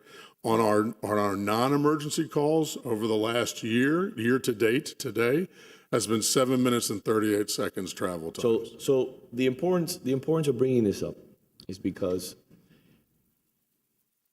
you know, everybody wants to build a platform, everybody wants to get noticed, and everybody wants to talk about why they're the best candidate to run for public office. There's a danger when you talk about public safety, and there's a danger when you mislead people and you tell people that the city had a 9-minute response time to a situation like this. So I wanted to bring you up to talk about that. I wanted you to bring up in regards to our crime statistics, because we will talk about them in public and, you know, be very clear of where we stand. Can you talk to me a little bit about where we're at right now in regards to hiring and the police officers? Because this is another thing that was brought up, saying that there's going to be 15 vacancies next year and that we don't have a plan to address it. Yeah. There's a group of individuals within the police department that are mentoring people to move on to other agencies. And I understand that. Why are they doing that? I can't answer. I will put it on the record. They're doing it because they feel, and whoever has the privilege to serve after these two gentlemen leave office are going to have to face the situation, and that is called negotiations between a union and the city. We are willing to do things professionally and negotiate with the union. Certain people are willing to do things that are very underhanded.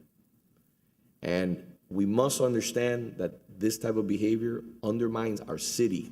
It undermines the city beautiful. And that's why I'm talking about this on the record. So, Mr. Chief, please elaborate.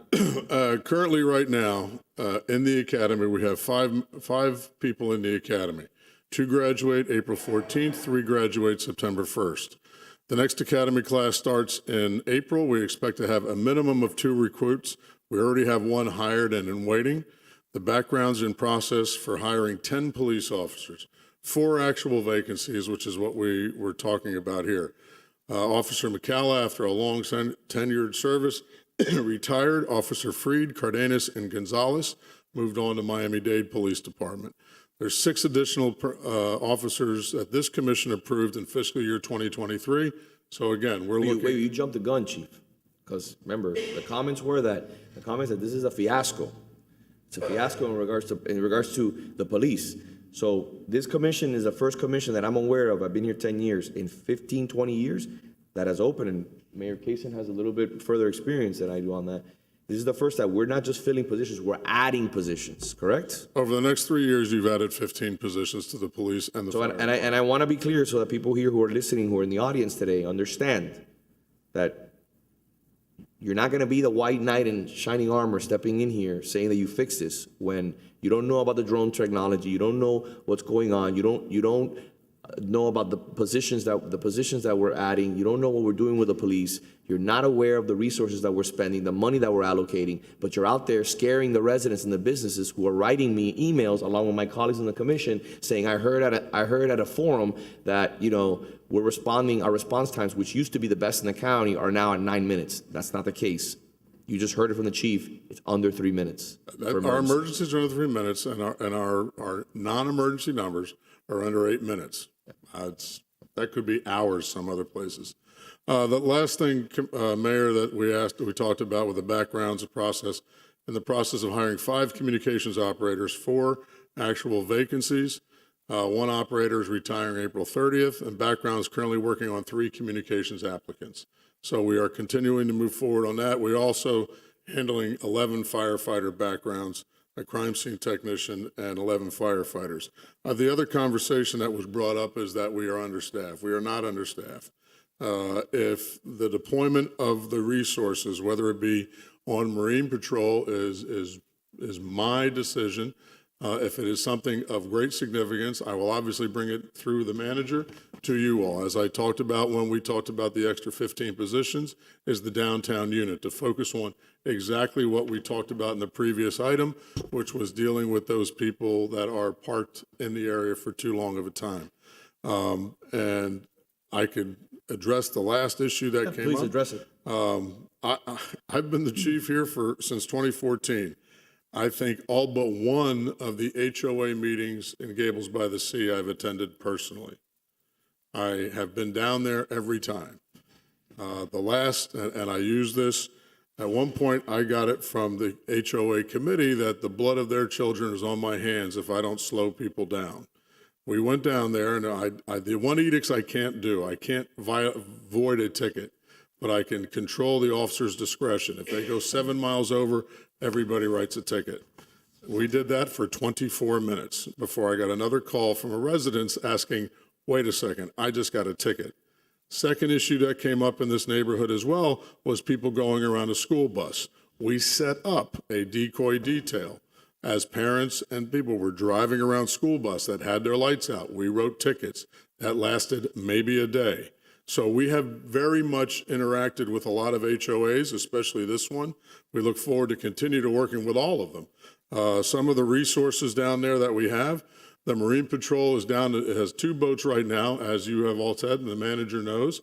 We're working on getting that 3rd boat up and again. It was a donated boat that just it went to its end of life. We have people on the Marine Patrol now.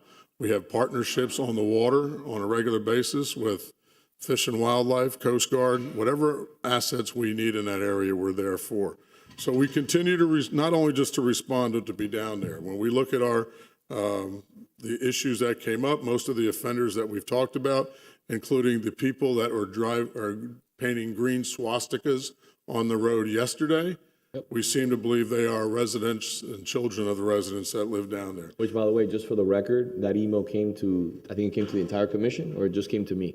I wasn't sure. And I forwarded it to the manager and to the police chief, and we addressed it within 24 hours. Yeah.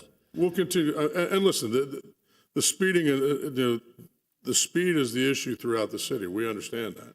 and we continue to address that in a comprehensive way. But I mean, Gables by the Sea is one of my favorite communities. I've been down there personally.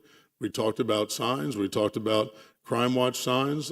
I don't know exactly how many we had, but we also meet in Pinecrest with both HOAs, from the Pinecrest HOA and this one. I understand they may not see them, but I know how many area checks that unit is down there. And if they're not actually in that area, they are no farther than Station 2, because they have to do that area. They have to do Kings Bay and other places. So we have talked to them as well about increasing or bettering their camera system at their gate shack, so they would have it, but we have a pretty good partnership with them as well. Thank you. I think Before we address the issue, I know you want to speak against Gonzalo, but let's have this outside. We'll have a conversation between the chief and the manager and myself and you. The four of us will go to my office and we can have the lunch break having a conversation. 5 minutes or 3 minutes. But Well- we need to, it's 1:30, we haven't had lunch and I need to clarify. Just want 3 minutes. But you will with me privately. You will with me privately. No, sir, Madam, I wanna do it. Sir, I'm sorry. I apologize for the intrusion, but I just want. I told you you will have 3 minutes. You will have 3 minutes with me, the manager, and the chief. I want to do it in this forum right now, if you will allow me. Can we break for lunch first? Can we You break have for to wait lunch for us. first? I mean, you explained the situation very clearly to the chief and to all of us. We're addressing it. We're here. We're front and center. We're addressing it amongst everybody. We're fine. Mayor, that's all I want. Can we? Go ahead, please- sir. Go ahead. Chief Hudak's a great person, and so is everybody in the police force. They are all top-notch people, and Chief Hudak is accessible. But Chief Hudak has his arms tied behind his back in certain ways, and that's the way it is. And because he wants to do something, he cannot do something because he's being curtailed. He's being curtailed some face here, and perhaps it's the manager's fault, because we only have 2 boats for 43 miles. The actual deployment, and I could be corrected by Chief Hudak or whoever is an expert on this, should be 4 boats and 6 or 8 personnel. So we have 3 people and 2 boats. We've had this very long time for 43 miles of waterfront. That's ridiculous. Wait 1 second. Wait 1 second. A safety aid vehicle. We have never seen one in our neighborhood. Not once. And Chief Hudak probably might be aware of that or not. I talked to Sergeant Jenkins, who's in charge of that. Never. And I don't understand that. We pay for all this. We contribute to the revenues of the city. We need response. We need response now. I have a question. Okay. Yes, sir. Just if I may. Yeah. On the specifically on, first of all, I disagree with him having any arms tied behind his back. I think he has the full support of this commission and the manager. But with that said, specific to the point about the NSAs, which you brought up now a couple of times, when we do the special taxing districts, as I think all of the neighborhoods in South Gables have now done, for the guard gate? Yep. So Gables by the Sea is. But I think he's talking about Gables by the Sea, correct? Yes, Yeah. sir. Yeah. It's still currently under the county's control, is that correct? It's going through the process to transition it over to the city's Okay, control. and once it does that, the tax revenues that go into that district are utilized for the guard gate, but are they also utilized for So I don't- safety? Right. Well, not the safety aids, but whatever their security. Whatever their district is for. So the Yeah, district whatever was they want. established, and I believe Gables by the Sea is only a guardhouse district, if I'm not mistaken. It's not under our control, so we don't know. But if it's only a guardhouse district, it's just for the guardhouse. There's other districts that have the roving security. Okay, I don't want to go off on a total distinction. tangent. We're not going to do this. Yeah, We're not going to do this. We're not going to do But this. let's discuss One of the few things that In any event, in any event, I Chalo. hope that we get some immediate response. I hope, and we will require that we do. Thank you very much, Mr. If you get a ticket, I don't want any calls. I'll give you a ticket. I don't know how to write a ticket. I'd like to see you after, please, if possible. Madam Director, please. Okay. By the way, before the Finance Director, I asked her 2 simple questions on the record. Again, more stuff that was debated at this forum. It was very misleading. So supposedly we're in a fiscal crisis here in the city, that there isn't audited financials on the website. Mr. Fernandez says that there isn't audited financials on the website. So are there audited, do we have our financials? Do we have audited financials? Yes or no? We do have audited financials. We're finalizing the audited financials for 9/30/22. As we do every issue year. them every year. We issue them on or about March 31st of the year. We are finalizing. They will be issued. Are we still one of 3 cities that have a triple bond rating in the state of Florida? One of 3. That's correct. So can you explain why do we have a triple bond rating and why we're the envy of every other city if we're supposedly in a fiscal crisis? So I don't understand. So Diana Gomez, Finance Yes. Director, I do not understand what financial crisis we're under because we are, to my knowledge, we are not under any kind of financial crisis. We have sound financial practices. We have balanced budgets. We have reserves at levels where are more than acceptable. We pay our bond payments. We make all of our payments. We have revenues that are sustainable coming in. We're paying down our pension We're paying debts. down our pension debt. So all these things are the things that the rating agencies see and evaluate when they look at a city to give them AAA bond rating. And so we have, And you get annual prizes for your for our financial For your statements, financial statements. From independent companies that we're not paying. Correct. They literally they review us and they say that we're up to every standard. time we have to issue bonds, yes, the rating agencies, there is a fee we pay, but we don't pay for the rating. They do an independent rating of the city, and we have a AAA with all 3 rating agencies. Again, I don't see where. No, I just wanted to put it on the record. Thank you. Before we go on the record, I also want to mention to my colleagues in the commission, the wait time for a permit at the permit counter is 3 minutes. 3 minutes this past week, correct? 3 minutes. So we continue to get better with our digital system. 427 is beautiful. We're meeting with residents every single day. We continue to evolve in the process and offer world-class service. Before I go to lunch, we will come back at 2 o'clock. I would like to be very clear. Guys, it's political season. It's political season, and everyone wants to be the hero. But don't be the hero misleading this community and tarnishing the reputation of this community. Because when you say things in public and you don't have the facts and you don't have the data, after years of going after employees and tarnishing employees' names and families and reputations, please, no one's going to take you seriously when you say falsehoods about the police, the fire, employees, our finances, our permitting, in an effort to elevate yourself by standing on the shoulders of the city. That is disingenuous and is pathetic. I'll see you at 2 o'clock.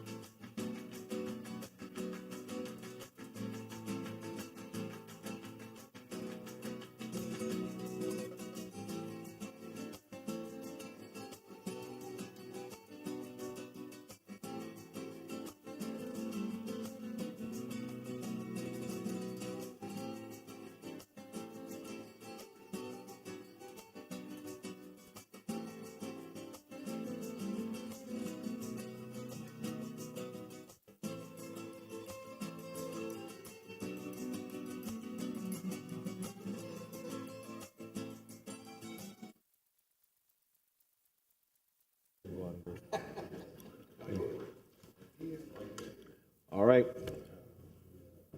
Is the clerk here? Clerk?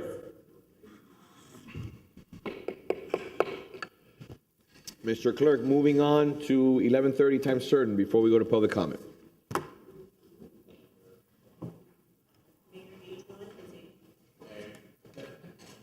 H1 is a resolution of the City Commission approving amended cultural grant guidelines and process. Thank you. First off, sorry is in order. I apologize for having to wait so long for an 11:30 time certain, but thank you for being here, both of you. I'm not sure if I'm on. Am I on? I don't think so. Hello? There we go. Yes, they're on. Do we need to read it? Did you read it? I did. So, good afternoon. Catherine Cathers, Arts and Culture Specialist with the City of Coral Gables. So, we came before the commission at the last commission meeting for some direction and comments regarding our cultural grant process for the upcoming year. And as directed, we met with the mayor, vice mayor, and the commissioners and compiled those comments. We made some updates, which the deputy city attorney will be reviewing. And we also presented them to the Cultural Development Board, who did make a motion recommending approval of those updates. The vice chair, Nina Burgos, was here earlier. Unfortunately, she had to leave. And she may be available on Zoom. I'm not sure if there are questions that she can address on behalf of the board. Otherwise, I'm going to hand it over to Stephanie. Thank you, Mayor, Commissioners. Good afternoon. As you know, we all met with you, and as Catherine discussed, we looked at the guidelines, the scoring system, and the requirements for participation in the cultural grant program. The long and short of it is we have added some bonus points to the scoring structure to account for those organizations that are based as verified in Sunbiz or other ways in the city of Coral Gables, those who provide events that are free to the public that are seeking funding for those free events, and those organizations who have smaller operating budgets as defined by relevant IRS codes. So you took into consideration the comments by Commissioner Menendez, and I think it was, I'm not sure which one of my other colleagues talked about the free events. I don't know if it was me. Yes. Or I can't remember. You all had great ideas. So those are all incorporated I just here want to with make the sure free that events. they're memorialized because they're important. Yes. They were all great ideas. So they're all involved in there. And we are also going to ensure that the reporting, the fiscal reporting that happens interim and at the end of the grant process are appropriately sworn statements so that they're being provided that way. And there were a few other minor tweaks in the guidelines to the names of stuff or a couple of other interim steps that the board thought would be helpful. And I believe Catherine presented these revised guidelines to the Cultural Development Board last week, and they were supportive of the changes. Okay. So I don't have any other comments. I mean, I think I'm ready to move the item. Anyone? Can I get a motion? I'll move it. A second. Are there any public comment or anything we need to address? Yes, sir. Ms. Maria Cruz has requested to speak on this item. Okay. No public comments, Mr. Mayor. Perfect. Close the public comment. Vice Mayor Mena? Yes. Commissioner Menendez? Yes. Commissioner Anderson? Yes. Commissioner Kaysen? Yes. Mayor Lago? Yes. thank you. No, thank you. I'm gonna take public comment. Then I'm gonna do I-1 so we can listen to the gentleman from Milan. But public comment, I think it'll be short. Public comment. First speaker today, Mr. Mayor, is Ms. Maria Cruz. How many speakers do we have? 2, sir. Okay, will you please close the public comment? Yes. Thank you.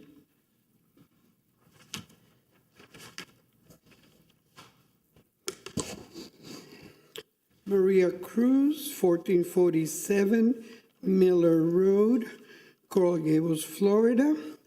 Let me, just for my sake, to read to you also, we remember the public comments.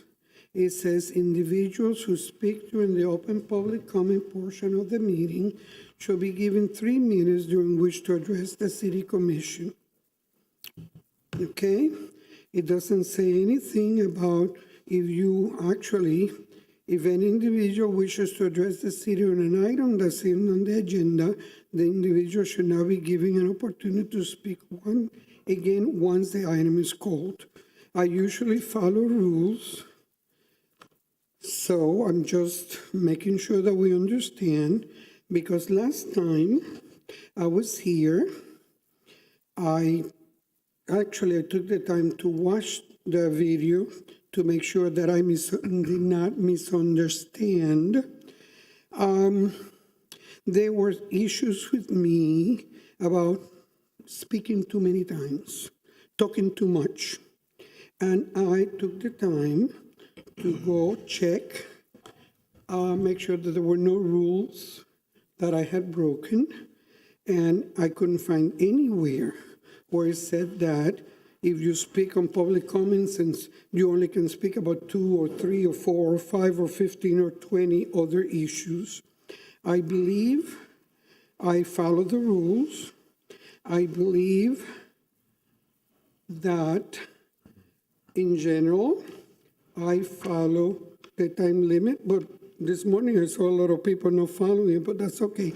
I can limit my talk to the 3 minutes that I'm entitled and whatever other minutes we have on the individual topics. I'm sorry that some elected officials think that it's not good for somebody to speak so much, but maybe if we had more people that cared and were interested in what was going on in this beautiful chamber, one person would not have to be talking for everybody else.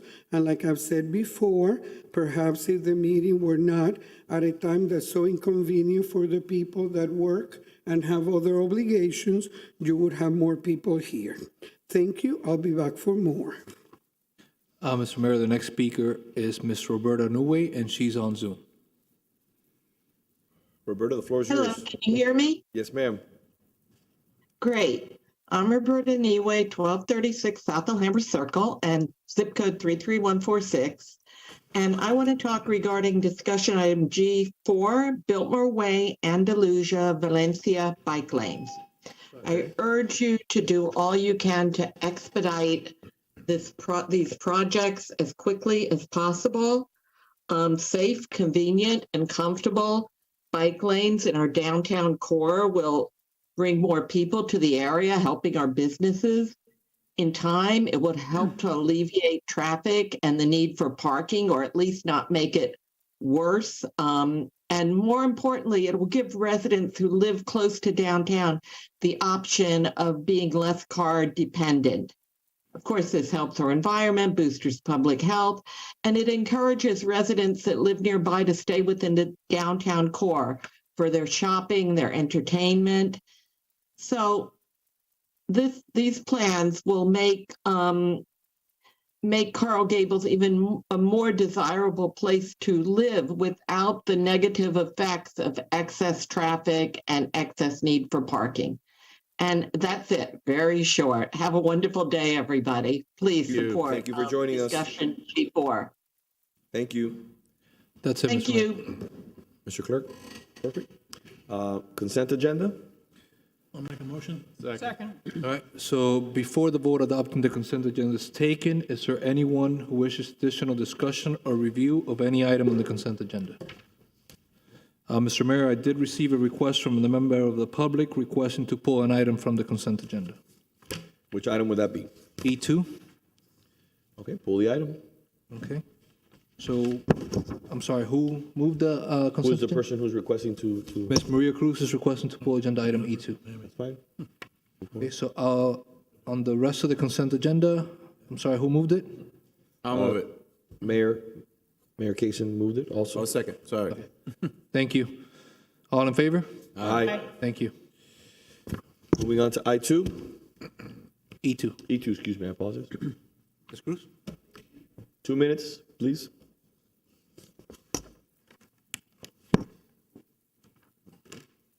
Maria Cruz, please play the pictures.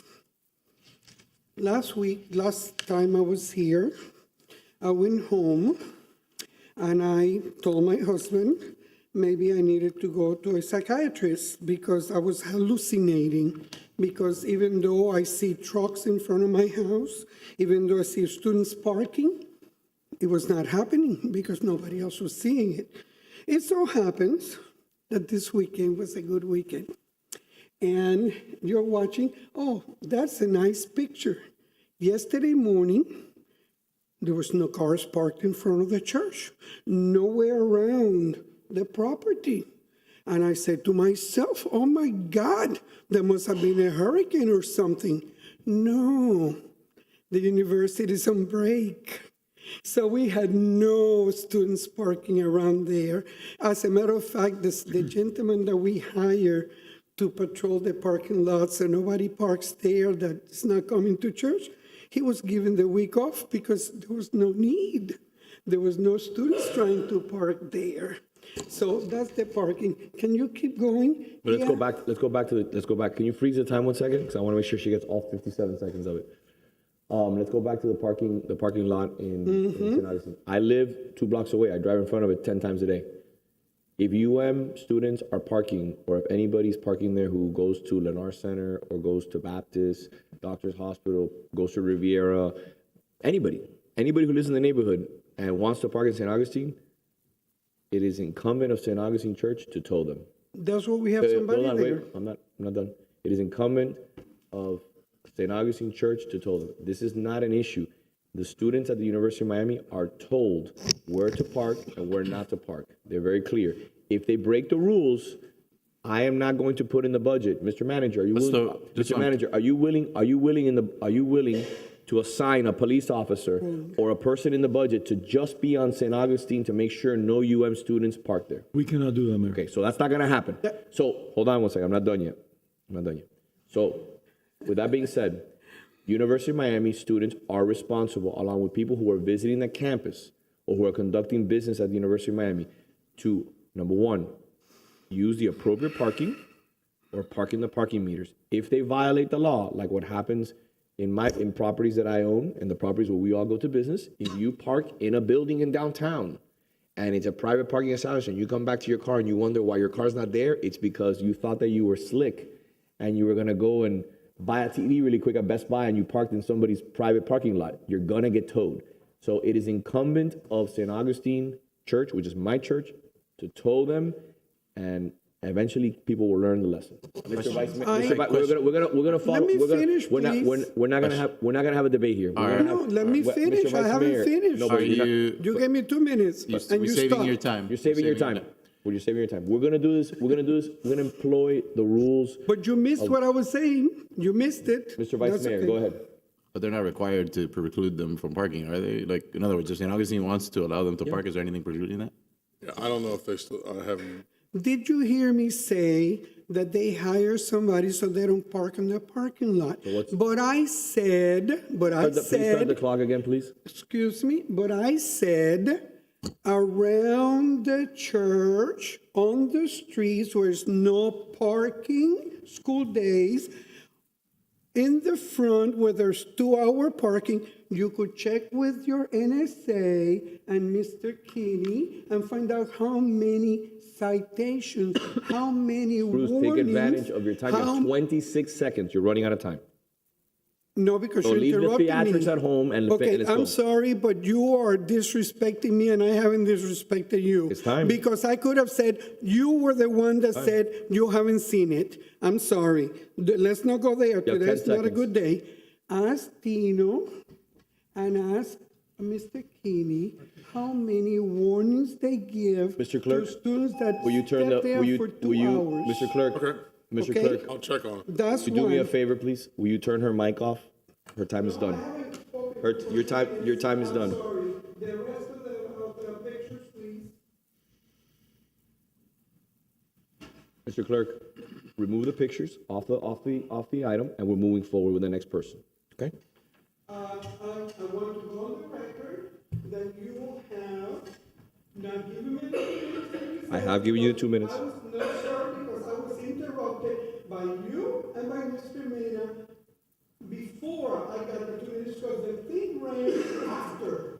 You're still So going. obviously I was not finished with the 2 minutes because it ran recently and you all were talking, interrupting me. So if that's the way you're gonna run, that's fine. That's fine, because you know what? There's more items that I want to discuss, and you know what? We'll listen to the 2 minutes. Actually, I'll call somebody to make sure there's a timer on. Right. Okay, because you It's took on. time. It's on. You took time from my 2 minutes, and now you're trying to enforce it, and you also did. Okay? So, may I respond? You've been talking for 30 seconds right now, and let me tell you, we stopped your time. Mr. Clerk, Mr. Clerk, on the record, please. The time was stopped. Was the time stopped? Yes, sir, it was. Yes, it was. Okay. So, but you're, Students do not park there. I'll get the records from parking, so you see how many tickets were given there. thank you. Imagine, first time I have to do that, and I have to employ it because it's interesting that it has to be employed now because of the level of theatrics politically that's being played here. It's embarrassing. So, moving on, what else do we have for? Mr. Mayor, we need a vote on agenda item E2. I'll move it. Second. All right, all in favor? Aye. Thank you. Perfect. Thank you very much. Moving on to F1. Oh, it's done. F2. F2 is an ordinance of the City Commission combining the Human Resources Department and the Labor Relations and Risk Management Department in accordance with Section 17 of the City Charter and amending fiscal year 2023 budget to reflect that change. This is a public hearing item. Mayor, Commissioners, there's no changes to item 2, and it incorporates a consolidation of HR, labor, and risk. I'll make a motion. Second. Mr. Mayor, we have a member of the public requesting to speak on this item. Yes. Ms. Maria Cruz. Perfect. Please add a 2-minute clock and make sure it's running. Budget for 2022-23. HR is $196,078 for HR. Labor Relations is $171,55 for a total of $367,000. Labor Relations was part of Human Resources. When attorney was the head, one salary, so now we ended up with 2 salaries when we split it. I said the other day, I was very happy with this arrangement because money would be saved, and I was very satisfied with the way Ms. Now I can think, handled labor relations, okay? Okay, now, when I look at whatever you all are signing today, it says that there's budget amendment brings $0 changes. We're in March. At the end of March, we have 6 months left in the budget year. If we're giving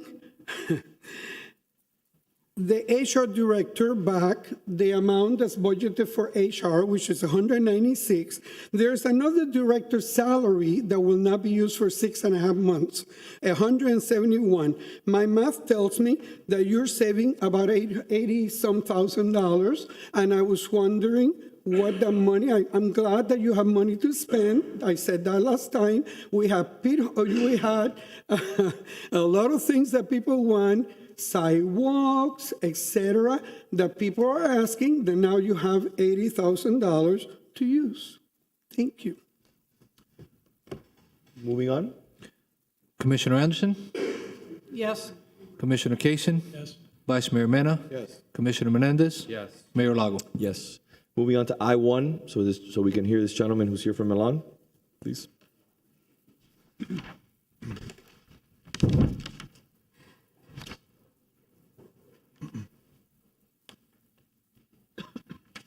Mayor, Commissioners, as you mentioned, Mayor, we are concerned about the volume of traffic calming, and I asked Public Works to do a simulation to look at what these effects are going to do on our response times. I don't believe there's any type of requirement for X response time as far as police and fire are concerned.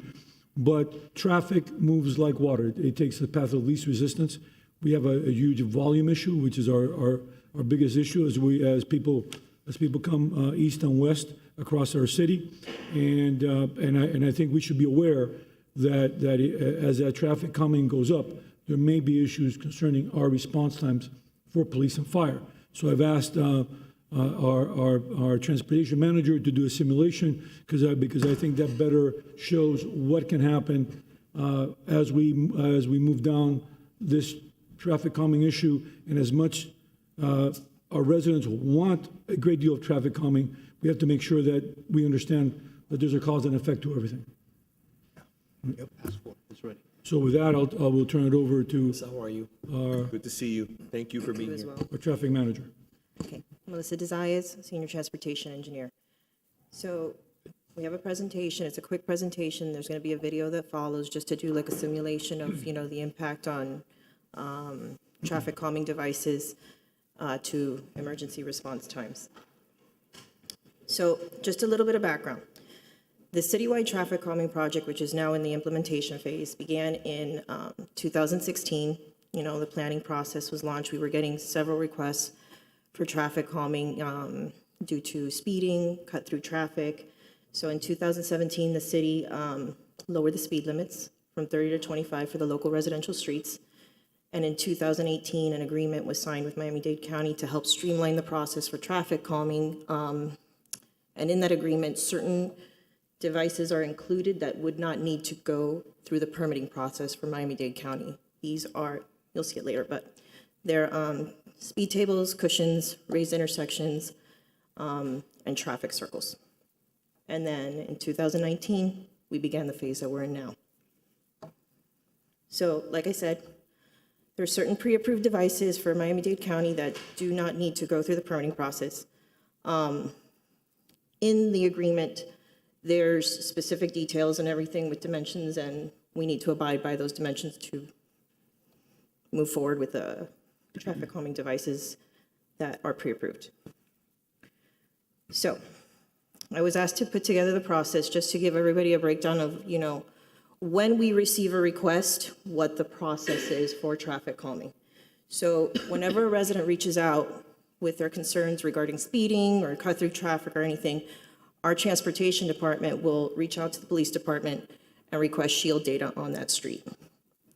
Once we get the shield data, basically what the shield data is for those that you don't know, these are they're devices that, they have the speed limits shown when the car is driving down the street. We ask for them to turn off the display because with the display turned on, cars have a tendency to slow down. So we've actually had residents reached out to us, think that they're broken, but no, we told them to turn it off. So after we get that report, the report will give us volumes and speeds, and then we go and we plug in those numbers on this spreadsheet that we've put together based on the agreement.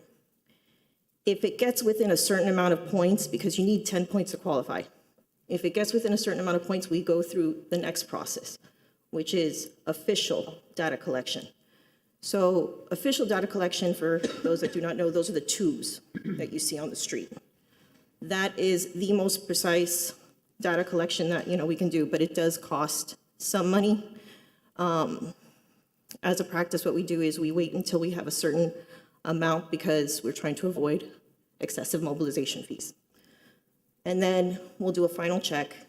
And then if it does qualify, meaning it's got 10 points or more, then we'll go to preliminary design. After we get the preliminary design, we have to send these, if it's a speed table, cushion, or traffic circle, we send it out for balloting. So we mail out the design with a ballot. We give the residents 30 days to return the ballots. Because based on our agreement, if 50% or more of the return ballots for the tables or cushions come back in favor, we'll proceed with final design. If it's a circle, we need 100% concurrency. So we need all the ballots to come back. No, 100% concurrency, sorry. 100% return ballots, 50% concurrency of the ones at the four corners. If the residents are in favor, then we'll proceed with final design and ultimately construction. So this is a lengthy process, and I just want everybody to be clear about how lengthy this process is. It's taken a while to get to where we are, but we are moving forward. The question is, so it's the residents who are there, they could be renters, but you don't go to the owners. We send it to the property owners. The owners? Yes. So we have had instances where we've sent it to the property owners, and the property owners don't necessarily live at those homes, so we can't go knock on the door and say, we haven't received your ballot, And we're actually dealing with that now with one of the traffic circles, since we need all of the ballots for the traffic circles to be able to move forward. However, what this MOU does, it allows us not to have to submit to Dade County individually for every one of these these items, whether it's circular intersections or speed tables or whatever. So it cuts, even though this process does have its issues, going to Dade County for every one of those would be a very, very lengthy procedure. So I have a question because I've been receiving a lot of emails, I think every week now, with different areas, understandably, asking for speed tables and stuff like that. And having spoken with you all and other members of the administration, I think the key point that residents don't know, not all of them know, is that agreement with the county. And that unless that street or that block reaches the sort of, like you said, the 10 points, they don't qualify, if I'm not mistaken, correct? Yes. They don't know that. They think we make the decision at will, and they don't understand that we have a county agreement that we're bound to, and we have to follow the protocol. I think as a government, we need to find a way to communicate to our residents that important part, because we just don't go up here, hey, put a speed table there, put a speed table there. I think folks need to know that that's what we're dealing with, because otherwise we're going to continue getting calls and people, why don't I have a speed table? And by the way, important question too, do you know what percentage of blocks or streets, let's say over the last year or two, that have requested have qualified and have not qualified? So a percentage we don't have, but since we've started, we've actually gotten, right now we have 17 that have qualified, in addition to the ones that are already programmed. We had 100, right now we have 112 devices that are currently programmed for traffic calming. In addition to that, there's 17 other locations that qualify, so they're just waiting, for approval to go forward with design. And I believe there's about 30 that are pending shield data. So as residents see traffic calming devices getting installed, we're getting numerous requests. You know how many have not qualified? We can probably get that. Because We'll have to I asked calculate it. about particular streets and supposedly they were measured, and I was told, Commissioner, the average speed is 20 miles an hour. The high speed was 40 miles an hour. That was one case, so obviously perhaps that street. So I'm wondering how many did not qualify. And that's one of the. We'll take a look at that. We don't have that I think data that's important. Get a real picture. Yeah. But just to be clear, this is not based on 50th percent, this is not by average, this is 85th percentile speed. We can't determine, based on our agreement with the county, you can't install a traffic calming device based on extreme speeds that go down. Right. It has to be the 85th percentile, because that's Those are the the criteria that's in place. Yeah, the criteria. So I'm going to continue the interruption while we're interrupting. Yeah. We could. So we're going to be talking in a little bit about some radar signs. And some of the data that I looked at shows that the radar signs themselves will slow down traffic 80% of the time. So if that display was on, people would be slowing down 80% of the time. The other thing I wanted to clarify with you is there are certain streets that do not qualify for traffic calming because they're county roads, Yes. Coral Way, So Bird part of Road, Maynada, Valencia. So part of our agreement, well, a critical part of our agreement is that it's only for local residential streets. The streets that you just mentioned are county roads, DOT roads. We can't install traffic calming on those roads. We can work with the city, with the county, in terms of, they look at certain locations and such as Coral Way and Anderson, where they're looking into putting a roundabout. But that is not through our agreement. That's not something that city's doing. That's a county-initiated project. And we're working with them. Lejeune and Valencia, where, we've been kind of trying to get a do not block the box put in there. We put in that request to DOT because Lejeune is a DOT road. They would be the one that would initiate the study, and then they would look to see if that's something that they would be. And for those who don't know who DOT is, it's state of Florida, isn't it? Florida Department of Transportation. Right. So just to give you an overview of what we have planned, this is Zone 1, and it's basically the area within the city limits that's between Coral Way and 8th Street and Red Road and Lejeune. So this is what we have currently planned for this zone. This does not include the devices that I mentioned that we have pending. And that blue line that's going through is the simulation the path for the simulation. So, nope, I think we're gonna have to go to the back. Oh, there it is. And a little bit of an explanation of what we're talking about. The original build is what was there before we started doing the recent traffic calming. There's a handful of traffic circles on Obispo that predated this program, so those were there. The maximum build is what happens if you put a traffic calming device everywhere where you could potentially fit it. You need to maintain certain distance from an intersection, mid-block, etc. And we did that only from Lejeune to the west. And so we compare what happens one versus the other.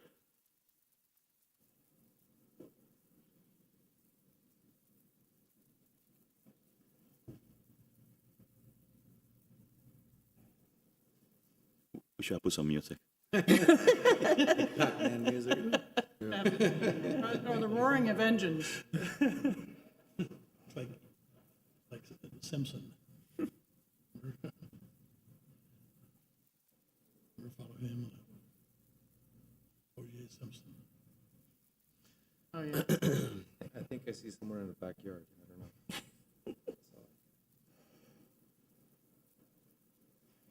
So the car on the right is the one that would be much slower because of the speed. Correct. And that's a worst-case scenario. That's if Right. we were to install traffic calming devices on every single block on Obispo. Every block, every intersection along Obispo. Well, that would be maximum traffic calming based on traffic engineering principles. Correct.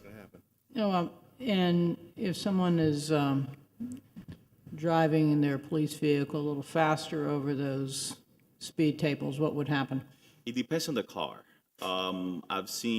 I've actually did a test myself when we started doing this at some point. Because I like this. When I worked in Miami, we built a bunch of those, and we were playing with the geometry a little bit when it confines to what the county allowed. And I had a mid-sized car, and you had to slow down to go over them. Now I presume that if you had an SUV or something bigger, I think maybe you may get away with a little bit. And obviously, if you have one of the low-lying cars, I think you could really, really feel it if you did not slow down through those speed tables. But I did try. I went through the exercise. I was the guinea pig, and I forgot. I actually have to go all the way down to like 17, 18 miles per hour as you go over those things. Unless you do the liftoff, right? In that video, the car hit like 22 speed tables. Yeah, maximize.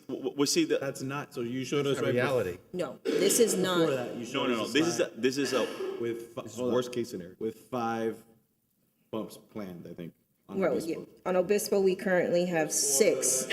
6, and they're actually This is constructed. more right than now. 6. Yes, this is more than 6, because what happens is that we've installed like 4, and then all of a sudden I'll get an email like, you're continuing on our block, right? Well, that's the issue once you see one, you want more. I know, I get And it, but how so- many is this?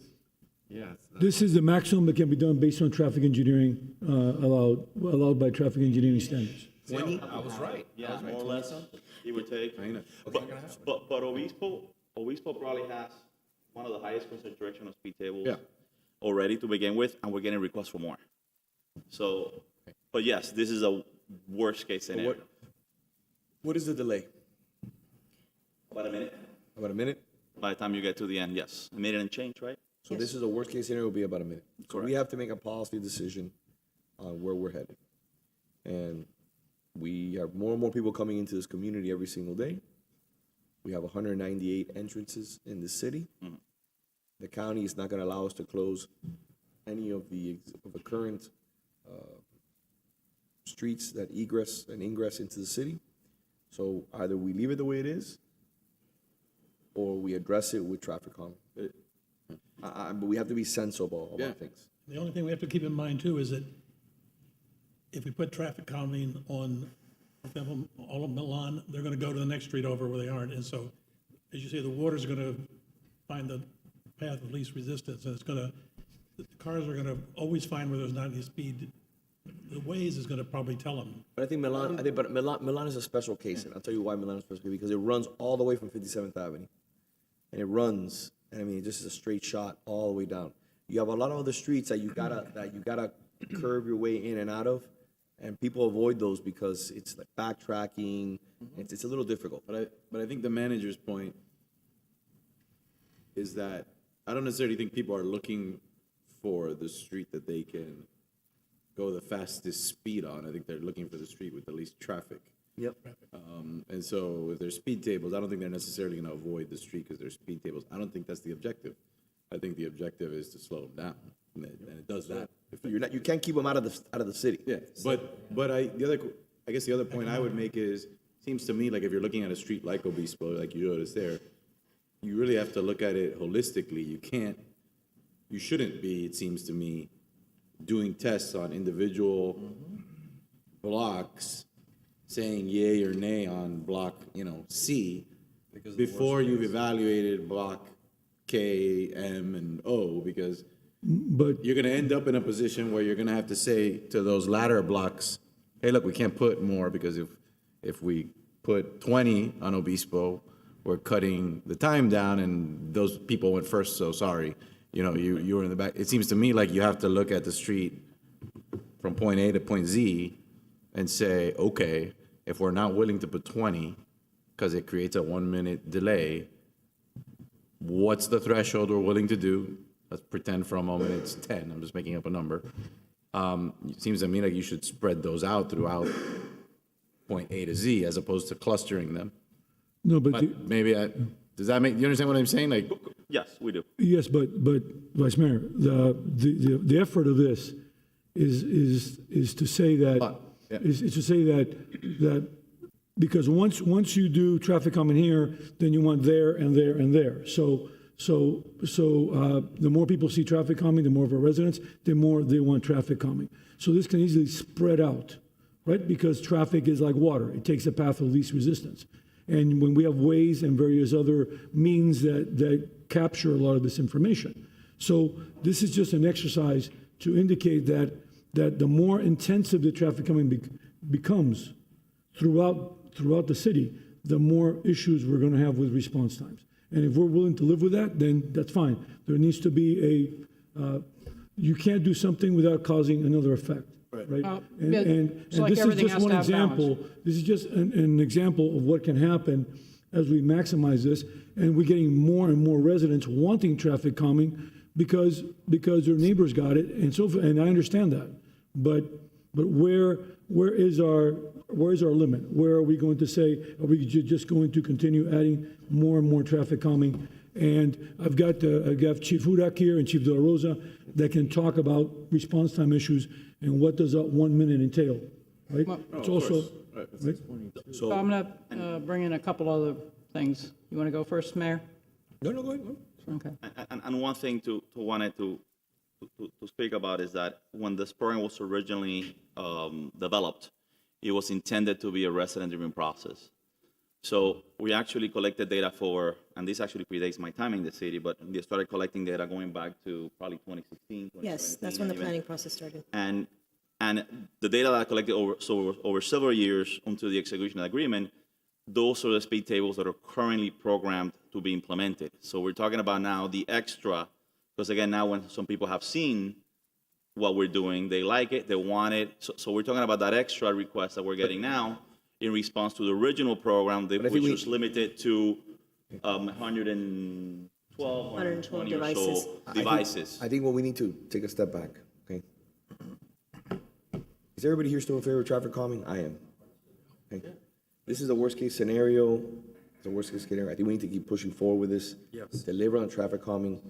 I don't know about you, but I'm getting 5-6 emails a day. It's one of the top issues for residents. So I want to be gracious to Melissa and to Hermes. I sent it to them. I said, please educate the resident in regards to where they are in the queue. If their possible neighborhood will accept traffic calming. Do they meet the requirements? So I'm pretty much ready to go. I think I want to see the traffic calming on Milan. I want to see that. I'm ready to move forward. We got a long agenda today, so tell me what you'd like to do. Commissioner? So the only things I was going to add is the most critical areas usually are from the exterior on in, because you're trying to slow somebody down that's used to traveling at a much higher rate of speed on a county road. So getting their attention early on is a factor. And, you know, the design, and we've talked about design with the fire department a number of times for the paramedic vehicles, having the cutouts so that, you know, if you have somebody in there with broken bones, or you're trying to put an IV in, that these speed tables are not interfering with the administration of medical equipment. So those are my two additional comments. I'd like to hear from I the, have the chiefs here, if they would like to comment on the response time issue. So, again, in a holistic view, and we were talking about response times earlier, okay? If you add 2 minutes, we're at 10 minutes to a non-emergency call because we're driving that way. I think the issue is, and to what I think the vice mayor talked about, is we are all getting the complaints, and rightfully so. You know, our issue is much more of a volume issue with an occasional speeding issue. That's what the 85th percentile tells us. And the enforcement side of it, you know, we've done the part-time traffic officers are working those areas. But we have seen usually what we do, and over the last 35 years I've been here, is we start putting things up and the water does run to other neighborhoods. And then it goes outside of our control. I think we do have to look this almost as a grid look in different parts of the city, because there are certain streets, Milan, Obispo, you have to address. Our cars, our cars are going 24/7. At least we're traveling those roads 24/7. Motorcycles, I got officers on motorcycles, so they're going to go into the neighborhoods as well. It's not just cars. So, you know, there is going to be a cause and effect to our response times if we just start putting them certain ways, or we're going to travel different ways. You know, over the years, we've had concerns from residents when we started putting up the gates at the end of the streets. You know, they saw a lack of patrolling because it's just difficult. It's, you know, cops, we travel in circular motions, one way or the other, get to the end of the block, turn around and come back. Now you're doing a K-turn to turn around and come back, and it's a less effective way to patrol. Not that we're talking about blocking off any streets, but, you know, we're going to have to accept the fact that it's going to take us longer to get there to non-emergency calls. The wear and tear on our cars is definitely going to become an issue. There's no doubt about that. I mean, they're not, you know, pansy-type cars. We'll see how the Tesla holds up, Mayor, but we're not putting any speed bumps downtown. So that's our bigger concern is what routes are we going to take, or where are you going to do it? Is it one street? Then they're going to push over. You know, we see the same thing. Biltmore Way, I think, was the first speed cushion we put up. And then Biltmore Drive, I'm sorry. And Orduna has been a constant issue. Manny Chamiso calls us every day. Every day. Calls me he every calls day. you every day. And He then- sits out there with signs. Yeah. He sits out with signs to slow traffic down. He puts out cones. Which I do think, and in talking with Commissioner Anderson, I think there may be a way to address some of the issues on some of these street signs and help us get the data. So our turnover for the Shield 12s is a portable thing that takes us a while to get the data. I think some of the things that the commissioner is talking about and what we're doing, and I think this body would have to decide if they want to have those kind of signs, which is, I know, is another item. We know that from the police side, it does slow people down. Now, whether we're going to put those in a neighborhood where they have, you know, sites, things like that. I mean, Lejeune Road, there is a way to pull people over in a very safe and non-safe way, so that's a problem. So, you know, we're looking at it holistically from the police department side about do an area, just don't do a street if you're going to do it. But we don't recommend just those streets because it's going to push the problem other places as it has historically. So just to add to what Chief Hudak articulated is that is the dichotomy between managing traffic speed and response times and our ability to access an emergency within a timely manner. There is no device. We've worked extensively with Public Works to research what devices out there we could use that could minimize the impact to a police or fire or rescue unit.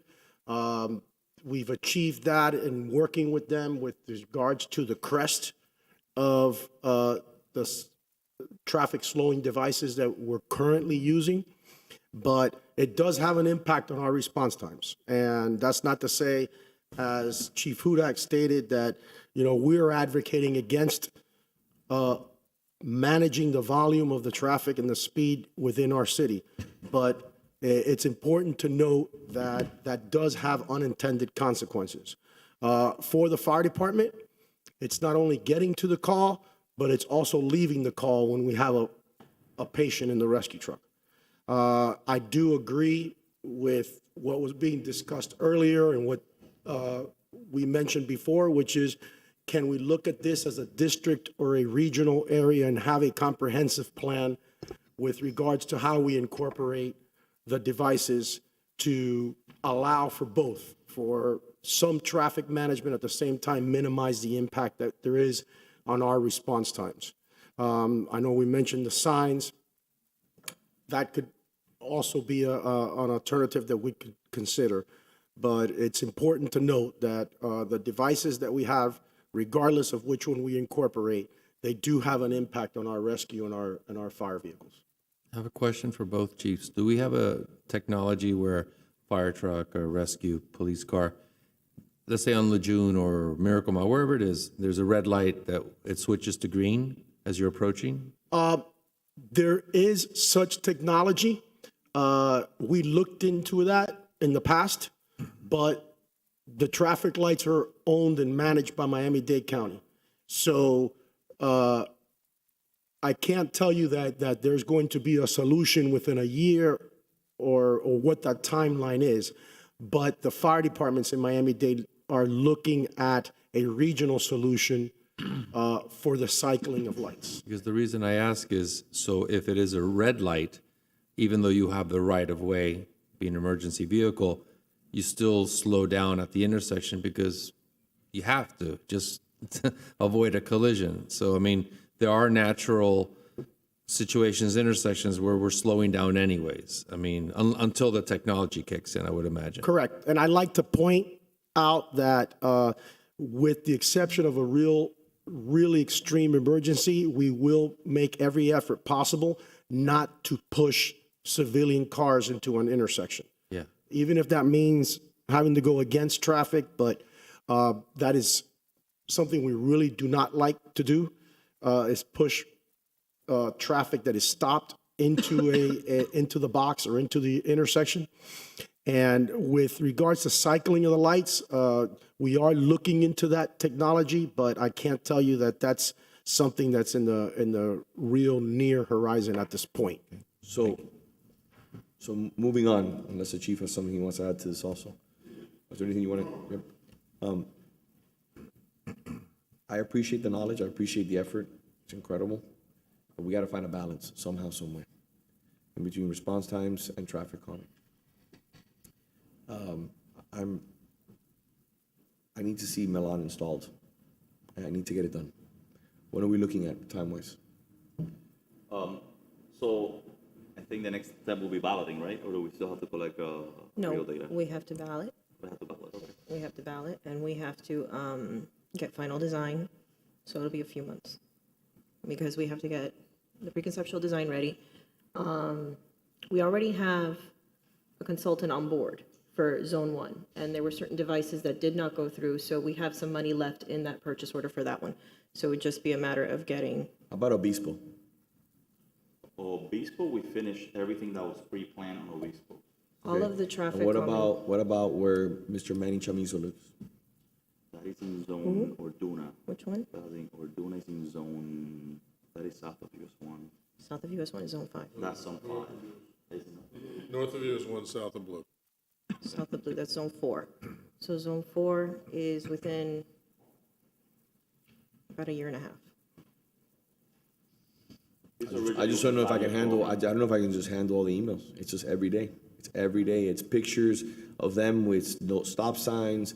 They're putting cones up. They have tables up. I mean, it's just gotten to the point where, I don't know. You, please, Mr. Chief, if you please.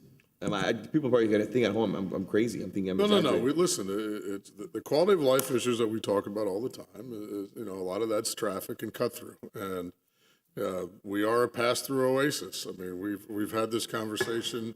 Mayor Kaysen, I remember having it with him on the dais, is that people are cutting through here at an alarming rate to get there. Yesterday, I had a meeting up in the north end, and the edge of the street said no turn, or right turn.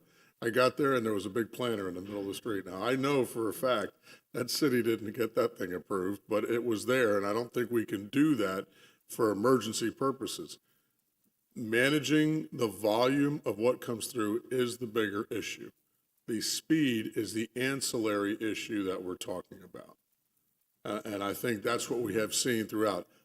Speed, we can adjust through enforcement efforts. And again, I think that's why Commissioner Anderson's thought process on some of the signage is going to help us, but also give us the data. Every time we've done these, and I can't remember how many times we've had something that said there are outliers. I'm not calling, but we do get these notices. I would say major, 3 times a week? At least 3 times a week directly to us. Some are repetitive, most of them are brand new.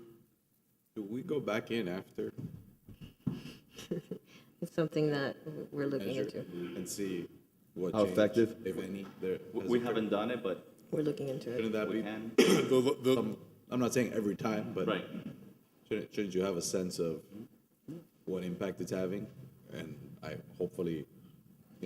hope the answer is not that it's really not having any impact. You know what I mean? But if it's not, we should know that.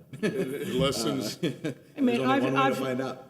I've seen an outlier or two where, they go flying because they thought it was fun. But I think I've only seen that once. It will hurt your car. If you have a regular car, I'm not suggesting it doesn't. I'm asking, when you start measuring the volume of traffic, what impact does it have?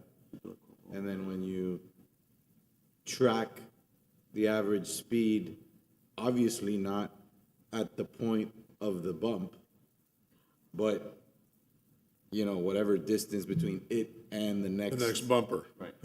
Our biggest concern now, and the last one we had that we're getting now, is they're speeding between hump to hump. Which is obvious. Right? Listen, you're right. So now, some of the residents want us to put a motorman there to get them for a 1-block area because they go, as soon as they hit that, listen, I call it entitled driving. That's exactly why we have a problem in this area.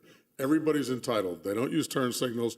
If you're in their lane, it doesn't make a damn bit of difference. They're going to cut you off. Right. The same thing with speeding. Everybody is entitled to do whatever they think they want.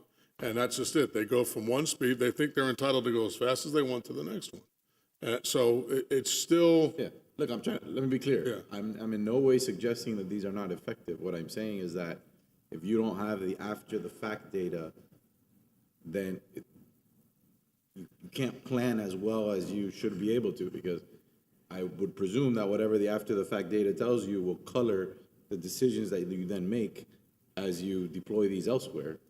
So, again, I'm not suggesting every time you should retrack it, but here and there you probably should, and kind of get a sense of what kind of impact it's having. Then the other question, to the mayor's point, I think more precisely on time, other than trying to just do it faster, which I think is his preference, but is there something temporary that you can do in the meantime? Is it putting up a sign, with like a shield, but with the lights on, or, whatever other temporary device there is that you can use in the meantime? I know That's why I was exploring that, and they do have a short presentation on that, and we'll have to dive deeper in it later, but it was just, again, part of the thought process, because we do have those gap provisions, and, of course, electric vehicles are wonderful, but boy, they can pick up speed really fast.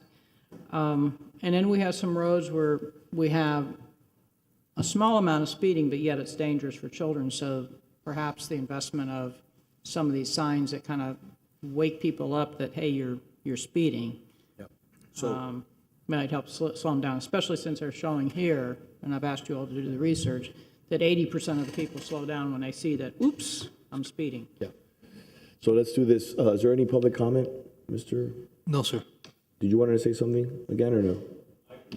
Please, you can come. You came, you've been here all day. It's the least we could do. I think the data showed that they clocked someone doing 82 miles per hour on Milan one night.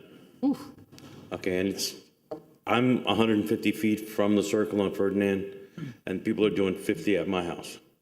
It's just a nonstop racetrack. And we have kids and dogs and older people walking, and it's just, I feel something serious is gonna probably end up happening one day. And the only time people stop at Ferdinand, which is a four-way stop, is when there's either another car or somebody walking. Otherwise, it's just wide open, both directions. So, I mean, you've heard from the commission, we've been clear. This is a priority for us. And I think that we meet the criteria, from what I understand the data says. Is that correct? The 1400 block of Milan, I believe so, right? Yes, they do. Okay. So can we put together a schedule of deliverables? Absolutely. All right. Do we have data on how many people are running that stop sign? So we do have some data. Milan is west of Lisbon, right? Is it west of Lisbon? Lisbon Yes. intersects. Right. Right. That's the block that we're talking about, Correct. right? Yeah, the 1400 block. Yes. So we do have some data on that block, and they definitely meet the criteria.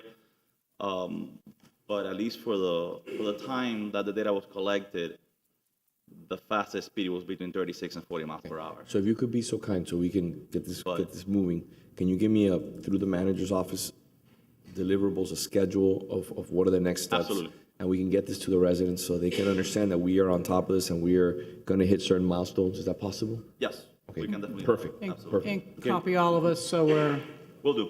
up to date. Real quickly, the police sit at that corner of Ferdinand and Milan quite often, and they refer to it as a honeypot.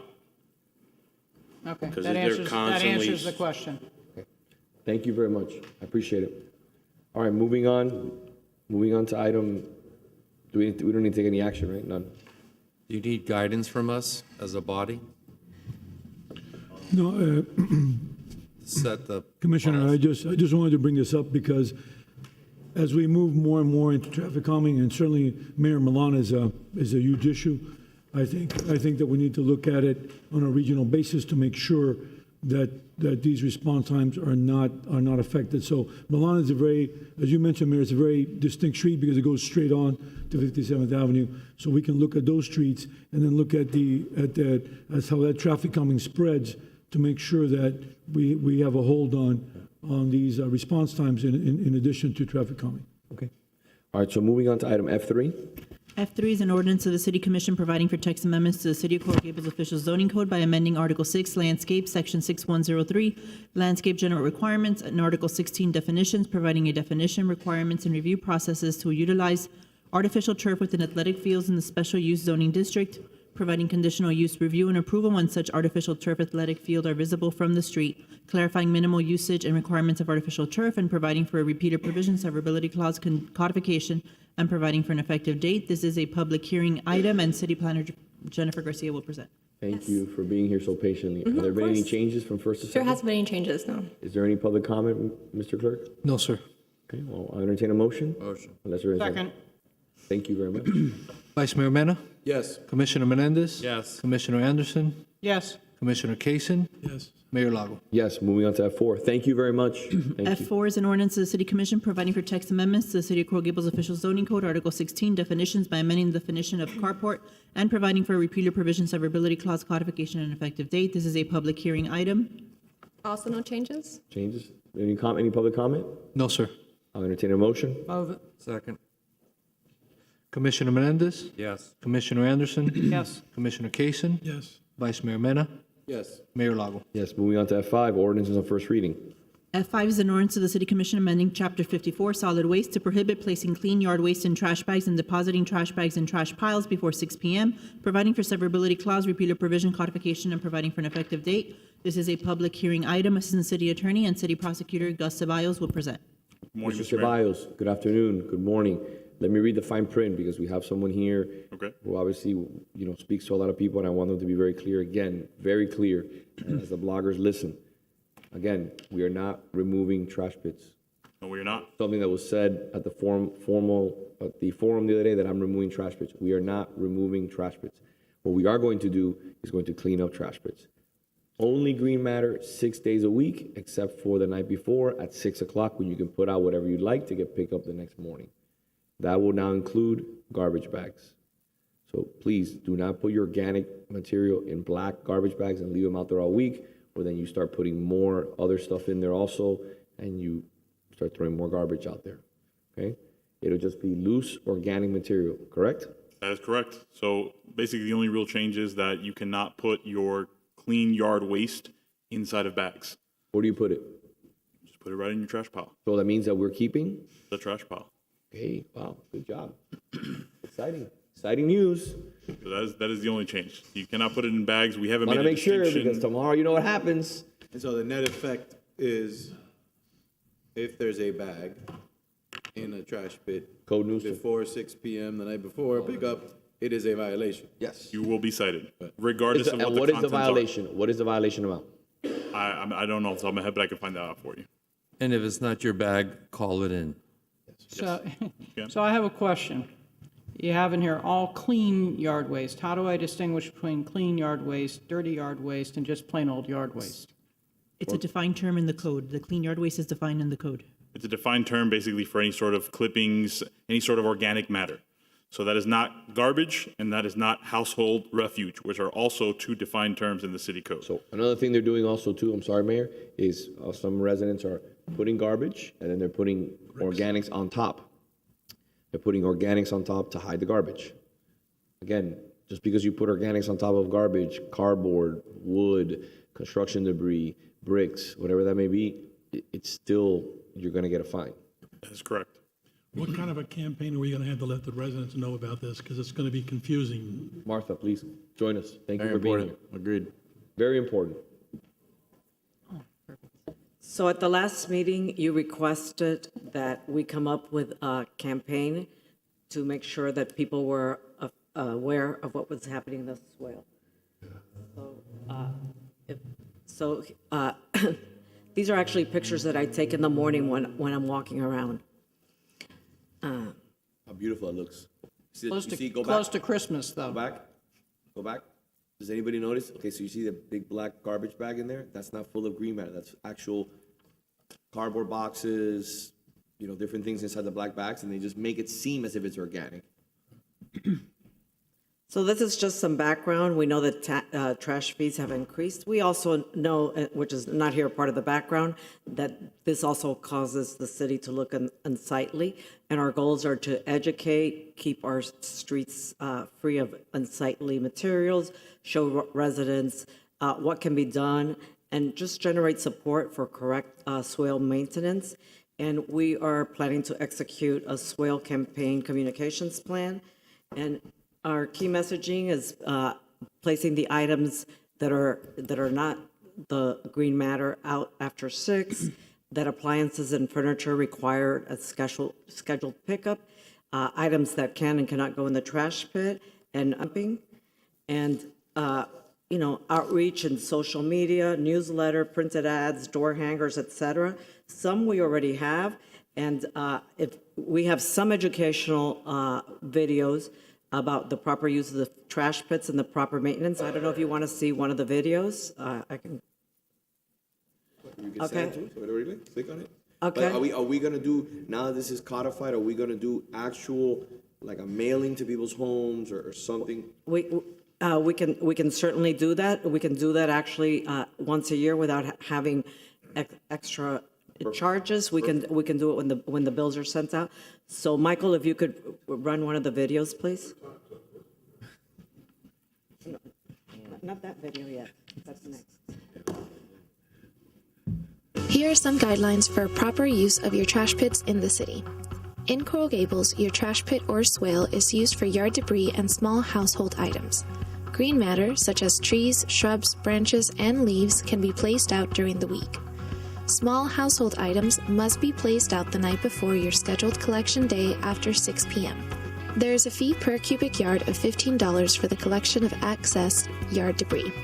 Items not accepted in the swale include construction materials such as glass and sand, paints, hazardous materials such as pesticides and household chemicals. You can bring these to our biannual recycling drive-through events. Cardboard is also not allowed on the swale. Placing cardboard and other unacceptable items in a trash pit can result in a violation of up to $500. Larger furniture can be disposed of in your trash pit at a cost of $50 per item. Furniture must be placed out after 6 p.m. the night before your collection day. The disposal of appliances must be scheduled in advance. There is a $50 fee per item for the collection. To schedule, please email pwsolidwaste@coralgables.com or call 305-460-5346.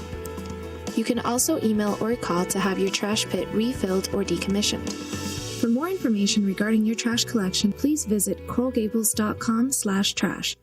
Can we in e-news use this video again and just say, news flash, there's new legislation in regards to your trash pit. Your trash pit is not going anywhere, but please follow the following rules to keep the city beautiful. We can definitely do so, and as a matter of fact, for this year, for Earth Month, we plan to concentrate a lot, not only about, things like Arbor Day, et cetera, but talking about, the things like recycling and the proper use of trash pits. And then we also have a promotional video featuring our Emmy Award-winning police chief, Mr. Hudak. And although this is not his best performance to date, if you could play that video. And this is part of a campaign. Hello, Coral Gables. I'm Ed Hudak, your police chief. Part of the beauty of our city is the way we keep it. And because of that, what we're looking at today is the swale.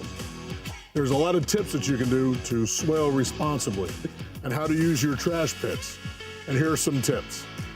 Only yard debris and small household items are acceptable. This does not include cardboard boxes or those doggy waste bags. Please make sure to place your items out after 6 p.m. the day before your scheduled pickup. The police department hopes you keep the city clean and beautiful. To learn more about your trash pit, visit coralgables.com/trash. Has this video been disseminated? So Coral Gables, from all of us in the city, and NTL Farafino and myself, we tell you to swale responsibly. I need this video like ASAP, please. This will be on my newsletter this month, please. Okay, so I'm premiering it here. We came up with the slogan of swale responsibly, Drink responsibly. Yeah. That was a swale response. I love Swale responsibly. I love the low energy coming from him. The low energy, I can feel it. So we plan to have other videos like these. The other ones are on the website, and we've put them out before. But these usually get more traction if they're more fun. So that's our campaign, Swale Responsibly, which we're showing you today, and we plan to go ahead with it. This is what we were asked to do at the last meeting. So I love it. When is it? When do we start work? When do we start? When do we roll it out? Tomorrow. I'm excited, Mr. Manager. Good work. Great work. Great work. And by the way, before we move on to the next item, we need to vote on this, right? Yep. Make a motion. Second. Mr. Mayor, we do have a member of the public requesting to speak, Ms. Maria Cruz. Perfect. Is there a way to possibly amend that to add this? Yeah, we should. Tell Martha. Do it. Martha, how realistic or unrealistic is it to edit that to add this new wrinkle? For the plastic bags, like you can say, it's very easy as long as talent agrees.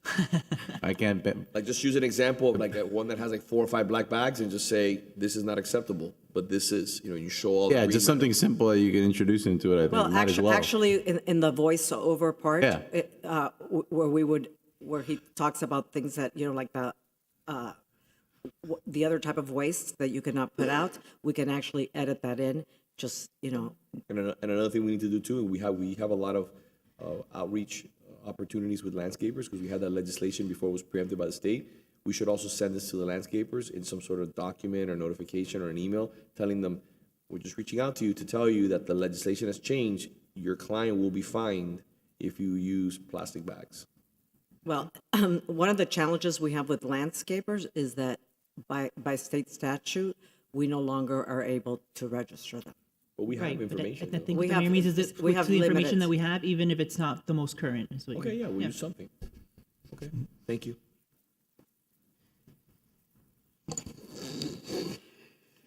Maria Cruz, 1447 Miller Road.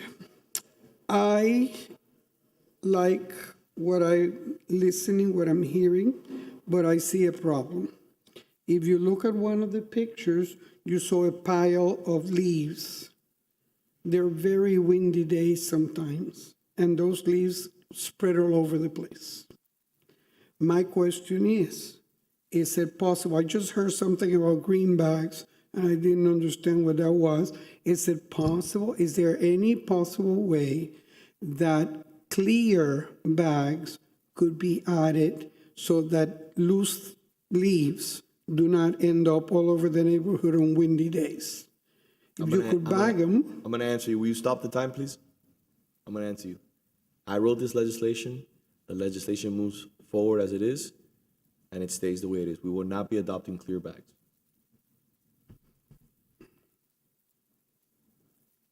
Okay, and I'm hoping that some of the people sitting on this dais would entertain, because I believe you wrote the legislation, but you need 5 votes. Okay. Thank you. We have a motion and a second. Commissioner Anderson, Yes. Commissioner Kaysen, Yes. Vice Mayor Mena, Yes. Commissioner Menendez, Yes. Mayor Lago. And that makes 5. Vince Lago. Moving on to the next item. Mayor, F6 is an Thank you ordinance. for your support. F6 is an ordinance of the City Commission amending Chapter 74, Traffic and Vehicles, Article 1 in general, Section 74-1, definition, and 74-2, prohibiting skateboard use generally in order to prohibit the use of other wheeled conveyances where posted, providing for repealer provision, codification, severability clause, and providing for an effective date. This is a public hearing item. Deputy City Attorney Stephanie Throckmorton. Good afternoon. This item is sponsored by Commissioner Kaysen, and I think he's going to take up skateboarding after his retirement next month. Not after I saw it. This item amends 2 sections of the city code. It provides a definition for skateboard, which did not exist before, which includes all forms of wheeled conveyance with or without self-propulsion, consisting of any number of wheels attached to a flat surface designed to be operated by the rider standing thereon. This would include those one-wheeled items, 2-wheeled, 4-wheeled, whatever inventions come up with next, and the current prohibition on skateboards being utilized where the prohibitions were posted also adds that other similar wheeled conveyances are also prohibited. So this would apply in those 6 or 7 blocks where we have the prohibition on skateboarding posted along Miracle Mile and up and down a few blocks of Ponce. So this would now apply to whatever new devices pop up, whether or not they're traditional skateboards or not. Yeah, I happened to see one of these new devices. It was a little board with one wheel. I don't know how it works, but the guy was racing all over the place on it. So there's going to be all kinds of new technological developments that bicycle, that means 2 wheels, so this takes care of any wheels. What about a hoverboard? I was just going to ask that. I was just going to. Well, that's the next, for the next commission. Like Marty McFly might come. Hopefully they have at least one wheel Back on to them the and they'll be future. covered by this I'm showing that definition. movie next. Do we have, Mr. Clerk, do we have any comments? No, sir. Any public comment? Any other further comment from the commission? Nope. I entertain a motion. Move it. You want to second your motion? August 13th. Commissioner Kaysen, Yes. Vice Mayor Mena, Yes. Commissioner Menendez, Yes. Commissioner Anderson, Yes. Mayor Lago. Yes. Thank you. Moving on to G1. G1. F7? Oh, I'm sorry, F7. I missed it. I apologize. F7 is an ordinance of the City Commission authorizing the city to enter into a 3rd amendment to the 2nd amended and restated master lease agreement for the property commonly known as the Village of Merrick Park with Merrick Park LLC, formerly known as Rouse Coral Gables LLC, amending Section 3.1 relating to parking to clarify that the license agreement may require consent of additional parties, providing for repeated provision, severability clause, and providing for an effective date. Good afternoon, Mayor and Commissioners. Zeta Sardinas, Asset Manager. On January 19th, the Commission approved a 2nd amendment to the 2nd amended and restated master lease with Merrick Shops. In that agreement, we provided that if a request was made by a licensee for exclusive use of the parking spaces, the developer tenant would seek approval from anchor tenants pursuant to their construction operation reciprocal easement agreement, which is the COREA, that should exclusivity be needed, they would reach out to the anchor tenants for approval. However, the developer later discovered and wants to add a simple sentence to reflect that other subtenants that they may have in their leases, it also provided for them providing approval so that they would go ahead and be able to then seek approval from those subtenants as well for any license agreement that they would enter into. Perfect. No issues. Any concerns? Any comments? No, sir. I need a motion? We need public We have a motion, I'll second. Vice Mayor Mena, Yes. Commissioner Menendez. Yes. Commissioner Anderson, Yes. Commissioner Kaysen, Yes. Mayor Louder.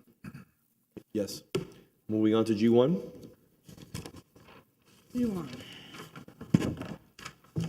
Discussion items. Right? Discussion on accessibility of information used for historical significant determinations. This was one of my ordinances, and is Gus Ceballos available? Yeah, we'll find him. So, anyway, I'm going to bring a long story and make it short. We were not able to upload for the website the what I call the record on appeal. So I'm wearing my lawyer hat right now. You have an appeal. There has to be a record in there for somebody to be able to file the appeal on. I think we've resolved that problem, Gus? Yes. Yes. So On the record. So the fill us information will be available as part of our new GIS system that has information on each property. Right now, the only thing we're going to be going live with is covenants, unity of titles, things of that nature, and any sort of historical documents for historically designated properties and properties that have had a historic significance determination made. All that information will be readily available. Okay, so right now, correct me if I'm wrong, we're posting letters of a historic designation or non-designation, as I would call them, on every Friday. That is correct, but I will defer to Mr. Adams if there's any different dates. Yes, we're posting them on a Friday, so everyone knows when they will be available. Okay, and is that done in the morning or by close of business? What is it? By close of business on a Friday, yeah. Okay, and when is the link available for the record that was relied upon for those letters of historic designation? Billy, do you happen to know when we're going to be available? As soon as the item gets uploaded into Laserfish, the link will be available. But as far as when it gets turned on, the system is already operational. Okay, so it's operational, so if the letter's posted on Friday by close of business, the link is available by Friday, close of business. So if somebody wants to file a notice of appeal or a notice of intent to appeal or send us an email that they want to appeal, the time clock starts to run on Friday. They will have their 10 days from that date, and we'll make sure that that information is posted either at the same time or before the posting of the historical determination letter. Okay, so since you were the writer of the ordinance itself, can you run through the rest of the time periods now? So they have 10 days to file the notice of appeal. Yes. And then Okay. after that, I believe they have 21 days to complete a report and submit that. Okay, and if there's any additional time needed because they needed to request additional records, how is that handled?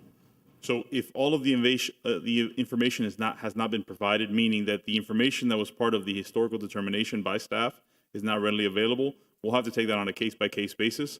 But in that situation, I suspect that we would grant them additional time so that they do not lose any part of their original 21 days to submit their documentation. Okay, so there'd be a conversation basically or an email with the city attorney's office. The additional time would be provided. So the intent is to not get to that point. We're trying to be ahead of that. We'll be proactive so we don't ever have that issue, because then we run into possible issues with the actual property owners, and something we would like to avoid if possible. So our intent and our goals is to have everything uploaded beforehand, and in the off chance that somebody wants to challenge a historic determination letter, they'll have all the information necessary to move forward with that process. Okay, and we have an appeals package available for folks that want to file a notice of appeal with the instructions. Anybody that wants to have any appeal from any board or staff determination, you can find that at the city clerk's office. All right, and for the record, the clerk was nodding his head. Yes. And in the affirmative. Okay, any questions, colleagues? The public? Comments? Okay, that's it. I just wanted to give everybody an update because we weren't getting them posted on Fridays. So I've been working through the process with staff to make sure that we have this running smoothly going forward. Glad to help. Thank you.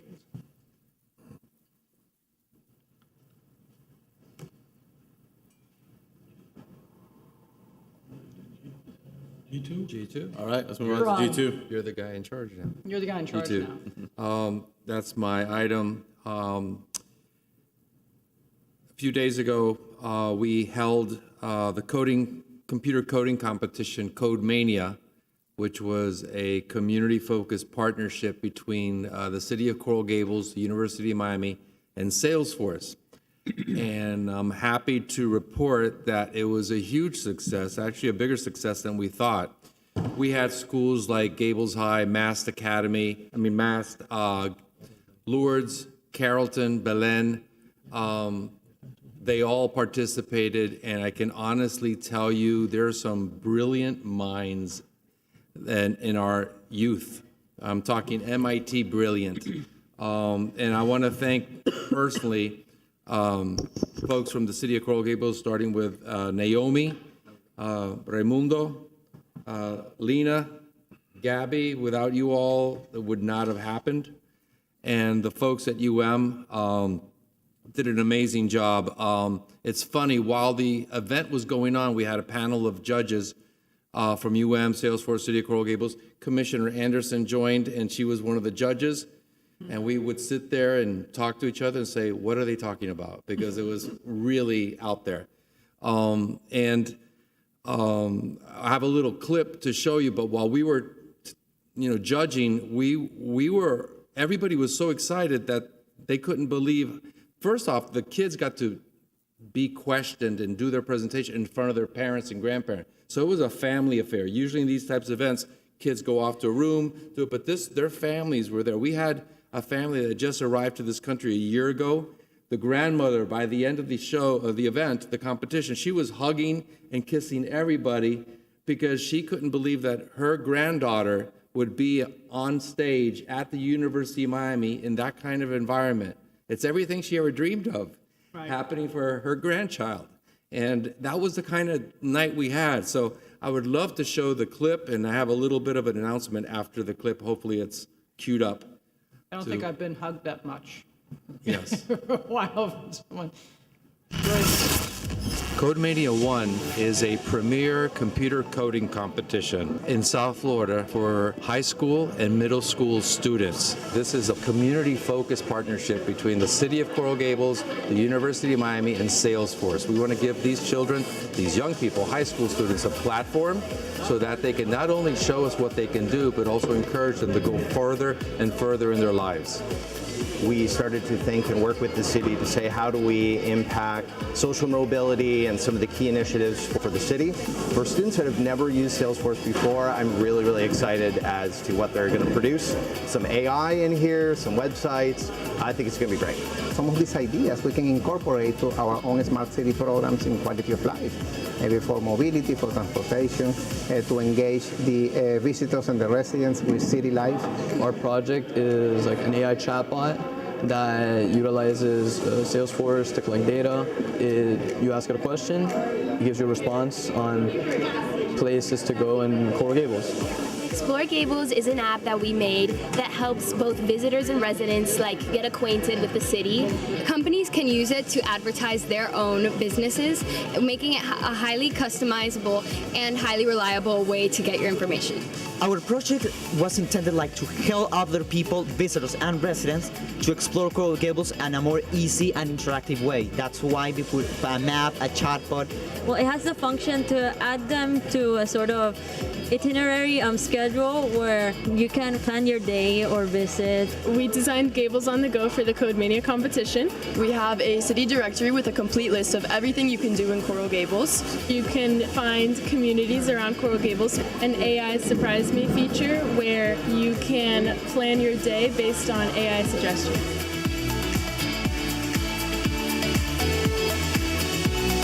Only had, 3 weeks? Yeah, they had 3 weeks to prepare, and they worked in teams, and I can honestly tell you what they were able. We heard they presented like their pre-competition, platform, and the feedback we were getting from UM and Raimundo was out of this world.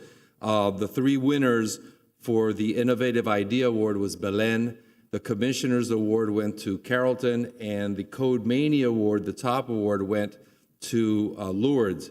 Now, one thing is to have an idea. The other thing is to display it. But they had to go up there in front of 10 judges and present it. And it was like Shark Tank. We were asking, going back and forth. And the way these kids thought, on their feet. One young lady from Lourdes asked her, why didn't you have a bobcat instead of a lion? Her response left everybody in the panel like, she should be working for the city, promoting the city. At that point, I said, young lady, just drop the mic and walk back to your table. That's how impressive. I would love Raimundo just to say a few words and Commissioner Anderson, and then I'll make a little special announcement and we'll move on. Thank you, Commissioner. That was so one of the first group, when they started the presentation, they started talking with the same language that you will hear a doctoral candidate talking when they present their dissertation at a university. Talking how they were going to use OpenAI and APIs and all those languages that we are familiar in my field. But those young kids from high school, they really surprised. We invited them to apply to internships with the city so we can use them in our labs to see what they can develop for our city. Thank you. So while I was talking to them about internships, and I connected them with Raimundo to do that, I also talked to them about other types of internships that we have available here at the city. And, I started looking at our website a little bit more, and we should really polish up our other types of internship programs, because out of that I got a couple emails, one for a couple of folks interested in engineering, one interested in architectural stuff, and connected them with Cerami Cabrera and their department. But yeah, we can polish the website up a little bit more there to make it clear to folks that are in high school that are making these career choices that, you don't have to be a lawyer, a politician, or, work in City Hall. You can go in the other building over there and do other fun stuff other than that. But it was very exciting and very encouraging to get to continue the conversation with these same students, that they spread the word that we have internships here in other departments. It opens doors and opens opportunities for all these young people. So thank you both, and bringing young people to our IT to learn more under Tony Stark, our own Tony Stark. I think that's one of a kind opportunity. And the one thing I want to add, by the time we were finishing up, everybody from UM, Salesforce, they were all like, we need to do this again next year. So the wonderful news is that everybody's on board, and verbally, not officially, but verbally, we will have a new partner, an additional partner, which is a Fortune 500 company, verbally have agreed, which is Mass Tech here in Coral Gables with the Moss family. We were in discussions and conversations, and they would love to be part of this. They're very youth focused, and they've done a lot in the community, and they're based in Coral Gables. So little by little, we're building not bigger, but better. And again, thank you, everybody, and especially the commission, for the support. It's the most rewarding moment I've had in a long time. Commissioner, we're very proud of you, by the way. Great job. Great job. And as we talk about mentorship, I mean, again, it's just another example of it, something beautiful. So we just, you continue to always surprise us with great ideas. And this is something that, again, the community has gained a lot of benefit from, and we look forward to seeing it grow in the near future. So congratulations. Moving on to item G3. No, this is fine. Oh, yes. Electronic speed warning signs. We somewhat talked about it a little bit. I've asked staff to take a look at it, and we'll start the initial review, and I made mention of the fact that 80% of the vehicles start to slow down, and then we can start looking further into using this to deal with situations where we don't want to put in too many traffic tables to slow down response times, or in areas where that doesn't quite meet the criteria, but we still have some crazy excessive speeds. And I think the police department would appreciate the data too. Get those honeypots. So, honeypots. Whoa. Fishing holes, not honeypots? That's a little different. That's a spy term. Violator redundant accident area. Okay. All right. Well, I was just, it shows you that when the story is told a few times, that it changes to honeypots. You have a few pictures for us? Well, I really only have one picture. One picture. One picture's Okay, good. So this is what it looks like. This is a powered speed feedback sign. The cost, as we discussed earlier, was approximately $5,300 for the sign, but there are some additional connection costs that might be needed to install this. I did get some feedback from the Department of Transportation, and there really is no process in place to have these installed, so it's basically case studies. If you see an issue with speeding in an area, they might install them to help. And we will reach out to the county, but we don't have an answer yet. We may need an interlocal with them, but we'll still have a little more research to do. But we'll continue to push that forward. Be moved from time to time if you find that you want to move that to a different street. No, because These are those are permanent fixed. installation. They go, in a pole and a base, and I'm sure they need to have some kind of a, the mobiles are ones the police uses, with a shield, which we use to collect the data for traffic calming, and they do have a few of those. But yes, no, those will not be movable. All right. So, the concept behind this too is, slow down the vehicles. The cost is a lot less than a speed table. Installation is a lot faster. So you got those three factors to deal with. All right. We'll look forward to more information in the future. We'll do that. Looks good. Great job. Item G4. That's us. One more way. You don't get to sit down. This is your day. I wanted to, kind of make sure that we're still remaining on track for a number of reasons. We're talking about, again, getting the streetscape done on Biltmore Way, Andalusia, Valencia, and determining where bike lanes go. I know that there were preliminary drawings that came in on Publix, and they didn't have any bike lanes in there. So again, I don't want to have a missed opportunity here. So remind me, Dover Cole is studying Valencia, and Biltmore Way, and Andalusia? So we did a little map just to show you what was included in the scope that we currently have in place with Dover Cole and what we have reached out to them to get a proposal for. The map, yes. For G4. And we passed legislation, I think, in If not, I can just 2022 about describe it. expanding the scope of Dover Coles, didn't we? So Through ponds, there you go. I know we discussed it. So originally, the limits were Biltmore Way from Anderson Road basically to Lejeune. And then we expanded the scope to include all the way to Ponce. Now what we're looking into is adding Valencia from Anderson to Hernando as part of this, as you can see. So the change order, we asked for Dover Cole for a change order to see how much adding Valencia to the scope that we have right now. It's about $31,540, which would basically bring this up to like $180,000. So we've already moved forward on that, so they're looking at We are this moving area. forward with it, yes, So we looked, we had the original public meeting on January 19th. on January 18th for the western portion of the roadway. Before we move forward to the east side, I think we need to hit the Valencia area because that transition is really very critical. So until we figure out what does the public is willing to, what we're willing to do on this area, it's going to be hard for us to say what's going to happen for the next one over. So I think the next spot will be take a look at Valencia, and then at the same time, take a look at Biltmore Way and the road diet on the area that is west of the circle to see if that's feasible.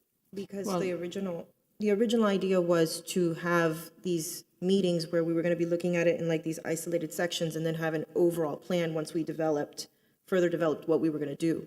So like Hermie said, we need to iron out, And the direction I think that we have right now for Billmore Way all the way through Hernando will basically be, we're gonna maintain the angle parking and no bike lanes. And that's the way that. Yeah, so my thought is you need information such as a traffic study, because people can make better decisions with information. I think it's pretty clear no one wants to lose any parking spaces on Biltmore Way at all. We have lack of ADA parking on Biltmore Way in the 600 block and 700 block that we need to address. There's parking on Valencia that's underused. You know, when I've traversed it, and keeping in mind I am within walking distance of 2 to 3 blocks from there, every car that's on the north side of Valencia, there's a vacancy on the south side of Valencia. So again, with data, better decisions can be made. So that might be the better street to put the bike lane on from Valencia between Anderson and Segovia, utilize the existing bike lanes that are on Segovia, and determine whether or not we can take bike lanes in the 400 and 500 block on Biltmore Way, Andalusia, at that point. Correct, through Hernando will be, Not necessarily through Hernando, through Segovia, after Segovia. Okay. through Segovia. They have bike lanes on there already. They already connect into that circle area. It's how to feasibly do it. It's the least complicated route. That's what I can put, with the most corridor space. So the reason I mentioned the need for a traffic study is heading west, coming from Lejeune, and entering into the circle, we already narrow it down by 1 lane. It goes from 2 lanes down to 1. And then you reopen it up again to 2 lanes. Okay. We need to look at the need for 2 lanes, whether or not we can slow down the traffic, whether we need to have a median there. Again, information is important for people to make informed decisions. So, So you want us to check, I'm sorry, you want us to check whether we can reduce 1 lane of traffic on East of Biltmore Way, Segovia. east of Segovia. we need a traffic study to look at volume. Do we need 2 lanes there? Is it better just to have it, you might want to still leave the same asphalt and have it for a back out lane, but not have it as a travel lane. So those are some thoughts. And in the future, I want to address funding mechanisms for these projects. So I'll bring that at a future point in time. Any thoughts from my colleagues? Thank you for doing a lot of the legwork. I appreciate it. Very interesting. I support the effort. Yeah. And I too would like to know the data and the possibilities. So I encourage, city staff and Dover Cole to show us what's possible so we can make an informed decision. I think it'd be great. Yeah. We can come to some sort of consensus. I think it'd be great. Yeah. I think it's pretty clear in the 600 and 700 blocks, no parallel parking and no bike lanes on Biltmore Way. I think, Mayor, there should be if the commission is in favor of expanding the scope for that amount, there should be a motion to authorize the manager to execute a change order or approve a change order. I'd make that motion. I'll second. All in favor? Aye. Thank you. Going on to G5. Thank you. Vice Mayor Mena? Yes. You thought you'd never get here, right? Chief I heard that in your voice.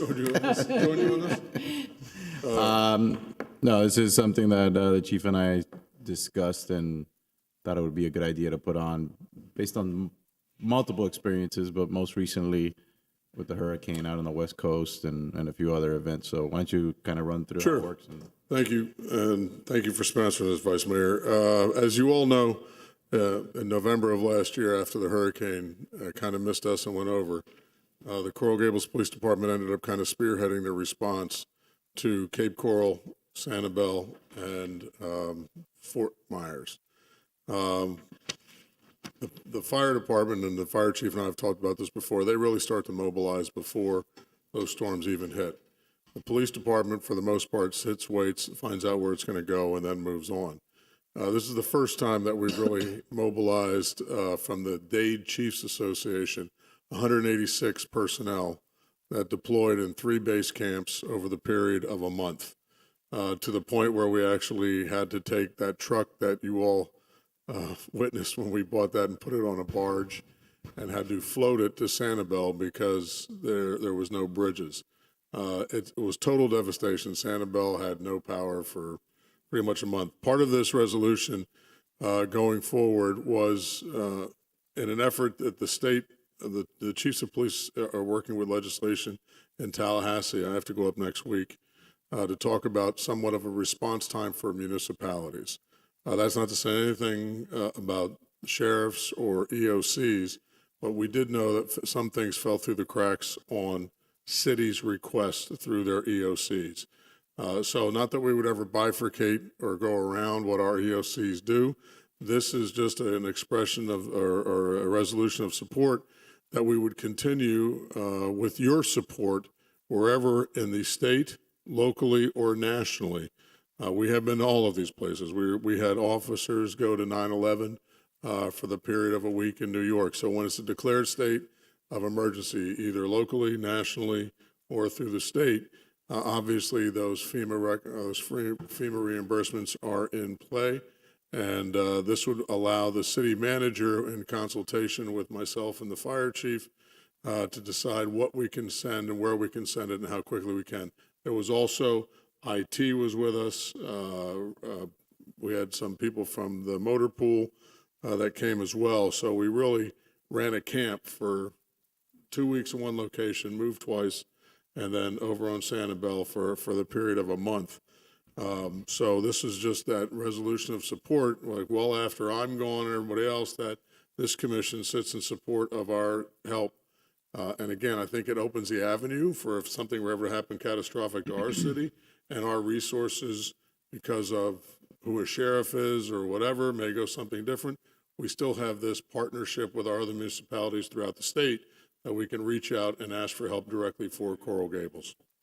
I think that this reaffirms by the commission, I guess, my authority to do so, but also really the fact that we should be working together.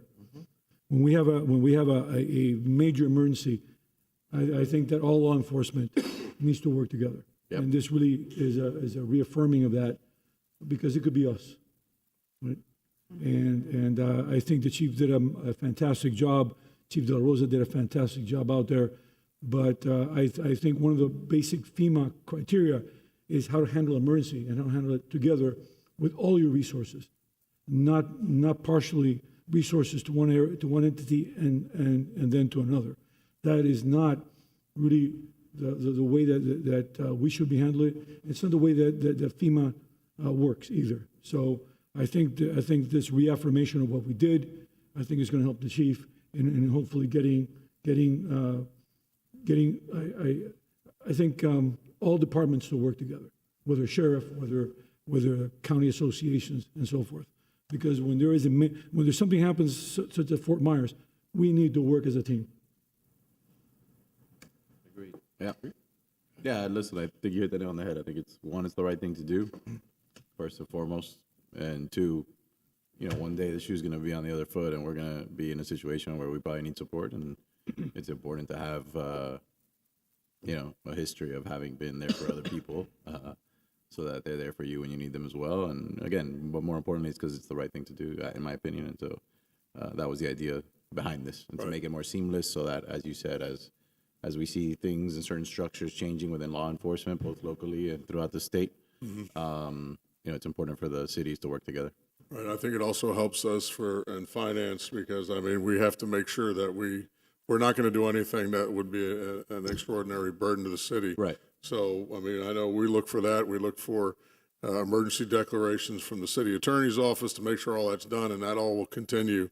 And sometimes it takes time to come back to you all or the manager having to come back. There's not sure, but I think this kind of codifies the entire decision process during a hurricane. I have a quick question. Is this something that we can, once we pass it, share it with other cities, show what we're doing?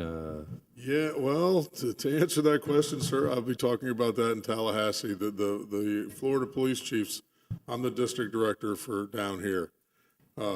We had a symposium in Orlando a few months ago where I was on a panel. I discussed the support of you all and what you've done for us. And they're trying to model, one, the Miami-Dade County response, but two, they want the schematics to our truck as well, because I think Florida police chiefs want to build a truck like that, keep it in the center part of the state so that the Florida Police Chiefs Association can respond. I mean, and we know that the Sheriff's Association, there's 66, soon to be 67, they respond to those bigger areas. You know, I will tell you that there was a department that put in a few requests that got lost in the EOC hierarchy. And it wasn't for 2 weeks until they had nothing, where we kind of showed up. And it was very much a team effort. And that's a testament to all the other departments in Dade County. So the rest of Florida is looking at that, and they will look at this resolution because there was some elected bodies that told their people, no, it's okay. We don't need you to go.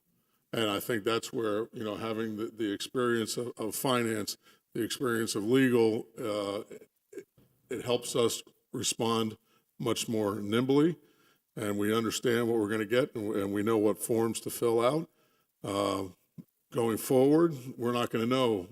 Some people here may not, know what to do. So I think this is kind of a bookwork for the entire. Is this also something that we can present to, let's say, the League of Cities at that level, what we're doing, and maybe besides the police force, the police departments, but, the electeds? Right. I think, and I can give you an answer on that when I get back from Tallahassee. Sure, no problem. To see what the legislation wants to do on appropriations. Yeah. State Representative G. Lombardo, who was over at Lee County, is kind of pushing that. I know they have hearings on that. And then that's something else that would probably come from the state and use the Florida Police Chiefs model, or or the Dade County models where they've covered it. So thank you, Chief. Okay. Thank you, Chief. That's it. Vice Mayor, take some action on this. Yes, make a motion to pass the resolution. A second. Commissioner Anderson? Yes. Commissioner Kaysen? Yes. Vice Mayor Mena? Yes. Commissioner Menendez? Yes. Mayor Lago? Yes. Vice Mayor, thank you for your leadership on this. Thank you. Item I2, City Manager items. I2 is a resolution of the City Commission authorizing the exchange of the Capital Improvement Revenue Bond Series 2018A and Capital Improvement Revenue Refunding Bond Series 2018B, approving the form of and authorizing the execution and delivery of an agreement relating to paying and registrar agency, approving the form of and authorizing the execution and delivery of a continuing disclosure certificate, delegating certain authority to the city manager and finance director, authorizing the execution and delivery of other documents in connection therewith, and providing for an effective date. Diana Gomez, Finance Director. So the 2018 and 2018 A and B series bonds, when they were issued through the Sunshine State Governmental Financing Commission, at the time, there was discussion that the Sunshine State Financing Commission may dissolve or maybe not outlive the 30-year bonds. And so there was a provision put in those bonds that if the Sunshine State were to dissolve, how would those bonds get transferred over to the city? So about a year ago, the Sunshine State Government Financing Commission decided to dissolve, effective now April 5th, 2023. So we are in the process of transferring those bonds from jointly with them to just to the city. So it's not changing anything on the bonds, none of the maturities, none of the interest rates, anything like that. It's just transferring it over to the city and allowing for the continuing disclosure certificate and the paying agent agreements to be put into our name directly so that we can continue making the payments on to the bondholders. So this is authorizing that, and eventually the bonds will have to be re-executed, and so they'll have to be signed by the mayor and the clerk, but we'll take care of that sometime between now and April 5th. Okay. But there's no changes to the bond structure itself. And Commissioners, Mayor, we also have restructured our bonds when interest rates were so low. We took our higher interest rate bonds and our variable rate bonds and put them at that 1.8 to 2% range. And so we've restructured our loans to really capture that very low interest rates. So we've done everything possible. I think we saved millions of dollars to the city and done everything possible to maintain our AAA rating. When did we do that? We did that the last few years. And we're working through that through the, So through the pandemic. what you're also. telling me, so what you're telling me is the city's not in a financial cliff? Absolutely not, Mayor. No. Oh, okay, that We saved caught the me off city. guard. So actually, we actually have bonds that we refinanced. I remember when we did this, at 2%. But you know how we got that 2%, Mr. Manager? And people who are here today joining us, who are very close to the candidates that are lobbing these grenades without actually having any facts. The reason why you get an interest rate under 2% is because you have a triple bond rating. That's why you get it. Not many cities are afforded that rate because they have that much faith and confidence in our financial, well-being. That's why we get those rates. Madam Director, am I wrong? We Please, were in you're the financial- finance director. You know better than anybody. You're correct. If we were in financial problems, we would not get that 1.9 to 2%, 1.8 to 2% rating. That is correct, Mayor. Thank you, Mr. Manager. Thank you, Madam Director. This is a very solid city. I'll make a motion. Resolution. Second. Commissioner Kaysen? Yes. Vice Mayor Mena? Yes. Commissioner Menendez? Yes. Commissioner Anderson? Yes. Mayor Lago? Yes. So I don't see anything else on the agenda. I'm going to bring up just two quick items. Mr. Clerk, I know that the Public Works Department is working along with code enforcement and the city attorney to delineate who is responsible for the swales adjacent to bridges for the maintenance, so that we can beautify those areas. The homes, how are we going to, I would like to see that brought up at the next commission meeting. That legislation or that directive, is it going to be, is the city's going to maintain the swales? Because I brought up the fact that for example, on areas, this is something for next commission meeting that we're going to bring up. I want to see it brought up and I want to address it. Who's responsible? Is it the homeowner? Is it the city? Is it the county? It's the bridge swales, the swales adjacent to the homes in between the bridges, because we had some of the bridges near where Mr. Chamizo lives, right next to my home. Excuse me, I apologize. Blue Road, is it Blue Road? Blue Road. Yeah, on Blue, the two bridges on Blue. The swales were wild with growth over the edges, and there was a lot of garbage there that our team went and picked up. The neighbors were not taking responsibility of maintaining the bridge swales, and the county wasn't either, and we're doing it. So I want to make sure who's responsible and make sure that doesn't happen again. We are looking at that, Mayor. We've got some bridges that are ours, some Yeah. are county, and some are state. So we are looking into that now. And by the way, the county responded to our letter. Yes. So I would like to go over that with you sometime this week, if possible. Public Works Department will provide you a written response to all their comments. Yes, I would like a response to that, please. They're working on that now, Mayor. So I'd like to have that at the next commission meeting, please, if we can.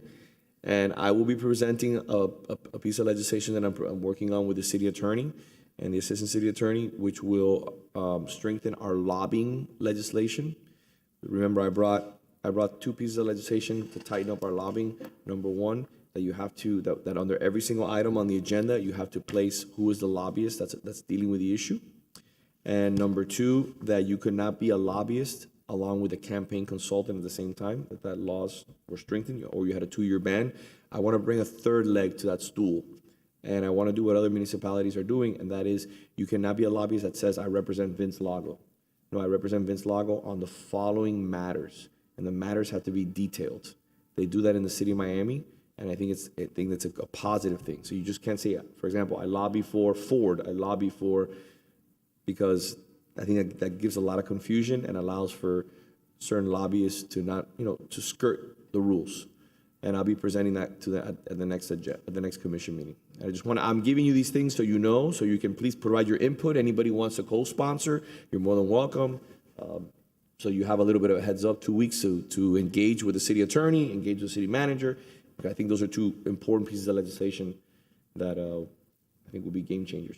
You should consider having those, which I think they do in the city of Miami, sunset, or at least have to be renewed. Okay. So that, because sometimes people register today, and then 6 years later, they're still listed. Annually. But they're not representing the person anymore. They're required to register annually. Oh, perfect. Yeah. Okay. That's what I thought. Yeah. So I want to make sure, but I want to do it per item, so it's very clear. And the fourth thing that I want to talk about, which I want to be talking about the next, is I'd like to see where we are with sidewalks. We did a site visit, the sidewalks on Blue Road to the bridges. These are things that, again, are legacy issues. for the vice mayor. We're having, he's coming up on his last meeting.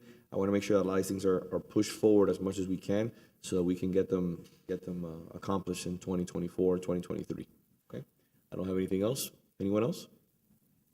No. No? Oh, okay. Well, today was a pretty robust meeting. I think we accomplished a lot. I want to say thank you for everybody who partook in today's meeting. Again, we'll see you in 2 weeks, and I look forward to anyone. If you have any issues or any questions or any guidance, please join us on Friday starting at 2 o'clock. We have open door Fridays, or you can join us in the commission meetings to discuss any issues that you believe are pertinent to the City Beautiful and would advance and enhance our quality of life.